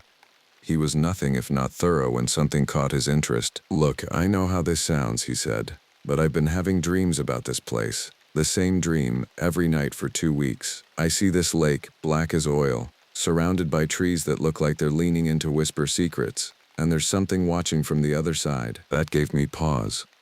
Alex was prone to excitement and exaggeration, but he wasn't mystical. He didn't believe in prophetic dreams or supernatural visions. For him to admit to something like that meant it was really getting to him. I need to go, Carson. I need to see what's there. But I'm not stupid enough to go alone, and I'm not taking Tate without someone sensible along. The flattery was obvious, but it worked. I found myself thinking about the weekend stretching ahead, empty and predictable. I thought about Tate, enthusiastic and unprepared, following Alex into whatever trouble he might find. And despite every rational instinct telling me to stay home, I heard myself saying yes. Fine. But we do this smart. Good equipment, detailed route plan, and we tell people where we're going. Already handled, Alex said, and I could hear the grin in his voice. I'll pick you up Friday night. We'll drive up, camp at the trailhead, and hike in Saturday morning.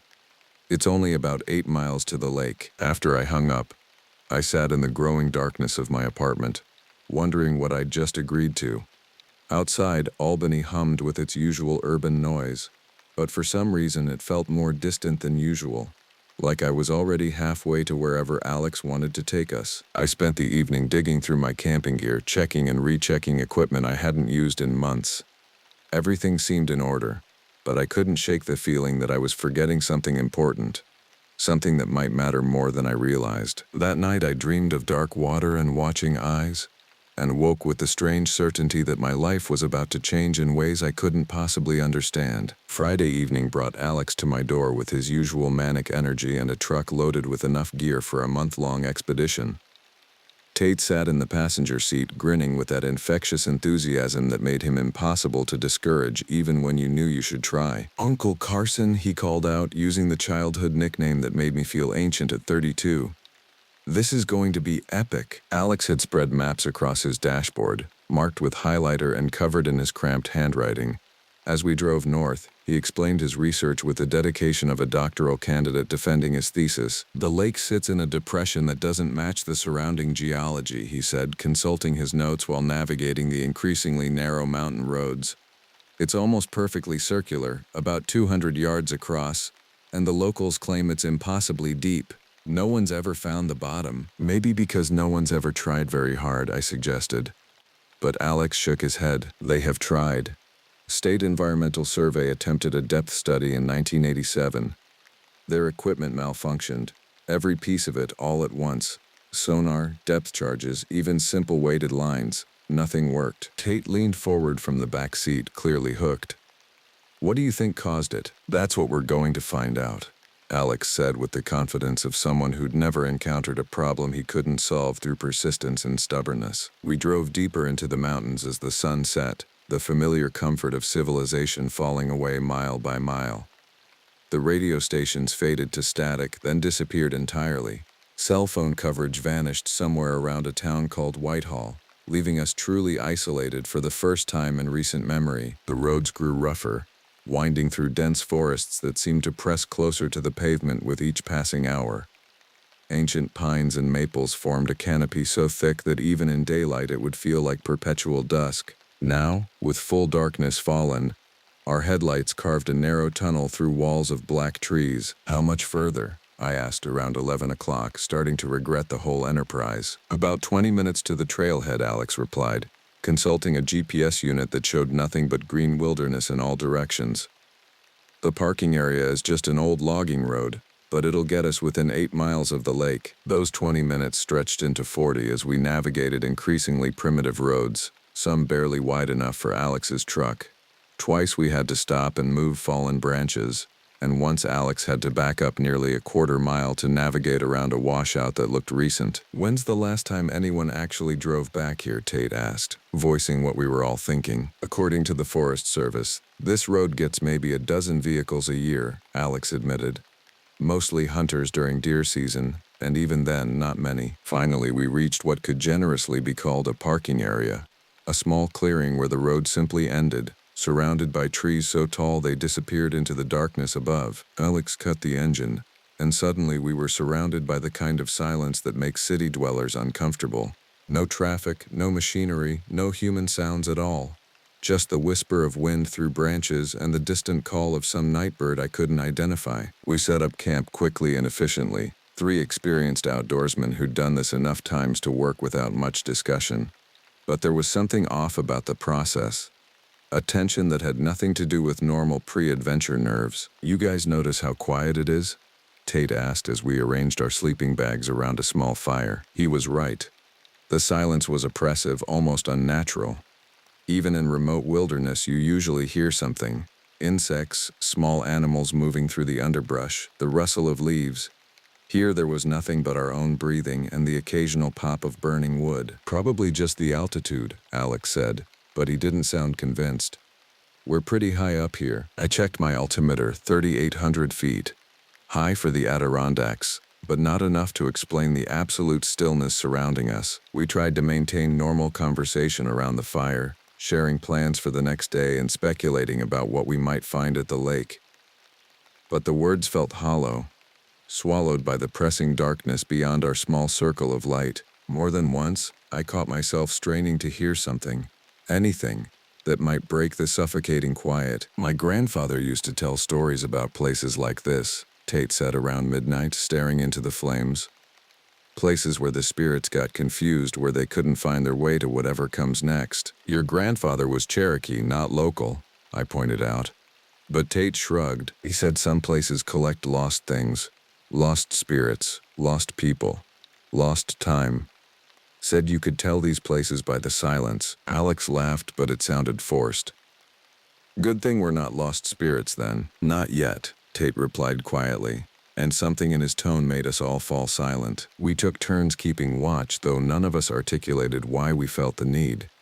I drew the midnight to 3 shift and spent it feeding the fire and listening to the absolute nothing that surrounded our camp. Twice I was certain I heard footsteps circling us just beyond the firelight, but when I grabbed my flashlight and swept the perimeter, I found only trees and shadows. At one point, around 2:30, the fire suddenly dimmed as if something had passed between it and the oxygen it needed. The flames flickered and danced in a pattern that seemed almost deliberate, like they were responding to some unseen presence. I added more wood and stirred the coals, but the dancing continued for several minutes before finally returning to normal. When Alex relieved me at 3, I was grateful to crawl into my sleeping bag and try to find some rest. But sleep came fitfully, filled with dreams of watching eyes and whispered warnings in languages I didn't understand. Dawn brought little relief. The oppressive silence continued, and our breakfast conversation was subdued, as if speaking too loudly might wake something better left sleeping. We broke camp efficiently, shouldering our packs and consulting Alex's maps one final time. 8 miles northeast, he said, pointing toward a gap in the trees that might once have been a trail. Should take us about 4 hours at a steady pace. And if we don't find anything? I asked. Alex grinned, but there was something strained about it. Then we'll have had a nice hike in beautiful country. As we headed into the trees, I looked back once at our campsite. The fire pit was cold and clean. our tire tracks already fading in the soft earth. In a few days there would be no sign we'd ever been there at all. Somehow that thought was more unsettling than it should have been. The hike to Ravens Hollow began innocently enough. Alex led us along what might once have been a game trail, winding through dense forest that grew thicker and more oppressive with each mile. The trees here were old, older than anything I'd seen in other parts of the Adirondacks.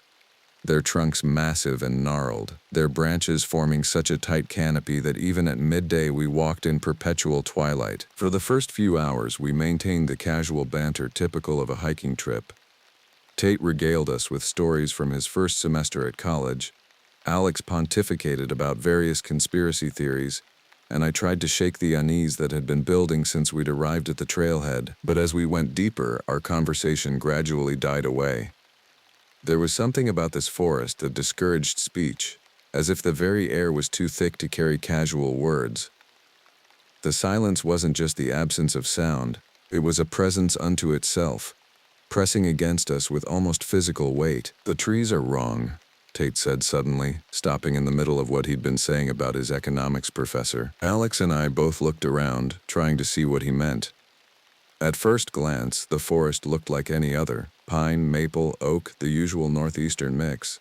But as I studied it more carefully, I began to understand what Tate had noticed. The trees were leaning, not dramatically, not in any way that would immediately catch your attention, but subtly, consistently, all in the same direction. As if they were all turning toward something, listening to some call we couldn't hear. "Probably just the prevailing wind patterns," Alex said. But his voice lacked conviction. "What wind?" Tate asked. He was right. We hadn't felt so much as a breeze since entering the forest. We pressed on, but now I found myself studying the vegetation more carefully. The deeper we went, the more obvious it became that something was affecting the normal growth patterns. Branches twisted in unnatural spirals, roots emerged from the ground at odd angles, and everywhere there was this subtle sense of vegetation straining toward some distant focal point. Around noon we stopped for lunch in a small clearing where a massive oak had fallen, creating the first real open space we'd seen in hours. The sudden exposure to actual daylight was both relief and revelation. We were all squinting like cave dwellers, and I realized how thoroughly the forest had isolated us from the normal world. "How much further?" I asked, consulting my own map and GPS. "Maybe 2 miles, Alex replied, but he was frowning at his instruments. "This is weird. My GPS keeps jumping around. Says we're here, then half a mile east, then back here again." I checked mine and found the same problem. The readings were unstable, shifting constantly in a way that suggested either equipment failure or some kind of interference. "Magnetic anomaly?" Tate suggested. He was majoring in geology and liked to show off his knowledge. "Maybe," Alex said, but he was studying his compass, which seemed to be spinning slowly, unable to find magnetic north. We finished lunch in uncomfortable silence, each of us dealing with the growing certainty that we were in a place that didn't follow normal rules. The rational part of my mind insisted there had to be scientific explanations for everything we were experiencing. But that voice was getting quieter by the hour. The final approach to Ravens Hollow was the worst part of the hike. The trail, such as it was, began to descend through terrain that felt fundamentally wrong. The slope was too steep, the trees too close together, the ground too soft beneath our feet. More than once, I had the sensation that we were walking on something that wasn't quite solid, as if the earth here was somehow less substantial than it should be. And then, without warning, we emerged from the tree line and saw the lake. Ravens Hollow was exactly as Alex had described it. A perfect circle of black water surrounded by a ring of pines that leaned inward like conspirators sharing secrets. The lake was maybe 200 yards across, its surface so still it looked like polished obsidian. There was no beach, no gradual slope into the water. The forest simply ended at the edge, and the lake began. But what Alex hadn't conveyed, what no description could have prepared us for, was the sense of presence that radiated from the water. This wasn't just a remote mountain lake. This was something alive, something aware, something that had been waiting for us. "Jesus," Tate whispered. "Look at it." We stood at the tree line for several minutes, none of us eager to approach the water's edge. The lake exerted a strange pull, drawing our eyes and holding them, but there was nothing welcoming about the invitation. It felt more like a trap than a destination. The smell, Alex said suddenly, and I realized he was right. There was an odor rising from the water, subtle but unmistakable. Decay, stagnation, something organic left too long in darkness. Maybe we should just take some pictures and head back, I suggested. But I knew even as I said it that Alex wouldn't be satisfied with that. We came all this way, he said, adjusting his pack and starting toward the water.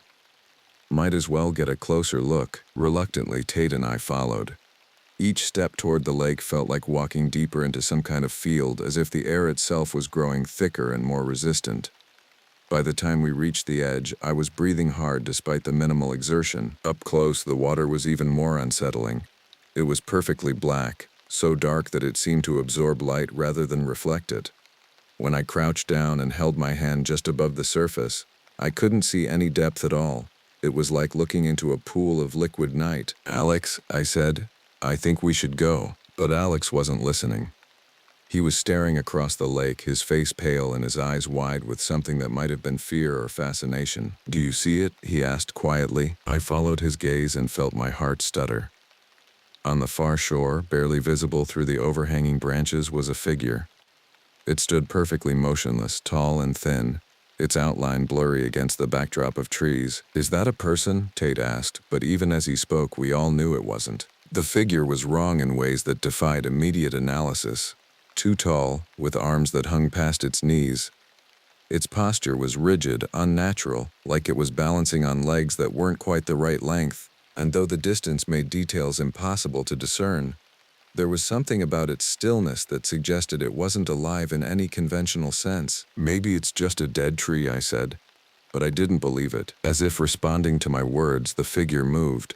Not walking, not stepping, but shifting position in a single, jerky motion, like a piece being moved on a game board. It was now facing directly toward us, and though I couldn't make out its features, I felt the weight of its attention like ice water in my veins. "We need to leave," I said, standing up and backing away from the water's edge. "Right now." But Alex was transfixed, staring at the figure with the intensity of a man seeing a miracle or a nightmare. "It's real," he whispered. "It's actually real." The figure raised one impossibly long arm and waved at us. Not a greeting, not a gesture of acknowledgement, but something else entirely, something that felt like mockery. Like a predator playing with prey it knew couldn't escape. That broke the spell. All three of us turned and ran, crashing through the underbrush with panic-fueled clumsiness. Behind us I heard a sound that might have been laughter, low and cold and utterly inhuman. We didn't stop running until we were well into the forest, gasping and stumbling over roots and rocks. When we finally collapsed against a cluster of birch trees, I looked back toward the lake, but the tree line blocked our view. "What the hell was that?" Tate demanded, his voice shaking. "I don't know," Alex admitted, and for the first time since I'd known him, he looked genuinely scared. "But it waved at us. It knew we were there." "We're leaving," I said firmly. "Now." We pack up and hike back to the truck. "But Carson..." "No." I stood up, my legs still trembling from the adrenaline. "Whatever that was, we don't belong here. This place is wrong, and we're getting out before something happens." For once, Alex didn't argue. We started back through the forest, moving faster than was safe on the rough terrain. But behind us, carried on air that shouldn't have been moving, I could swear I heard the sound of something following, something that had learned our scent and had no intention of letting us simply walk away. We hadn't made it half a mile from the lake when we realized we were being followed. It started as a feeling, that primitive awareness that predators are real and you might be prey. The hair on the back of my neck stood up and I found myself checking over my shoulder every few steps. Alex had gone quiet, no longer pontificating about paranormal phenomena, and Tate was staying close enough to step on my heels. Then we heard it, the sound of something large moving through the forest behind us, not trying to be quiet but not exactly making a direct approach either.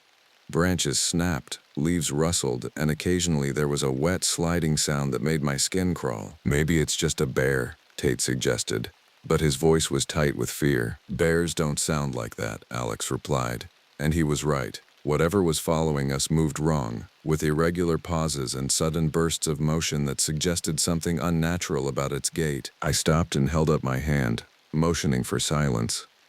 We all froze, listening intently. For a moment there was nothing but our own labored breathing. Then from somewhere behind us and slightly to the left came a sound that made my blood turn to ice. A low, rhythmic clicking like fingernails tapping against wood. "It's playing with us," Alex whispered. "Hurting us." He was right. Every time we tried to veer off our original path, the sounds would shift, cutting off our intended direction and forcing us back onto the trail that led toward our campsite. Whatever was following us wasn't just pursuing, it was directing our movement with the patience of an experienced hunter. We picked up our pace, trying to maintain the balance between speed and stealth. The clicking continued, sometimes closer, sometimes farther away, but always there. And underneath it, barely audible, was something that might have been breathing, if breathing could sound like wind through a crypt. "There," Tate said suddenly, pointing ahead. "The clearing where we had lunch. The fallen oak was exactly as we'd left it. But now the space felt more like a trap than a rest stop. The trees pressed close on all sides, and the patch of sky visible above seemed impossibly small and distant. "Do we stop?" Alex asked. Before I could answer, the clicking stopped. The forest fell into absolute silence, and somehow that was worse than the pursuit. We stood in the center of the clearing, back to back, scanning the tree line for any sign of movement. "There," Tate breathed. At the edge of the clearing, barely visible in the shadows between two massive pines, was the figure from the lake. It stood perfectly still, watching us with an intensity that was almost physical. This close, its wrongness was undeniable. It was roughly human-shaped but stretched, as if someone had taken a normal person and pulled them like taffy. Its arms hung down past its knees, ending in what looked like clusters of twigs rather than fingers, and its face was smooth, featureless, like a mannequin that had never been finished. No eyes, no nose, no mouth, just pale skin stretched tight over angular bone structure. "Don't move," I whispered. But Tate was already backing away. The figure's head tilted slightly, following Tate's movement with predatory focus. Then it stepped forward, and I saw that it wasn't walking so much as gliding, its feet barely touching the ground as it moved with fluid, impossible grace. "Run," I said quietly. "What?" "Run!" We bolted across the clearing and into the trees on the far side, crashing through underbrush with desperate abandon. Behind us, I heard that wet sliding sound again, closer now, accompanied by a noise like wind chimes made of bone. The thing was fast, impossibly fast. No matter how quickly we moved, it seemed to be keeping pace without effort, sometimes appearing between trees ahead of us, sometimes flanking us from the side. It was driving us, herding us like sheep, and I was beginning to understand that it had a specific destination in mind. "It's not trying to catch us," Alex gasped as we scrambled over a fallen log.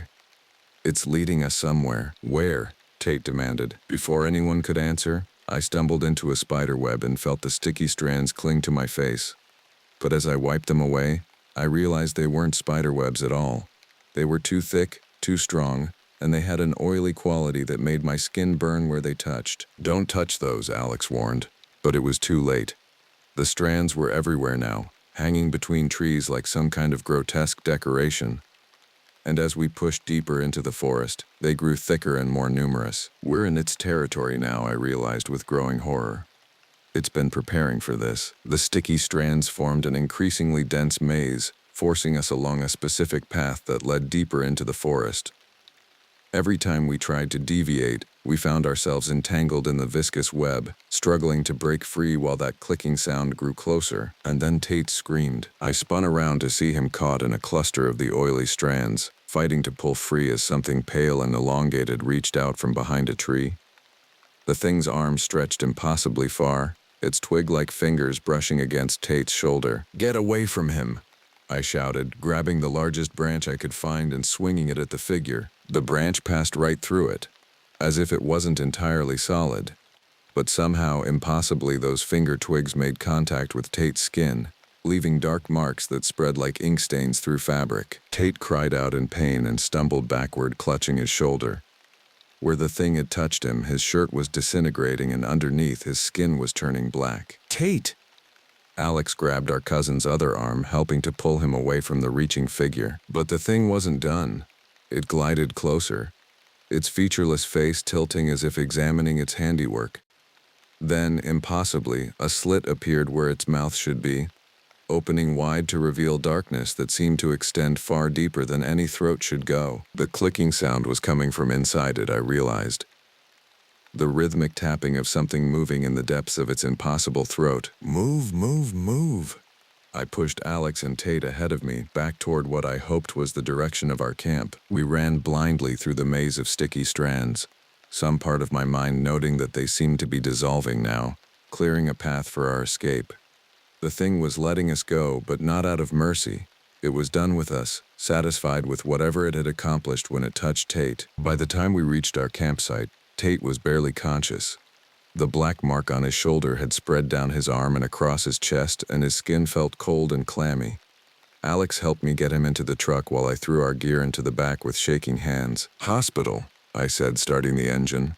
"Right now." As we pulled away from the trailhead, I looked in the rearview mirror and saw a pale figure standing at the edge of the trees, watching our departure with that eyeless, patient attention. It raised one impossibly long arm in what might have been a farewell wave, or a promise that this wasn't over. The nearest hospital was 2 hours away, and Tate spent most of the drive drifting in and out of delirium. The black mark on his shoulder had stopped spreading, but it pulsed with a rhythm that didn't match his heartbeat, as if something alien was trying to synchronize with his body's natural rhythms. "Cold," he kept mumbling. "So cold. It's looking for me." Alex and I exchanged worried glances in the front seat. There was no cell phone coverage until we reached the main highway, and even then, how would we explain what had happened? A hiking accident? An animal attack? The truth was too bizarre for anyone to believe. The emergency room staff was professional but baffled. The black mark on Tate's shoulder defied easy categorization. It wasn't a bruise, wasn't frostbite, wasn't any kind of trauma they could identify. One doctor suggested some kind of chemical burn, but when they tested the affected area, they found no trace of caustic substances. "Has he been exposed to any unusual substances?" Dr. Martinez asked, studying the mark with obvious confusion. "Industrial chemicals, exotic plants, anything like that?" "We were just hiking," I said, which was true as far as it went. They ran blood tests, took x-rays, even consulted with specialists over the phone. Everything came back normal except for one anomaly. Tate's body temperature kept fluctuating, dropping as low as 94 degrees before slowly climbing back to normal, then dropping again. "It's like something is drawing heat out of him," Dr. Martinez explained. "But we can't find any cause." For 3 days, Tate lay in that hospital bed, mumbling about cold shadows and reaching hands. The mark slowly faded from black to dark green to a sickly yellow, and his fever broke. On the 4th morning, he woke up lucid and confused, with no memory of the encounter at Ravens Hollow. "I remember hiking to some lake," he said when we visited. "But after that, nothing. Did I fall? Hit my head?" Alex and I agreed to stick to the story we'd told the hospital staff. Tate had slipped near the water and hit his shoulder on a rock. It was easier than trying to explain what had really happened, and it spared Tate the knowledge of what he'd endured. But privately, Alex and I began to research everything we could find about Ravens Hollow and the surrounding area. What we discovered was disturbing enough to make us both lose sleep. The disappearances went back further than Alex had initially discovered. Much further. Records from the early 1800s described hunters and trappers who vanished near the black water that reflects no light. Native American oral histories recorded by early ethnographers spoke of a place where the hungry shadow waited for those foolish enough to venture too close. More recently, we found newspaper clippings from the 1950s describing a search and rescue operation for a family of 4 who had disappeared while camping in the area. They were found 3 days later, alive but changed. The father spent the rest of his life in a psychiatric facility babbling about the thing with reaching arms. The mother and children recovered physically but reportedly never spoke of their experience even to each other. In 1987, the state environmental survey that Alex had mentioned hadn't just experienced equipment failures. According to a report buried in bureaucratic archives, 3 of the 5 survey team members had suffered what were described as psychological episodes, requiring immediate evacuation and extended psychiatric care. "There's a pattern," Alex said one evening as we pored over our research in my apartment. "People encounter this thing, survive, but come back different. Damaged. What about the ones who don't come back?" Alex pulled out a folder thick with missing person reports. 17 confirmed disappearances in the last 50 years, all within a 5-mile radius of the lake. No bodies ever found. The most unsettling discovery came from a geological survey conducted in the 1970s. According to the report, Ravens Hollow wasn't a natural lake at all. The depression had been formed by some kind of sudden collapse, creating a perfect circle that extended down at least 400 feet before the survey equipment stopped functioning. "It's like something fell from the sky," Alex said, studying the topographical maps. "Or something emerged from underground. Either way, that lake shouldn't exist." I was about to respond when my phone rang. It was the hospital. "Mr. Tall Elk, this is Dr. Martinez. I'm calling about your cousin. You need to come down here right away." We found Tate standing in his hospital room, fully dressed, staring out the window toward the north. His bags were packed, and he had the focused intensity of someone preparing for a journey. "I have to go back," he said without turning around. "Tate, you just got out of bed. You're still recovering." "No," he said quietly. "I'm not recovering. I'm changing, and it's calling me back." Dr. Martinez pulled us aside. "His vitals are normal, but there's something else. The mark on his shoulder, it's active again, not visible, but we can detect increased electrical activity in the tissue. It's almost like there's some kind of transmitter under his skin." "Transmitter for what?" "We don't know. But whatever it is, it's getting stronger." That night, Tate walked out of the hospital. Despite security cameras and locked doors, he simply vanished. The footage showed him in his room at midnight, and then the next frame showed an empty bed. No one saw him leave. We found him 3 days later, sitting by the edge of Ravens Hollow, staring into the black water with an expression of peaceful contentment. He looked healthy, normal, except for his eyes. His eyes held the same dark depth as the lake itself. "I've been waiting for you," he said when he saw us approaching. "Tate, come on, let's go home." He smiled, but it wasn't quite his smile. "This is home now. It showed me what I really am, what I was always meant to be. The cold isn't something to fight anymore, Carson. It's something to embrace." He stood up and walked toward the water, and despite our shouts and attempts to restrain him, he simply faded away like morning mist, leaving us alone on the shore of that impossible lake. That was 20 years ago. Alex moved to Colorado and refuses to talk about what happened. I stayed in Albany, but I've never gone hiking again. Sometimes, on cold nights when the wind is still, I get phone calls with no one on the other end. Just breathing, slow and patient, like something waiting for me to finally understand. Last month I received a package with no return address. Inside was a photograph of Ravens Hollow, taken from the same spot where we first saw the figure. But now there were two shapes standing in the shadows across the water. One tall and wrong, reaching toward the camera with those impossible arms. The other was unmistakably Tate, though he looked exactly as he had 20 years ago. He was waving, just as the thing had waved at us on that first day, and on the back of the photograph, written in handwriting I recognized, were 4 words: "Come home soon, Carson." I keep the photograph in my desk drawer, and sometimes I find myself studying it for hours, feeling that familiar pull toward the dark water and whatever waits beneath its surface. Part of me knows I should burn it, should forget everything that happened at Ravens Hollow, but another part of me, a part that grows stronger every day, whispers that Tate is right. That the cold isn't something to fight, that maybe it's time to go home. This happened to me on October 23, 1997.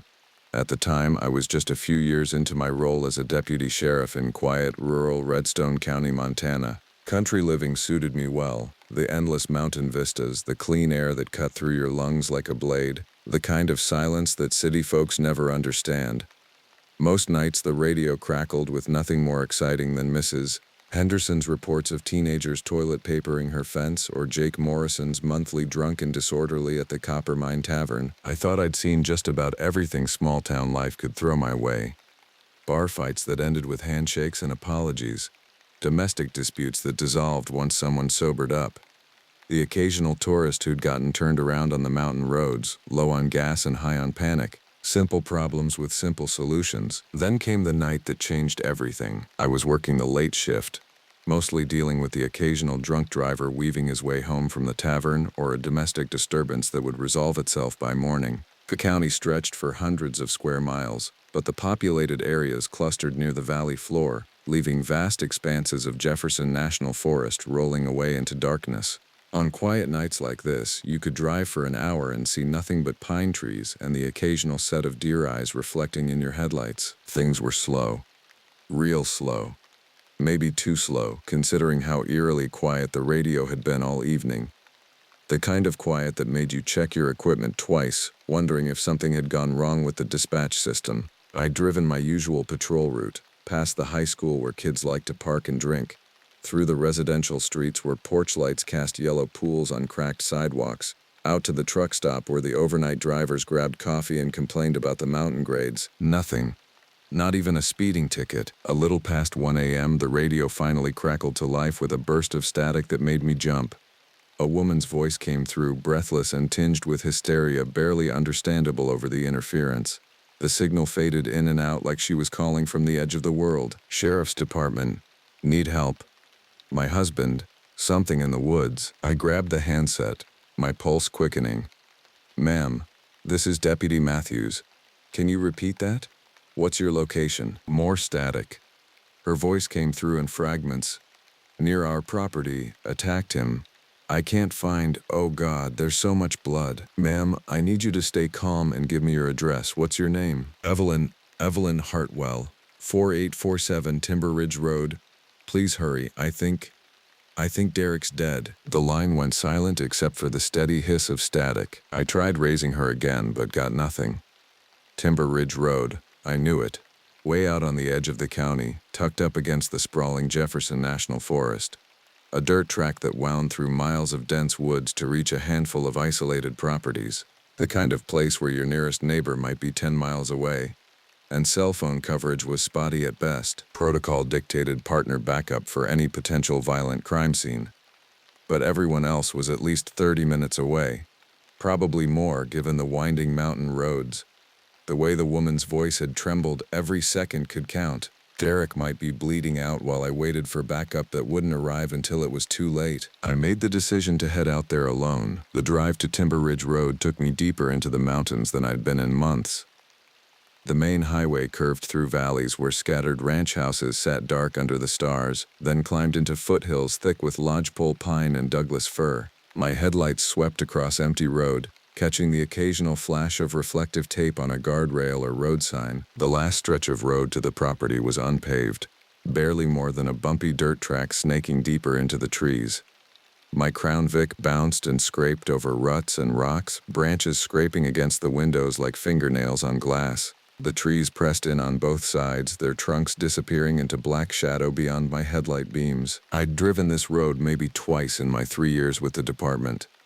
Both times for noise complaints that turned out to be nothing more than target practice or ATV riders. The isolation out here was complete. No streetlights, no houses visible through the trees. Just the narrow tunnel of my headlights cutting through absolute darkness. Finally, I saw the house. A small, run-down, single-wide trailer bathed in the harsh glow of my cruiser's headlights.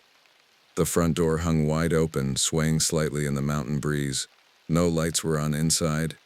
The windows stared back at me like dead eyes. I parked and cut the engine, immediately missing the comforting rumble of the V8. Silence hung heavy in the air, broken only by the insistent chirping of crickets and the soft tick of my cooling engine. The smell of pine sap and something else, something rank and wild that I couldn't quite identify, drifted through my open window. Something felt wrong. Every instinct I'd developed in 3 years of police work screamed at me to turn around, get the hell out of there, and wait for backup. But duty called, and I wasn't the type to ignore it. I grabbed my flashlight from the charger and checked my service weapon, a Glock 22 loaded with 15 rounds of .40 caliber ammunition. Standard department issue, enough to stop any human threat. At least, that's what I told myself as I stepped out of the cruiser. The mountain air hit me like a slap, cold and thin. October nights in Montana could drop into the 30s without warning, and my breath came out in small puffs of vapor. I moved toward the trailer cautiously, flashlight beam cutting through the darkness, my other hand resting on the grip of my pistol. "Sheriff's Department," I called out. "Mrs. Hartwell?" No response. The open door continued to sway in the breeze, hinges creaking softly. As I got closer to the trailer, that wild smell grew stronger. It reminded me of the time I'd found a dead elk that had been rotting in the sun for a week. Sweet decay mixed with something sharper, more predatory. Something that made the hair on the back of my neck stand up. I reached the front steps and peered inside. My flashlight beam revealed a small living room that looked like a tornado had hit it. Furniture overturned, cushions slashed open with stuffing scattered across the floor. Family photos lay shattered on the linoleum, glass crunching under my boots as I stepped inside. Mrs. Hartwell, this is the sheriff's department. Are you hurt? A sound from the back of the trailer made me freeze. A soft whimpering, like an injured animal.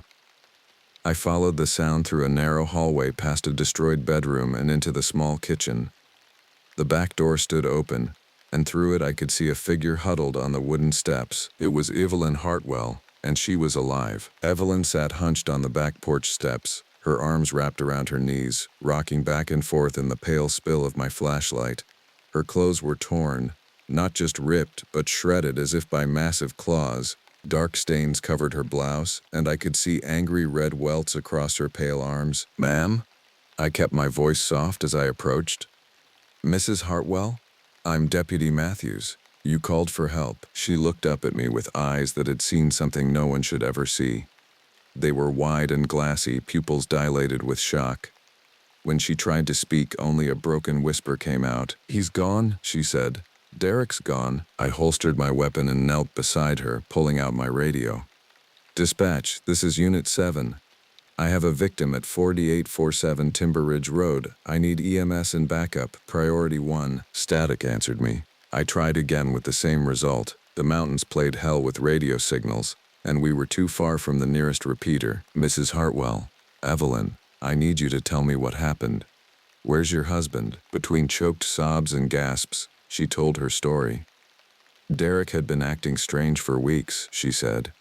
Distant and withdrawn, disappearing into the woods for hours at a time. He'd come back with wild stories about finding strange tracks, about hearing sounds that didn't belong to any animal he knew. She'd thought it was just cabin fever, the isolation getting to him like it got to a lot of folks who lived this far from town. That evening it had escalated. Derek had flown into a rage, screaming incoherent accusations about things hiding in the forest, about something stalking their property. His eyes had been wild, unfocused, like he hadn't slept in days. He grabbed me, Evelyn whimpered, unconsciously rubbing at the bruises on her wrists. Said he had to show me something, dragged me outside, toward the tree line. What did he want to show you? There was something out there, in the woods. I saw it moving between the trees, just a shadow, but it was huge, bigger than any bear. Derek, he went in after it, said he was going to prove he wasn't crazy. She dissolved into tears, her body shaking uncontrollably. I put a hand on her shoulder, trying to offer what comfort I could while scanning the edge of the forest with my flashlight. The beam only penetrated maybe 30 feet into the trees before being swallowed by impenetrable darkness. Then I heard him scream, she continued. Not like a person screaming, like an animal caught in a trap. It went on, and then silence. How long ago was this? Maybe an hour? I tried to go after him, but I couldn't find him in the dark. I came back to call for help. I helped her to her feet, noting how she favored her left leg. Are you hurt? Do you need medical attention? She shook her head, just scratched up from running through the brush. But Derek, we have to find Derek. I looked toward the tree line, where my flashlight beam disappeared into solid black. Every fiber of my being wanted to wait for backup, to call in a proper search and rescue team with dogs and proper equipment. But if Derek Hartwell was out there bleeding, every minute mattered. I need you to stay here, I told Evelyn. Lock the doors and don't come out until I get back. You can't go out there alone. You don't understand. That thing, it's not natural. Ma'am, I appreciate your concern, but I'm trained for this. Your husband needs help. She grabbed my arm with surprising strength. It's still out there. I can feel it watching us. Despite myself, I found my eyes scanning the darkness beyond my flashlight beam. The forest stretched away in all directions, millions of acres of wilderness where anything could hide. For a moment, I thought I saw something move between the trees. A shifting of shadows that didn't match the sway of branches in the breeze. But when I focused my light on the spot, there was nothing there. Stay inside, I repeated, and started toward the forest. The disturbed earth was easy to follow at first. Derek's boots had left clear prints in the soft ground near the trailer, along with what looked like drag marks where he'd pulled his struggling wife. But as I moved into the trees, the trail became harder to read. The forest closed around me like a living thing. Pine boughs hung low overhead, blocking out the stars and creating a canopy so thick that my flashlight beam seemed to barely penetrate the gloom. The air grew thicker, heavy with the smell of pine sap and rotting vegetation, and underneath it all that wild animal scent I'd noticed earlier, musky and predatory. I'd been walking for maybe 10 minutes when I caught sight of something white against the dark ground. Derek's flannel shirt, torn and bloody, hanging from a low branch like a flag of surrender. I moved closer, playing my light over the fabric. 4 parallel tears ran through the material, too long and too clean to have been made by any branch. "Derek?" I called out, my voice swallowed by the trees. "Derek Hartwell? Sheriff's Department?" No answer. But as I stood there listening, I became aware of how wrong the forest sounded. There were no night sounds, no owl calls, no rustle of small animals in the underbrush, no buzz of insects. Even the crickets I'd heard near the trailer had gone silent. The only sound was the whisper of wind through the pines and my own breathing. I followed the trail deeper into the woods, finding more evidence of Derek's passage. A broken branch here, a scuff mark in the earth there, and increasingly signs that he hadn't been alone. Large depressions in the soft ground that might have been footprints, though unlike any I'd ever seen. They were huge, at least 18 inches long, with what looked like claw marks at the front. The trail led to a small clearing maybe a quarter-mile from the trailer. My flashlight beam swept across the open space and stopped on something that made my blood turn to ice. Derek Hartwell lay in the center of the clearing, his body twisted at an impossible angle. Blood soaked the ground around him, black in the harsh LED light. His clothes were shredded, his flesh torn open in long parallel gashes that went bone deep, but it was his face that would haunt my dreams for years to come. His eyes were wide open, staring up at the canopy in an expression of absolute terror. His mouth hung open in a silent scream as if he died trying to warn someone of an approaching nightmare. I forced myself to move closer, fighting down the nausea that rose in my throat. I'd seen car accident victims, a few suicides, even a man who'd been mauled by a black bear. But nothing like this. The wounds were too precise, too systematic. Whatever had done this hadn't been acting out of hunger or fear. It had been methodical, almost surgical in its violence. I knelt beside the body, careful not to disturb the scene more than necessary. Derek had been dead for a while, at least 30 minutes, maybe more. His skin was already starting to cool in the mountain air. There was nothing I could do for him now, but as I crouched there playing my flashlight over the carnage, I became aware of something else. The silence of the forest wasn't just absence of sound, it was presence. The feeling of being watched by something patient and intelligent. I stood slowly, my hand moving instinctively to my service weapon. The beam of my flashlight swept the edge of the clearing, probing the shadows between the trees, and that's when I saw them, 2 eyes reflecting the light like mirrors, floating about 8 feet off the ground at the far edge of the clearing. They watched me with an intelligence that was definitely not animal, definitely not human. The light caught them for just a moment before they disappeared, leaving me staring at empty forest. But I knew something was still there, still watching. "Evelyn," I whispered, backing away from Derek's body. "I have to get back to Evelyn." The walk back through the forest felt like the longest journey of my life. Every shadow seemed to shift and move in my peripheral vision. Every branch that scraped against my jacket sounded like claws on fabric. I kept my flashlight beam moving constantly, sweeping back and forth across the trail. But the darkness beyond its reach felt alive with malevolent presence. Behind me, I could hear it following, not footsteps exactly. The thing moved too quietly for that. But there were subtle sounds that had no business in a quiet forest. The soft crack of a branch under enormous weight, the whisper of something large moving through undergrowth. And once, when I stopped to catch my breath, I heard what sounded like breathing that wasn't quite human. I fought the urge to run. Running in dense forest with only a flashlight was a good way to break an ankle or slam face first into a tree. But more than that, some primitive part of my brain warned me that running would trigger a chase response. Whatever was back there was already hunting me. If I ran, it would pounce. So I walked.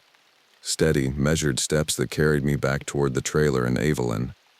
My right hand rested on the grip of my pistol, though I doubted 15 rounds of .40 caliber would do much good against something that could tear a grown man apart like tissue paper. The trees began to thin as I approached the edge of the forest.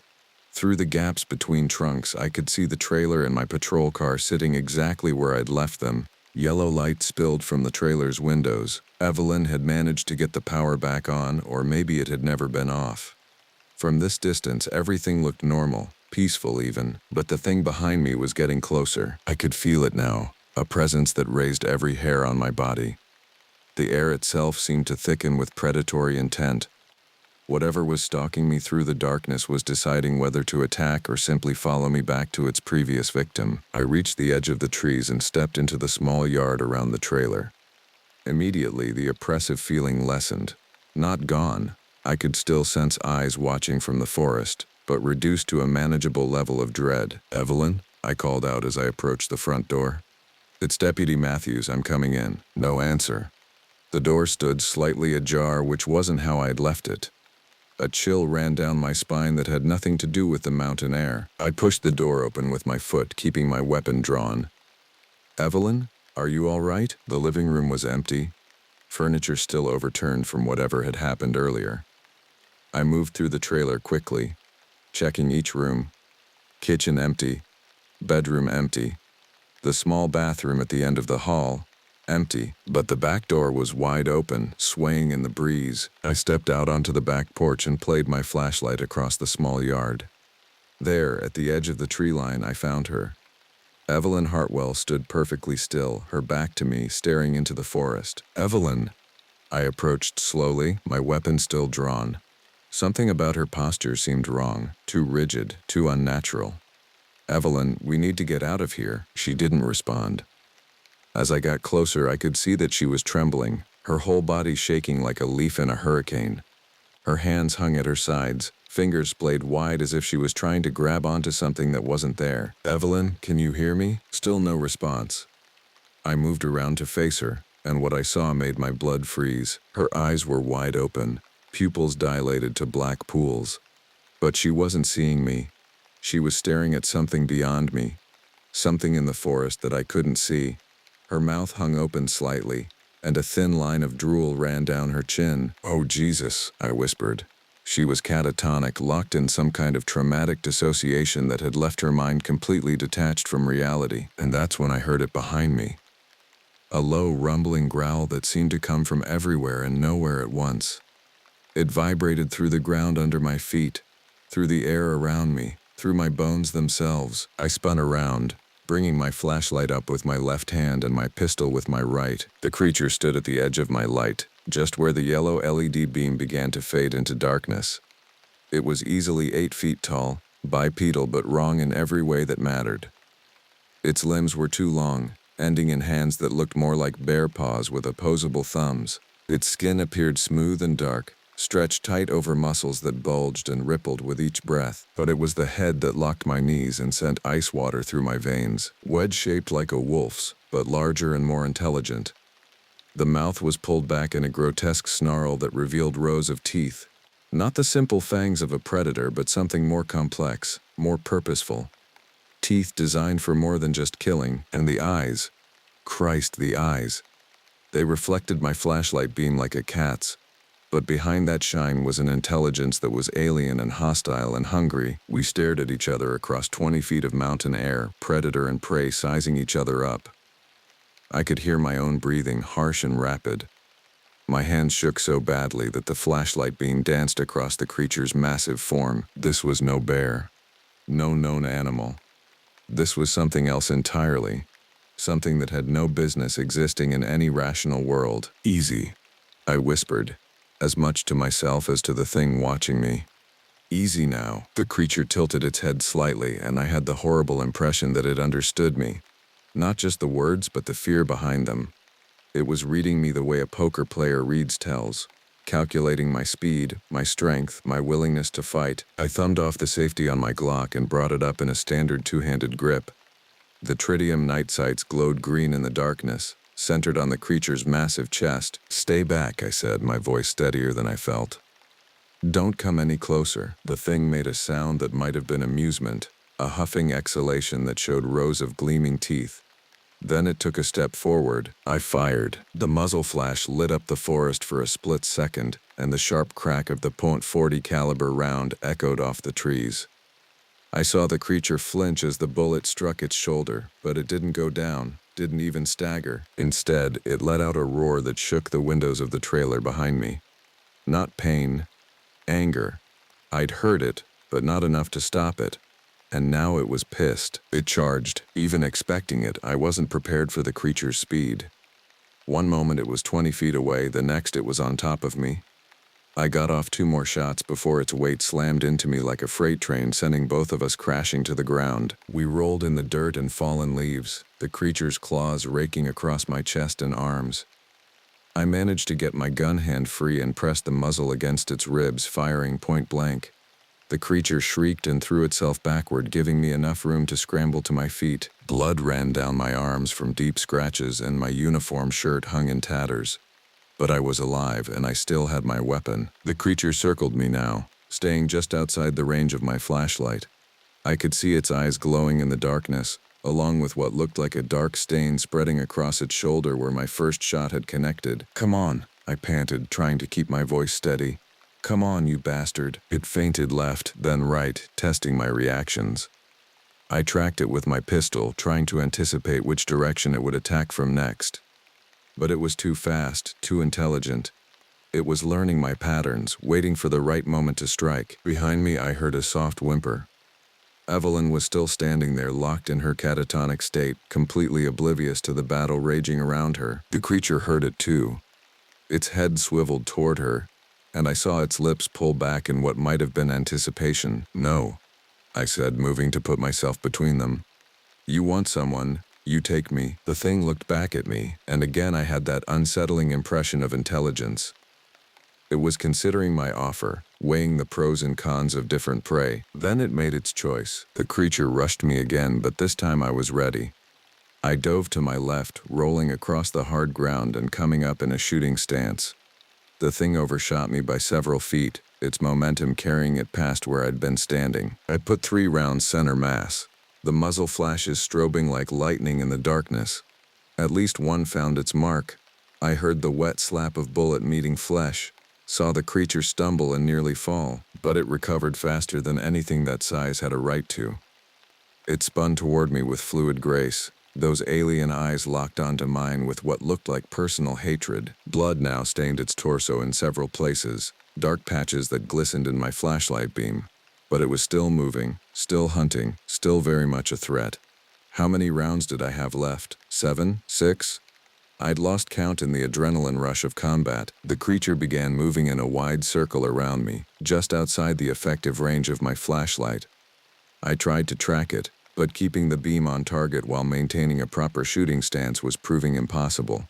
Every few seconds it would disappear into absolute darkness, leaving me to guess where it might emerge. "Come on," I muttered, sweat stinging my eyes despite the cold mountain air. "Stop playing games." As if it had understood me, the creature stopped moving. The forest fell silent except for my own ragged breathing and the distant sound of wind through the pines.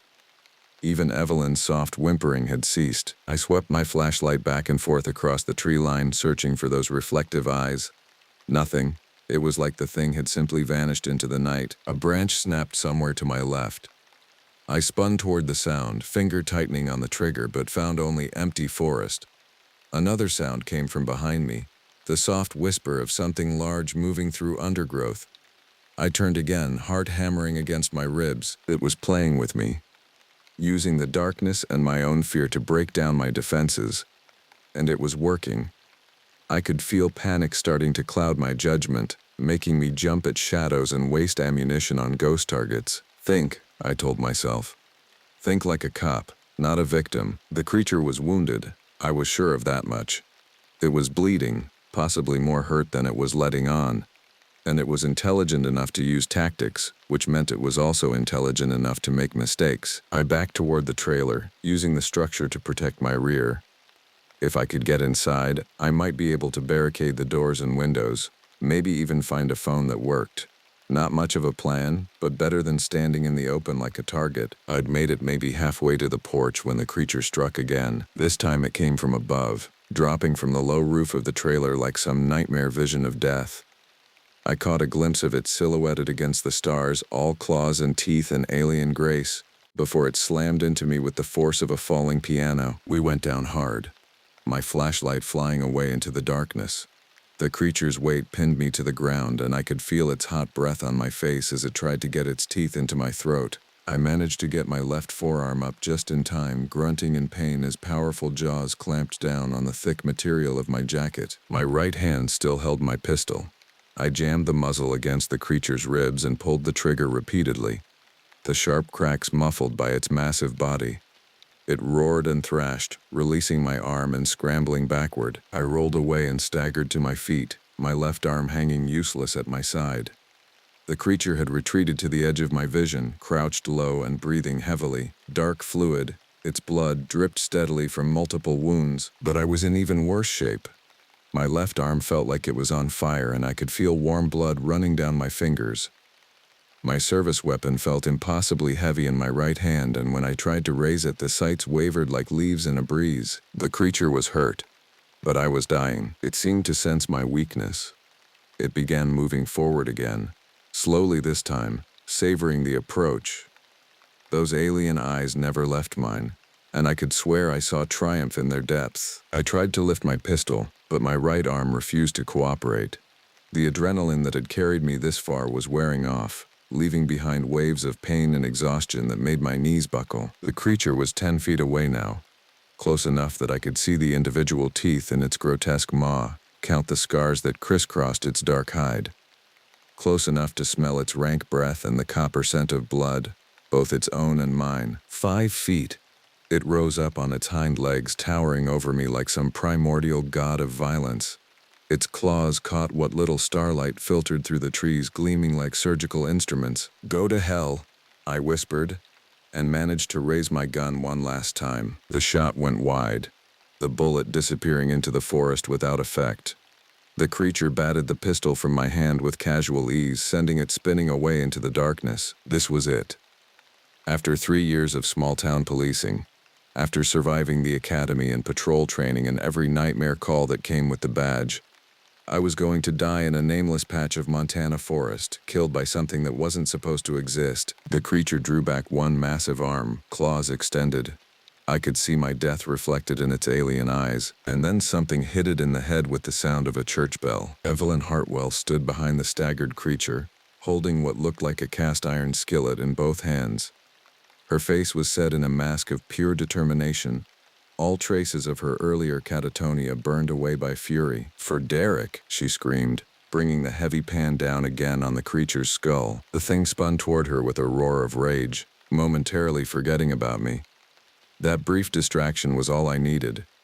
I dove for my fallen pistol, my fingers closing around the grip just as the creature backhanded Evelyn across the yard. She flew through the air like a rag doll, hitting the side of the trailer with a sickening thud before crumpling to the ground.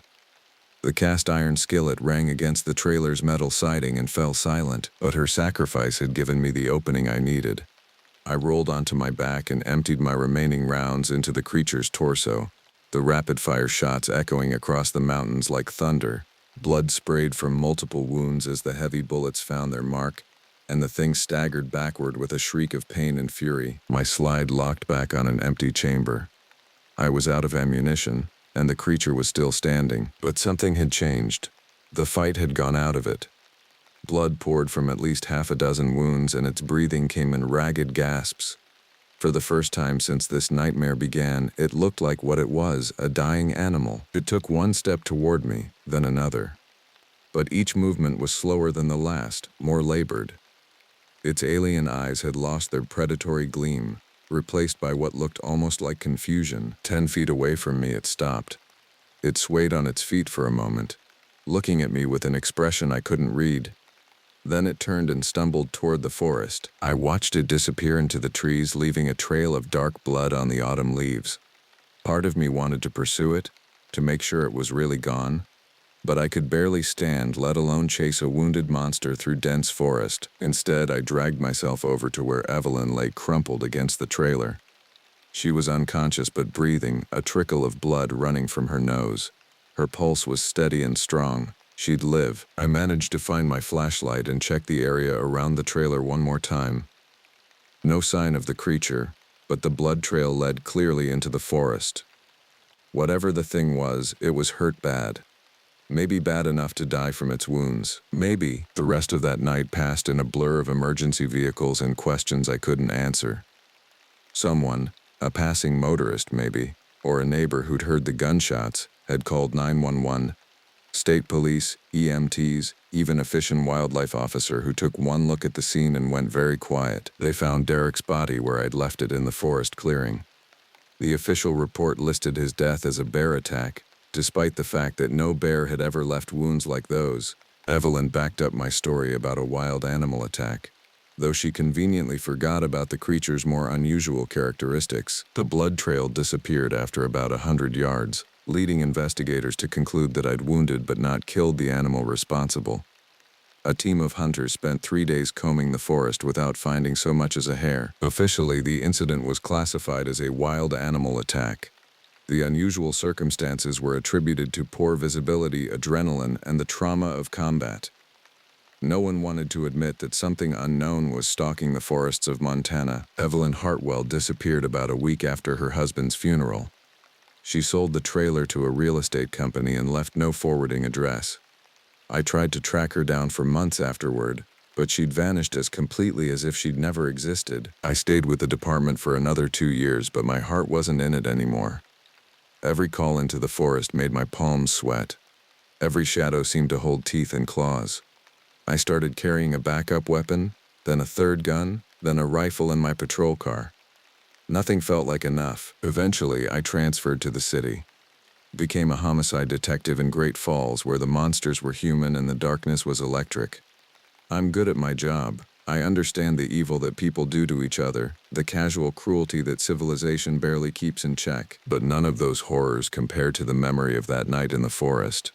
None of them change the fact that somewhere in the vast wilderness of Montana, something is still out there. Something that defies explanation, that challenges everything we think we know about the natural world. Sometimes late at night when the city is quiet, I find myself wondering if it's still alive, whether it survived its wounds and learned from our encounter, whether it's more careful now, more cunning in its hunts. And sometimes when the wind is just right and the shadows fall at the perfect angle, I catch a scent that reminds me of that night, wild and predatory and utterly alien. On those nights, I double-check my locks and keep my service weapon close at hand, because I know the truth that the official reports will never acknowledge. There are things in the wilderness that were never meant to coexist with humanity. Ancient things that have learned to hide from our cameras and satellites, our scientific instruments and rational minds. And sometimes, on quiet October nights in rural Montana, they come calling. I've never spoken publicly about what really happened on Timber Ridge Road. This is the first time I've put the full story down in writing, and I'll probably never share it with anyone while I'm alive. Who would believe it? Who would want to believe it? But the evidence is there for anyone brave enough to look. Unexplained deaths in the wilderness, hikers who never come home, hunters who abandon their camps and refuse to talk about what they saw. The thing that killed Derek Hartwell is still out there. Maybe there are others like it. A whole population of creatures that exist just outside the edges of human knowledge. Maybe they've always been there, sharing the wilderness with us, occasionally crossing paths with hikers or hunters unlucky enough to stumble into their territory. I hope I never find out. But late at night, when sleep won't come and the memories are too fresh, I sometimes wonder if that creature from Timber Ridge Road remembers me the way I remember it. Whether it carries scars from our encounter, whether it thinks about the human who fought back and lived to tell about it, and whether someday it might decide to finish what we started on that cold October night in 1997. The wilderness is vast, but not infinite, and some things never forget. My name is Leander Whitlock, and back in 2015 I drove my RV up to the remote corners of the Tongass National Forest in Alaska. I've always found peace among the cedars and hemlocks, a far cry from the spreadsheets and conference calls that usually consume my life. After years of crunching numbers as an actuary, calculating risk and probability for people who'd rather not think about their mortality, I decided I deserved a break, a real one this time, not just a weekend binge watching documentaries about places I'd rather be. The irony wasn't lost on me. I spent my days quantifying danger, assessing the likelihood of disaster, yet here I was, heading into the wilderness with nothing but my wits and a camping guide I'd skimmed through during my lunch breaks. If my colleagues could see me now, they'd probably recalculate my life insurance premiums. So I packed up my RV with enough supplies to last a month, figuring that some solitude might help me reset. Besides, what's the worst that could happen in the great outdoors? It's just trees and squirrels, right? The drive up was breathtaking. Glaciers glinted under the sun like scattered diamonds, and the air was so crisp it felt like inhaling pure clarity. Each mile took me further from the suffocating embrace of civilization, further from the constant hum of anxiety that had become my unwelcome companion. I set up camp near Serene Lake, its surface so still it looked like a giant mirror reflecting the endless sky. The nearest town was miles away, and that was exactly the point. No cell towers, no internet, no way for the outside world to reach me. For the first time in months, I felt my shoulders relax. The first night was everything I'd hoped for. I sat by a small campfire, listening to the gentle lapping of water against the shore, watching stars emerge in a sky unmarred by light pollution. The silence was profound, not the empty silence of my apartment, but a living quiet filled with the subtle sounds of nature settling into darkness. Somewhere in the distance, an owl called, and I found myself smiling for the first time in weeks. I slept better that night than I had in months, lulled by the absence of traffic, sirens, and the constant electronic hum of modern life. The RV felt like a cocoon, protecting me from the world while allowing me to exist within nature's embrace. When I woke to sunlight streaming through the small windows, I felt genuinely refreshed. The morning air was crisp and clean, carrying the scent of pine and something else. Something wild and untamed that city lungs rarely taste. I made coffee on my camp stove, the simple ritual feeling more meaningful here than it ever had in my sterile kitchen. This was what I'd been missing. The opportunity to exist without purpose.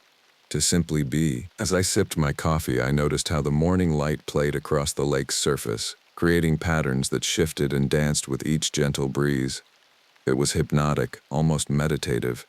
For a moment, I understood why ancient peoples attributed spiritual significance to places like this. There was something primordial about the forest, something that spoke to a deeper part of the human psyche. But even then, in those first peaceful hours, I couldn't shake the feeling that I was being watched. It was probably just the unfamiliarity of the environment, the city dweller's paranoia when faced with true wilderness. Every rustle in the underbrush, every distant sound, triggered an alertness that I couldn't quite suppress. My actuarial mind, trained to identify potential threats, was working overtime. I told myself it was normal, this hypervigilance. I was alone in an unfamiliar place, miles from help. A little caution was healthy, even if it meant jumping at the sound of a squirrel knocking pine cones from the trees above. On my second day, I decided to try my hand at fishing. Armed with a brand new rod that still had the price tag dangling from it, I headed to the lake. The morning was perfect. Clear skies, gentle breeze, the kind of day that fishing magazines use for their cover photos. I felt optimistic, almost giddy with the novelty of it all. Casting the line, I felt a strange sense of accomplishment. That is, until I realized I'd forgotten bait. "Well, Leander, you're a real catch," I chuckled to myself. Dark humor was always my go-to, even when the joke was on me. I spent the next hour trying to catch fish with nothing but a bare hook and determination.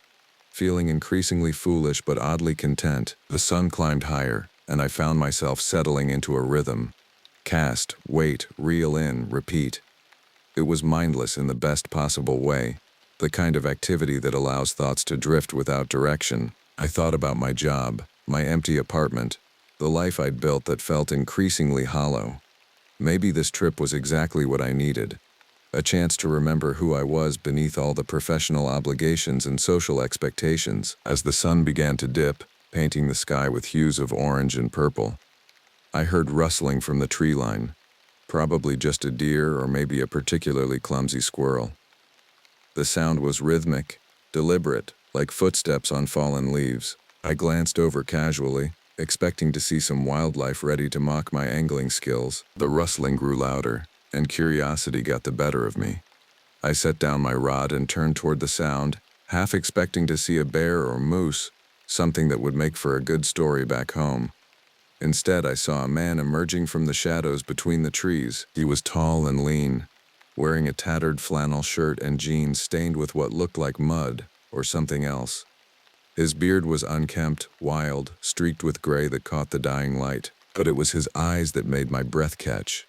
They had a wild glint to them, like an animal caught in headlights, but predatory rather than frightened. "Evening," he rasped, his voice carrying the rough quality of someone who spent more time talking to trees than people. "Hey there," I replied, trying to sound casual while every instinct screamed at me to be on guard. The man moved wrong, I realized. Too fluid, too quiet for his size, like someone who'd learned to move through the forest without disturbing it. "Beautiful night, isn't it?" He didn't answer, just stared at me for an uncomfortably long time. I could feel his gaze cataloging details. My expensive gear, my obvious inexperience, my isolation. The silence stretched between us like a taut wire. "You alone out here?" he finally asked, taking a step closer. I noticed he kept his hands loose at his sides, ready.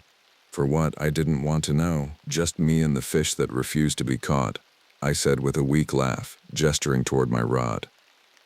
"You from around here?" He took a few more steps closer, and I caught his scent. Sweat, wood smoke, and something else. Something organic and unpleasant. "You could say that. These woods have been my home for as long as I can remember. Must know all the best spots then. Any tips for a novice fisherman?" I was aiming for friendly banter, but his demeanor was as cold as the Alaskan ice. The way he looked at me made me feel like prey being sized up by a predator. He smirked, and I caught a glimpse of yellowed teeth. "Sometimes it's not about catching fish. Sometimes it's about not being caught yourself." The words hit me like a physical blow. There was something deeply wrong with this man, something that made my skin crawl. "That's one way to look at it," I mumbled, trying to keep my voice steady. "Well, I should probably head back to my RV before it gets too dark." He nodded slowly, that unsettling smile never leaving his face. "Smart move. Nights can get dangerous around here." I gathered my things with forced casualness, every movement deliberate and non-threatening. I could feel his eyes on me, studying my every gesture. The short walk back to my RV felt like miles, my skin prickling with the certainty that I was being watched, evaluated, hunted. Back at the RV, I locked the doors and windows with shaking hands, a sudden urgency gripping me. The peaceful sanctuary I'd found suddenly felt like a trap. Maybe isolation wasn't all it was cracked up to be. I tried to rationalize the encounter. Just a local character, harmless enough. But something in his eyes, in the way he moved, told a different story. I heated up a can of soup for dinner, but my appetite had vanished. Every few minutes I found myself checking the locks, peering through the small windows into the gathering darkness. The forest that had seemed so welcoming now felt malevolent, full of shadows and potential threats. As night fell, the sounds of the forest changed. The gentle rustling became ominous whispers. Every crack of a twig made me jump. I tried to read, to distract myself, but the words swam before my eyes. My actuarial mind was working overtime, calculating risks and probabilities. But this wasn't a spreadsheet scenario.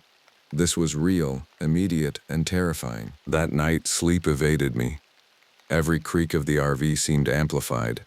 Every natural sound transformed into a potential threat. I lay in my narrow bed, staring at the ceiling, my mind racing through scenarios, most of them bad. Around midnight, I heard footsteps outside. Slow, deliberate steps crunching the fallen leaves. My heart hammered against my ribs as I slipped out of bed and crept to the window. Peering through the small opening, I saw nothing but darkness, but the footsteps continued, circling the RV like a predator stalking its prey. Then I heard it, a whisper, barely audible but unmistakable. "Leander." My blood turned to ice. How did he know my name? I was sure I hadn't mentioned it. The whisper came again, closer this time, right outside my window. I grabbed the nearest thing that could serve as a weapon, a cast iron skillet. and stood by the door, muscles tense, ready to fight for my life. The footsteps continued for what felt like hours, sometimes close, sometimes distant, but always there. I stood frozen, weapon in hand, waiting for the inevitable attack, but it never came. Gradually, the footsteps faded away, leaving only the normal sounds of the night forest. Maybe it was just my mind playing tricks, I told myself. After all, solitude can do that, right? But deep down, I knew better.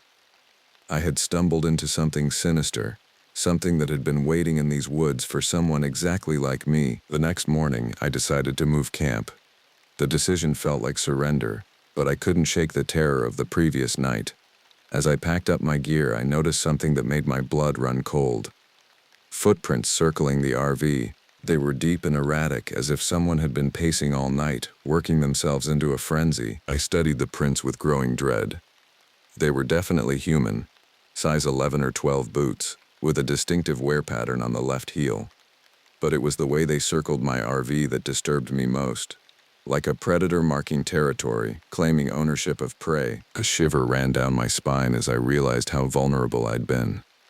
While I'd cowered inside, he'd been out there, watching, waiting, planning. The thought of those wild eyes staring at my RV for hours made my skin crawl. Driving further into the forest, I found a new spot near a flowing river. The sound of the water was soothing, and I felt marginally safer with the natural barrier between me and the deeper woods. The location was more exposed, but that meant I could see danger coming. I set up camp methodically, checking sight lines and escape routes with the paranoia of a soldier in hostile territory. My peaceful retreat had become a survival exercise, and I was woefully unprepared for the rules of this game. Determined not to let one odd encounter ruin my trip, I went for a hike, taking in the majestic beauty around me. The forest was undeniably gorgeous, towering trees that had stood for centuries, carpets of moss that seemed to absorb sound, streams that sparkled like liquid silver, but now every shadow held potential threat. Every rustle in the underbrush made me jump. About an hour into the trail, I stumbled upon an old, dilapidated cabin. It sat in a small clearing, almost hidden by overgrown vegetation. The structure was crude, obviously hand-built, with walls of weathered logs and a corrugated metal roof green with moss. Something about it felt wrong, like a cancer growing in the heart of the forest. Curiosity nudged me forward despite every instinct screaming at me to run. The door was ajar, hanging on rusted hinges that squealed as I pushed it open. The interior was as grim as I'd expected. Rusted tools hanging from hooks, a rickety table covered in what looked like maps, and walls adorned with deep scratch marks that looked almost like claw marks. The cabin smelled of decay and something else, something metallic and organic that made my stomach turn. I covered my nose with my sleeve and stepped inside, my eyes adjusting to the dim light filtering through a dirty window. Then I saw it. A bulletin board covering most of one wall, plastered with newspaper clippings. My hands shook as I stepped closer to read the headlines. Missing hikers baffle authorities. Unsolved murders plague Tongass Forest. Local man suspected but never charged. Search called off for missing family. Wilderness guide vanishes without trace. Each clipping was dated, organized chronologically, spanning nearly a decade. Some were yellowed with age, others looked recent. Beneath the newspaper articles were photographs, candid shots of people who, judging by the dates scrawled on the back, had vanished over the past 10 years. I studied the faces with growing horror. Young couples on hiking trips, solo adventurers like myself, families with children, all of them captured in unguarded moments, all of them now presumably dead. The photos had been taken from a distance, clearly without the subject's knowledge. My blood ran cold when I saw the freshly pinned photo at the bottom of the board. A picture of me, fishing by the lake yesterday. I was shown in profile, completely unaware I was being watched, photographed, cataloged like a specimen. The photograph was crisp, professional quality, taken with a telephoto lens. He'd been close enough to capture every detail. My expression of concentration, the way I held the rod, even the price tag still dangling from the equipment. The image was both mundane and terrifying. A reminder of how completely he'd observed me without my knowledge. A floorboard creaked behind me, the sound loud as a gunshot in the oppressive silence. My heart stopped as I spun around, the cast iron skillet raised defensively. Standing in the doorway was the man from the lake, no longer bothering to hide his predatory nature. "I see you found my little gallery," he said, a sinister grin spreading across his face. Up close, I could see the madness in his eyes more clearly. The pupils dilated, the whites showing too much, like a rabid animal. "What is this?" I demanded, trying to keep my voice steady despite the terror clawing at my throat. The skillet felt pathetically small in my hands. "Memories," he replied, stepping into the cabin and closing the door behind him. "Trophies of my time spent with visitors like you. Each one thought they could just waltz into my forest, take what they wanted and leave. But this is my domain, and I make the rules here." I edged toward the door, but he anticipated my move, blocking my path with predatory grace. Now, he said, his voice dropping to a whisper. "Leaving so soon? We haven't even started getting acquainted?" "I don't want any trouble," I said, raising the skillet higher. "I'll just pack up and leave. You'll never see me again." He laughed, a sound like breaking glass. "Oh, but I've already seen you, Leander. I've been watching you since you arrived. You're different from the others, more challenging.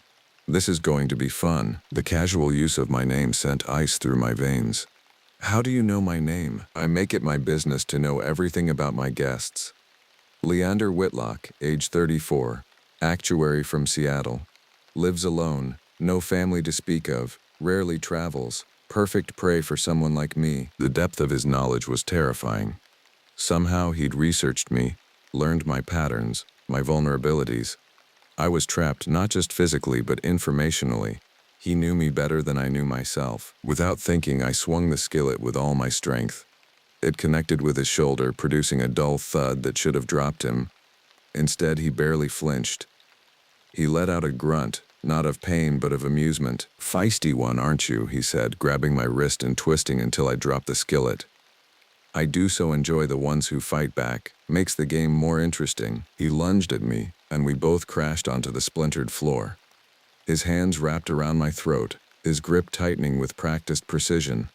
Spots danced before my eyes as I struggled beneath his weight. He was stronger than he looked, his hands like iron clamps cutting off my air supply. Desperate, my fingers searched the floor until they closed around a shard of glass from a broken picture frame. The glass bit into my palm, drawing blood, but I held on.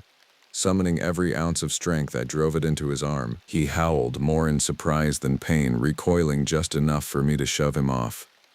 Gasping for air, I scrambled to my feet and bolted out the door, leaving him cursing behind me. The forest that had once felt like a sanctuary now seemed like a maze designed to trap me.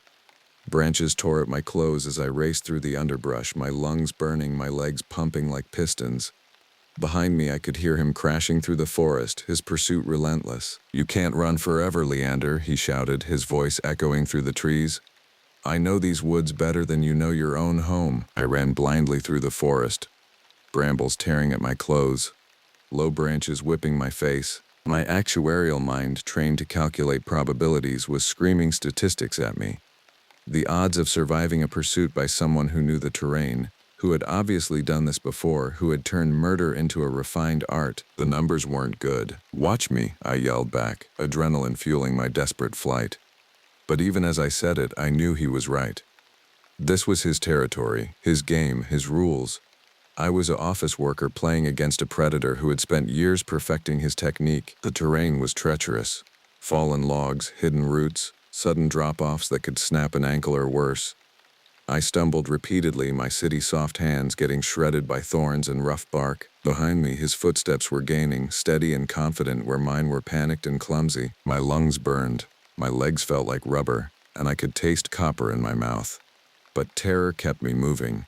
The image of that photograph, my photograph, branded into my mind. I wasn't just running from a killer. I was running from becoming another trophy in his sick collection. The forest seemed to close in around me, branches reaching out like grasping fingers, roots trying to trip me at every step. I could hear him behind me, sometimes close enough that I could hear his breathing, sometimes farther away but never gone. He was playing with me, I realized. A cat toying with a mouse. "You're making this too easy, Leander," his voice echoed from somewhere to my left. "At least try to be creative." I changed direction, hoping to throw him off, but succeeded only in getting more lost. Every tree looked the same. Every trail led deeper into the maze. I was running in circles, expending precious energy while he conserved his, waiting for me to exhaust myself. Then I heard something that made my heart leap. Voices, human voices, coming from ahead. Bursting into a clearing, I spotted another RV parked near a makeshift campsite. Two hikers were preparing lunch, their relaxed demeanor a stark contrast to the horror pursuing me. "Help!" I screamed, my voice hoarse and desperate. "He's trying to kill me." They looked up, confusion turning to alarm as they saw the blood on my neck, the scratches on my face, the wild terror in my eyes. One of them, a burly man with a thick beard, stood up immediately. "What the hell is going on?" he demanded, his voice carrying the authority of someone used to taking charge in crisis situations. Before I could answer, the maniac emerged from the trees, no longer bothering to hide his predatory nature. He held an axe now, its blade stained with what could only be blood from previous victims. The sight of it made my knees weak. "He's crazy," I shouted, pointing at the approaching figure. "He's killed people. Lots of people." The burly man squared his shoulders, positioning himself between the killer and the rest of us. "Buddy, you need to back off, right now," the killer sneered, raising the axe slightly. "This doesn't concern you. The boy and I have business to finish." "Like hell it doesn't." The second hiker, a woman with sharp eyes and the bearing of someone who'd seen combat, said as she reached into their RV. She emerged with a flare gun, handling it with practiced ease. "Leave now, or we'll make you." For a moment, the killer assessed the situation, 2 against 1, with me as a wild card. His eyes flicked between us, calculating odds just as I would have done in a risk assessment. But where I would have seen the smart play, retreat and regroup, he saw only challenge. "You have no idea what you're interfering with," he said, his voice dropping to a menacing whisper. "This forest has rules, and I enforce them. Only rule out here is don't hurt innocent people," the woman replied, keeping the flare gun trained on him. "And you just broke it." The standoff stretched taut as a wire. I could see the killer's muscles coiling, preparing for action. He was weighing his options, attack and risk injury, or retreat and plan another approach. The predator in him was warring with the strategist. Then, with a twisted smile that made my blood run cold, he began to back away. "This isn't over, Leander," he called out, his voice carrying clearly across the clearing. "You can't hide behind others forever, and when you're alone again, and you will be alone, I'll be waiting." He melted back into the forest with the fluid grace of an apex predator, leaving us standing in the clearing with our hearts hammering and our nerves shredded. My knees buckled, and I collapsed to the ground, the adrenaline finally leaving my system. The couple rushed over, their faces etched with concern. "You're safe now," the woman assured me, her voice gentle but firm. "Let's get you inside and cleaned up." Inside their RV, I recounted everything between gulps of water, the cabin, the photographs, the years of murders. They listened with growing horror and determination. "I'm Victor," the burly man said, extending his hand. "This is Elena.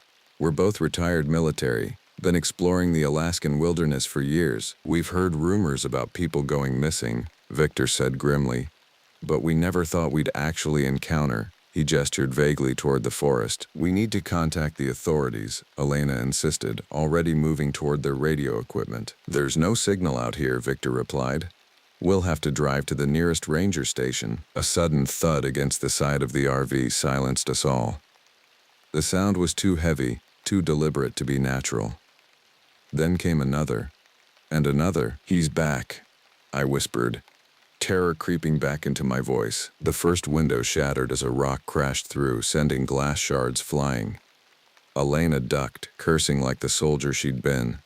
Victor grabbed a hunting knife from his pack, his face set in grim determination. "Stay here," he ordered, moving toward the door. "Are you insane?" Elena hissed, grabbing his arm. "We need to stay together." Another rock smashed through the windshield, narrowly missing Elena's head. The killer wasn't trying to kill us. Not yet. He was trying to terrorize us, to flush us out into the open where he could pick us off one by one. "He's trying to smoke us out," I realized aloud. "Make us panic so we'll do something stupid." "We can't just sit here," Victor argued, but I could see the tactical awareness in his eyes. He knew I was right. "We need to make a run for it," Elena said, checking her equipment. "Get to the truck and drive out of here." "Together," I added. "He's counting on us separating." We gathered what we could. Water, The first aid kit, Elena's flare gun, Victor's knife. The bombardment continued, rocks and debris striking the RV with increasing frequency. He was working himself into a frenzy, I realized, psyching himself up for the final confrontation. On three, Victor said, his hand on the door handle. 1, 2, 3. We burst out of the RV and sprinted toward Victor and Elena's truck. The killer was waiting, positioned between us and our escape route. The axe gleamed in the afternoon sun, and I could see the madness blazing in his eyes. He charged at us with a roar of primal fury, and Victor met him head-on. The two men collided with bone-jarring force, the axe swinging in deadly arcs. Victor was skilled, his military training evident in every move, but the killer fought with the desperate strength of madness. "Go!" Victor shouted as he grappled with the killer. "Get to the truck!" Elena hesitated, torn between loyalty and survival. "I'm not leaving you." "Elena, we have to help him," I urged, looking around for anything that could tip the scales. The killer was stronger than Victor, fueled by years of violence and the home field advantage. I spotted a fallen branch, thick as a baseball bat. Picking it up, I swung at the killer's exposed back. The impact sent shockwaves up my arms, but it worked. He stumbled, giving Victor the opening he needed. Victor's knife found its mark, sliding between the killer's ribs. The man let out an agonized scream that echoed through the forest, but he didn't go down. Instead, he turned his fury toward me, murder blazing in his eyes. Before he could advance, Elena fired the flare gun. The flare struck his chest, and his shirt erupted in flames. He thrashed wildly, screaming as the fire spread across his torso. The smell of burning flesh filled the air, acrid and horrible. "Let's go," Victor yelled, blood streaming from cuts on his face and arms. We didn't need to be told twice. Piling into the truck, we sped off down the rough forest road, the figure of the burning man shrinking in the rearview mirror. But even as we drove away, I could hear his screams echoing through the trees, not just of pain, but of rage. The road seemed endless, every mile taking us further from the nightmare, but never far enough. In the side mirror, I watched for signs of pursuit, expecting to see him emerge from the forest like some unstoppable monster from a horror film. The road was rough, but Victor navigated it with practiced skill, his military training evident in the way he handled the vehicle under stress. Elena rode shotgun, constantly scanning the forest for signs of pursuit, while I huddled in the back seat, still processing what had happened. After what felt like an eternity, we reached the ranger station, a small, weathered building that looked like civilization itself after our ordeal in the forest. Bursting inside, we relayed our harrowing tale to the stunned officers. "Slow down," the lead ranger, a grizzled man named Thompson, said as he tried to process our rapid-fire account. "You're saying there's a serial killer operating in the Tongass?" "Not just operating," Elena said grimly. "He's been at it for years. We saw his trophy collection." The rangers exchanged glances. "We've had reports of missing persons," Thompson admitted, "but we always assumed they were lost hikers, bear attacks, that sort of thing." "This wasn't a bear," I said, touching the bruises on my throat. "This was a man who's turned murder into an art form." They immediately dispatched a team to investigate, complete with medical personnel and forensics experts. The cabin was easy enough to find. Just follow the smell of smoke and burned flesh. What they discovered there would haunt the investigators for years to come. Days later, the authorities confirmed our accounts and more. They found the charred remains of the cabin, the killer's body burned beyond recognition but identifiable through dental records. More importantly, they unearthed shallow graves nearby, each containing the remains of missing hikers and campers. The forensics team worked for weeks, cataloging evidence and trying to identify victims. The killer had been methodical, keeping detailed records of his hunts. They found journals describing his stalking methods, his victim selection process, his twisted philosophy about ownership of the wilderness. The media dubbed him the Tongass Phantom, a predator who had eluded capture for years by preying on isolated victims who wouldn't be missed immediately. The story dominated headlines for weeks, with every detail of his crimes dissected and analyzed. In the aftermath, I learned more about my would-be killer. His name was Silas Crow, a former wilderness guide who had gone off the grid after a personal tragedy twisted his already fragile psyche. His wife and daughter had died in a car accident while he was leading a group of tourists through the very forest where he'd later become a monster. The tragedy had broken something fundamental in Crow's mind. He'd blamed the tourists for taking him away from his family, then expanded that blame to include all visitors to his forest. In his twisted logic, he'd appointed himself judge, jury, and executioner for anyone who dared to enter his domain. The psychological profile painted a picture of a man who had retreated so far from human society that he'd lost all connection to human empathy. He'd convinced himself that the forest was his kingdom and that anyone who entered was fair game. The murders weren't random acts of violence, they were executions carried out by a self-appointed forest god. Victor and Elena became unexpected friends, bonded by the shared trauma of our encounter. We promised to keep in touch, perhaps meet again under less terrifying circumstances. They'd saved my life, and I'd never forget the courage they'd shown in facing down a madman. "You did good out there," Victor told me before we parted ways. "Most people would have folded under that kind of pressure." "I'm not sure I did anything but run and survive," I replied. "Sometimes that's all you can do," Elena said. "Sometimes survival is victory enough." As for me, I returned to my life with a newfound appreciation for the mundane. The spreadsheets didn't seem so suffocating anymore, the conference calls not quite so meaningless. I'd been given a second chance at life, and I wasn't going to waste it on self-pity and professional dissatisfaction, but the experience had changed me in ways I was still discovering. I found myself more aware of my surroundings, more attuned to the subtle signs of danger that my actuarial training had taught me to recognize in data but not in life. I'd learned that the greatest risks aren't always the ones you can calculate. Sometimes they're the ones that emerge from the darkness when you least expect them. The nightmares came regularly at first.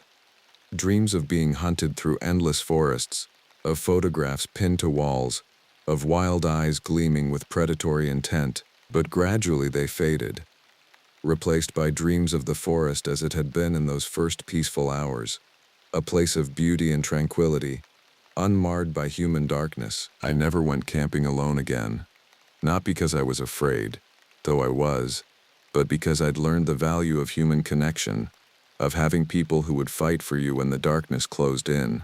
The forest was still beautiful, still worthy of respect and admiration, but it was also a place where predators lurked and innocence could vanish without a trace. The Tongass National Forest reopened to the public after an extensive investigation, with new safety protocols and increased ranger presence. Memorial markers were placed at various locations, honoring the victims of Silas Crow's decade-long reign of terror. The Forest Service implemented a buddy system for solo hikers and established regular check-in points for extended camping trips. Yet every so often, when I catch a whiff of pine or hear the rustle of leaves, I'm reminded of that fateful trip to the Tongass National Forest and the man who believed he owned it. The memory serves as a reminder that civilization is a thin veneer, that beneath the surface of our ordered world, ancient predators still lurk, waiting for the unwary to stray too far from the safety of the pack. The forest keeps its secrets, but sometimes those secrets find their way into the light, revealing truths that are far more terrifying than any ghost story. In my case, the truth was that evil doesn't always announce itself with fanfare and drama. Sometimes it emerges quietly from the shadows, wearing the face of a helpful stranger, carrying the scent of wood smoke and death. I survived my encounter with the Tongass Phantom, but part of me remains in that forest, forever watching the tree line, forever listening for the sound of footsteps in the dark. It's a price I'm willing to pay for the privilege of drawing breath, of seeing another sunrise, of having the chance to tell this story, because in the end that's what survival is, the opportunity to bear witness, to warn others, to transform trauma into something meaningful. The Tongass Phantom is dead, but his legacy lives on in the vigilance of those who remember, who refuse to forget, who understand that the price of safety is eternal awareness. The forest is still there, still beautiful, still calling to those who seek solitude and peace. But now it calls with a different voice, one tempered by knowledge, respect, and the understanding that some wildernesses are best explored with companions who will stand with you when the darkness falls. My name is Casque Urok, and I took the job as a park ranger in the Tongass National Forest for all the wrong reasons. Fresh out of college with a forestry degree and a head full of romantic notions about protecting wilderness, I thought I was escaping the suffocating concrete maze of Seattle for something pure and meaningful. The recruitment officer painted pictures of pristine lakes, towering spruce forests, and the satisfaction of helping lost hikers find their way home. What he didn't mention were the sounds that echo through the forest at night, sounds that no animal in any field guide makes. The ranger station sat on the shores of Lake Anu, a body of water so dark it seemed to swallow light whole. My cabin was a modest log structure, weathered gray by decades of Alaskan storms, connected to the main station by a gravel path that crunched under my boots like broken teeth. The previous ranger, a grizzled man named Morrison, had lasted 32 years before requesting a transfer south. During our brief handover, he kept glancing toward the tree line, his weathered hands trembling slightly as he pointed out landmarks on the topographical maps. "Most folks who get lost out here are day hikers who wandered off the marked trails," Morrison explained, his voice carrying the weight of too many search and rescue operations. "But some," he paused, studying my face, "some disappear in ways that don't make sense. Equipment left behind, tracks that just stop, like they were plucked right out of existence." I assumed he was trying to scare the rookie, a hazing ritual common in dangerous professions. Law enforcement, firefighters, park rangers, they all had their stories designed to test newcomers. But Morrison's eyes held something deeper than mischief. They held fear. The first week passed quietly. I learned the radio protocols, memorized the trail system, and established my routine. Each morning, I'd walk the perimeter of the station, checking weather monitoring equipment and noting any changes in the forest. The silence was profound, not the empty quiet of cities, but a living silence filled with the whisper of wind through needles, the distant call of ravens, and the gentle lap of water against the rocky shore. It was during my second week that I noticed the first anomaly. While checking the eastern trail markers, I discovered a section where every tree bore the same strange marking. Deep gouges in the bark, too high for any bear to reach, too wide for claws. The scratches formed parallel lines, each about an inch apart, carved deep enough to reveal the pale wood beneath. They appeared at roughly 8-foot intervals, as if something massive had been marking territory. I photographed the markings and filed a report citing possible equipment damage from an unauthorized logging operation. But even as I typed the words, I knew they rang hollow. No chainsaw had made those marks. They were too uniform, too deliberate, and they followed no pattern that made sense for tree removal. The nights began to change too. What had started as peaceful evenings by the lake became exercises in endurance. Around 11 p.m., the forest would fall completely silent. No insect sounds, no rustling of small animals, no owl calls. This unnatural quiet would last exactly 47 minutes. I timed it repeatedly, and the duration never varied. Then, at the edge of perception, a sound would emerge from the depths of the forest. It wasn't quite a growl, nor was it a human voice, but something that seemed to bridge both worlds. Low and rumbling, it carried an intelligence that made my skin crawl. The sound would circle the cabin, always staying just beyond the reach of my flashlight beam. Sometimes it seemed to be testing the windows. Other times it felt like it was simply watching, evaluating. On my 15th night, I decided to investigate. Armed with my service pistol, a high-powered flashlight, and every ounce of courage I could muster, I stepped onto the cabin's front porch just as the nightly silence began. The lake stretched before me like black glass reflecting nothing. Even the stars seemed dimmer, as if the darkness was somehow thicker here. The waiting became almost unbearable. My training had prepared me for confronting lost hikers, dealing with aggressive wildlife, and managing emergencies in remote locations. Nothing had prepared me for the primal terror of standing alone in absolute silence, knowing that something was watching from the shadows. When the sound finally came, it was closer than ever before. Just beyond the tree line, perhaps 30 yards from where I stood, branches snapped under immense weight. But the footsteps, if they could be called that, followed no natural rhythm. Each impact shook the ground slightly, and they came at irregular intervals, as if the creature was deliberately trying to mask its approach. My flashlight beam cut through the darkness, illuminating only empty forest. But at the very edge of its reach, I saw something that made my throat constrict with fear. A massive shape, darker than the surrounding shadows, moved between the trees. It was upright, broader than any human, and it moved with a fluid grace that seemed impossible for something so large. For perhaps 10 seconds, we observed each other across that strip of wilderness. I could feel its attention like a physical weight, pressing against my chest, making it difficult to breathe. Then, without warning, it was gone. No sound of retreat, no crashing through underbrush. It simply melted back into the forest as if it had never been there at all. I stood on that porch until dawn, my finger never leaving the safety of my pistol, my eyes never leaving the tree line. As the first gray light began to filter through the canopy, I finally understood why Morrison had requested that transfer. Some things in the wilderness weren't meant to be cataloged or understood. They were meant to be respected, feared, and avoided. But I was 26 years old, armed with modern equipment and scientific training. I convinced myself that fear was just my mind playing tricks, that isolation and unfamiliarity were creating phantoms where none existed. I was wrong, of course, but it would take another encounter to prove just how wrong I was. 3 days after my midnight encounter, the first hiker went missing. Jamie Redcrow, a 28-year-old photographer from Anchorage, had been documenting wildlife along the Northern Trail system. His girlfriend reported him overdue when he failed to return to their campsite at Beaver Creek, 15 miles from my station. I coordinated the search from the radio base while a team of volunteers spread out along the established trails. Jamie's photography equipment was found scattered near Marker 17, expensive camera gear worth several $1,000s, abandoned without explanation. His backpack sat upright against a Douglas fir completely undisturbed, containing food, water, and emergency supplies. But Jamie himself had vanished. The search pattern followed standard protocol. We worked outward from the last known location in expanding circles, calling his name and looking for any sign of passage through the underbrush. But after 6 hours, we had found nothing except those same strange claw marks I'd documented weeks earlier.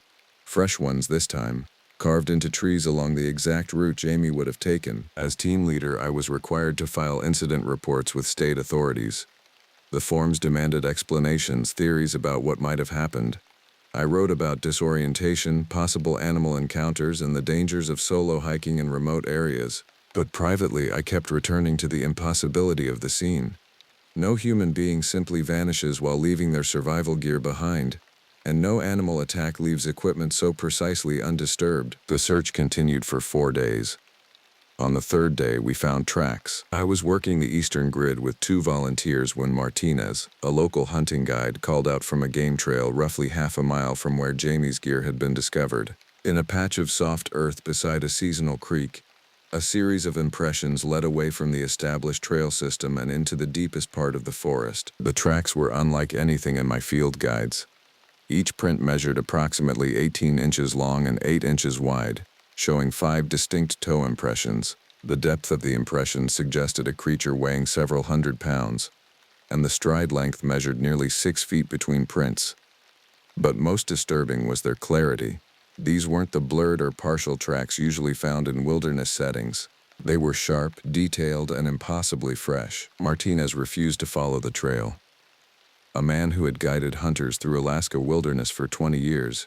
He took one look at those tracks and backed away as if they were radioactive. "I've seen grizzly tracks, black bear, even wolverine," he said, his voice tight with barely controlled panic. "This isn't any animal that's supposed to exist." I photographed the prints from multiple angles, took detailed measurements, and made plaster casts using supplies from the emergency kit.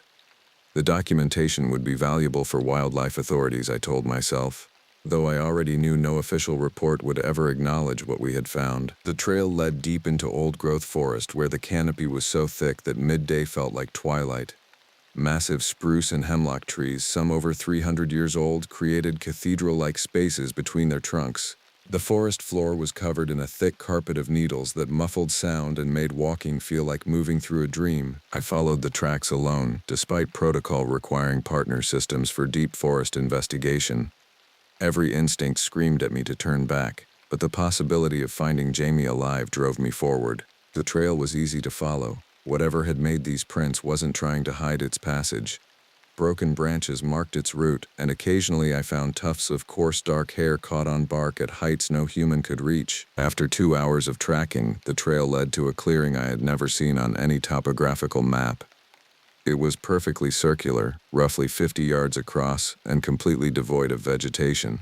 The earth was packed hard as concrete, as if something massive had been moving in circles for years, wearing away any plant life that tried to establish itself. At the center of the clearing sat a pile of objects that made my stomach lurch with recognition. Backpacks, hiking boots, cameras, water bottles, the accumulated belongings of people who had walked into this forest and never walked out.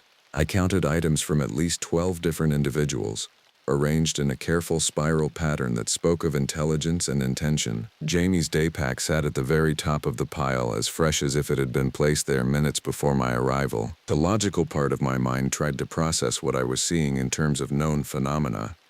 Bears sometimes collected objects, though never with such organization.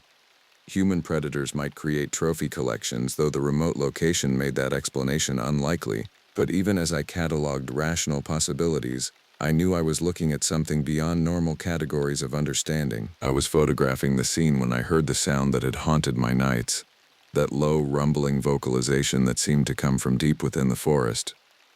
But this time, it was answered. From 3 different directions, similar calls echoed through the trees, creating a triangulation pattern with the clearing at its center. They were coordinating, communicating, hunting. I ran. Years of physical training had prepared me for emergency evacuations, but nothing had prepared me for the sheer terror of fleeing through dense forest while something massive crashed through the undergrowth behind me. Branches whipped across my face, roots caught my boots, and twice I stumbled hard enough to scrape skin from my palms and knees. The pursuit lasted exactly 11 minutes. I timed it later, compulsively, trying to understand the parameters of my survival. The sounds of pursuit stopped as abruptly as they had begun, right at the edge of the established trail system. Whatever was chasing me had rules, boundaries it wouldn't cross. The realization was almost as terrifying as the chase itself, because it suggested planning and restraint that no wild animal possessed. I made it back to the station as darkness fell, my uniform torn and my hands shaking so badly I could barely operate the radio. The search for Jamie was officially called off the next morning, listed as a presumed accidental death in wilderness conditions. His belongings would never be recovered, according to my report, lost somewhere in the vast trackless forest, but I knew exactly where they were, arranged in that spiral pattern with the others, waiting for the next addition to the collection. That night, as I sat in my cabin cleaning my wounds and trying to make sense of what I had witnessed, I finally understood Morrison's fear. This wasn't about protecting wilderness areas or helping lost hikers. This was about maintaining an ancient balance, respecting boundaries that had existed long before humans mapped this territory. The sounds outside my cabin began earlier that evening, around 9 p.m. instead of the usual 11. And for the first time, they weren't just circling, they were getting closer. The attacks on the station began 3 weeks after Jamie's disappearance. Small things at first. Equipment moved during the night, scratches on the radio antenna, deep gouges in the cabin's exterior walls.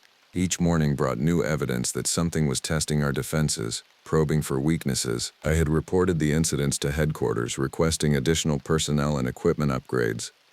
The response was predictably bureaucratic: budget constraints, personnel shortages, and suggestions that I might benefit from stress leave and psychological evaluation. No one wanted to acknowledge that something in the Tongass forest was actively stalking their ranger station. Sleep became impossible. The nightly sounds grew more aggressive, more purposeful.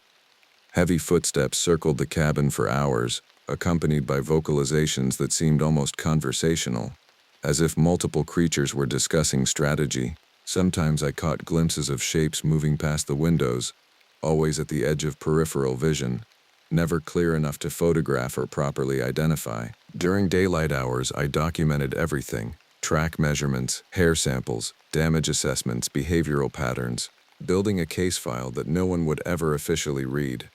But the work gave me focus, a sense of purpose beyond simple survival. If I was going to share Jamie's fate, at least I could leave evidence for whoever found my remains. The breakthrough came during my 4th week of siege, when I discovered the pattern hidden in decades of missing person reports. Using the station's database and archived incident files, I cross-referenced disappearances with geographical locations, seasonal timing, and lunar cycles. What emerged was a hunting territory that stretched across nearly 200 square miles, with activity peaks corresponding to new moon phases and migration patterns of local wildlife. More disturbing was the timeline. The disappearances had been occurring for over 60 years, with gaps that corresponded to periods when the ranger station had been temporarily abandoned. Whatever was out there had learned to associate human presence with the station itself, treating it as both a boundary marker and a source of prey. Morrison hadn't just requested a transfer. He had been the latest in a long line of rangers who had discovered the truth and chosen to flee rather than fight. I was simply the first one foolish enough to stay and document the phenomenon. On a Thursday night in late October, they finally made their move. I was reviewing photographs at my desk when the power went out. Emergency lighting kicked in immediately, bathing the cabin in red emergency illumination that made everything look like a crime scene. Through the windows, I could see that the main station had also lost power. Something had disabled the entire electrical grid. The attack came from 3 directions simultaneously. The front door exploded inward with a sound like a small bomb, while windows on both sides of the cabin shattered under impacts that left web patterns in the reinforced glass. Emergency protocols demanded that I retreat to the secure radio room and call for backup.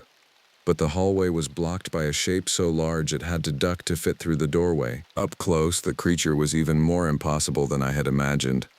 Standing nearly 9 feet tall, it was covered in coarse dark hair that seemed to absorb light rather than reflect it. Its face was a disturbing hybrid of human and ape features. Intelligent eyes set in a skull that was far too large for any primate I had studied. But the hands were the most unsettling feature. Elongated fingers ending in claws capable of the precision I had witnessed in that clearing, yet powerful enough to tear through reinforced doors. We stared at each other for perhaps 30 seconds, predator and prey frozen in mutual evaluation. Its breathing was slow and controlled, almost meditative, while mine came in ragged gasps that fogged the cold air. Intelligence shone in those dark eyes, not the simple cunning of a wild animal, but something approaching human awareness. Then it spoke, not in words, but in a series of low vocalizations that conveyed meaning as clearly as any language. It was offering me a choice: leave this territory and never return, or join the collection in the circular clearing. The communication was so direct, so unmistakably clear that I found myself nodding in understanding. But acceptance came with a demonstration of power. The creature gestured toward the shattered windows, and I heard sounds of systematic destruction from the main station. Decades of communications equipment, weather monitoring instruments, and emergency supplies were being methodically dismantled by its companions. Everything that connected this remote outpost to the outside world was being eliminated. The message was clear: no rescue was coming, no backup would arrive, and no official response would acknowledge what had happened here. This was their territory, and they were taking it back. I spent that night huddled in the radio room, listening to the sounds of occupation. Heavy footsteps moved through the station, sorting through supplies and equipment with an intelligence that was somehow more terrifying than mindless destruction. They were evaluating, planning, deciding what had value and what could be discarded. By dawn, they were gone. The station was left in ruins.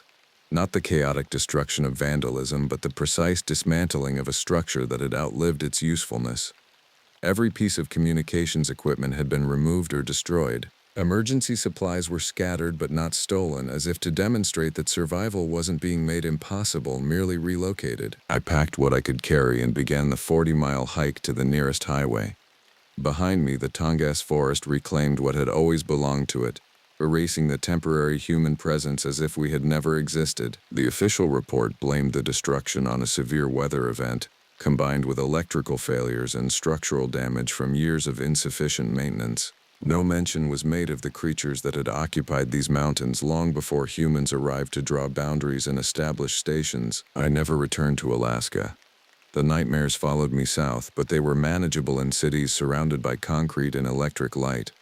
Sometimes, usually during winter storms when the power goes out, I hear echoes of those vocalizations in the wind, and I remember the intelligence in those dark eyes, the patient way they had waited for me to understand my place in the ancient order of things. The Tongass Forest remains protected wilderness, though the ranger station at Lake Anu was never rebuilt. Hikers still disappear occasionally, their belongings found arranged in careful patterns that investigators attribute to bear activity or equipment scavenging by other wildlife. But I know better. Somewhere in those dark trees, the collection continues to grow, tended by creatures whose only crime was defending their home against invaders who refused to recognize the true boundaries of the wilderness. The forest remembers everything, and it never forgives those who forget their place in the natural order.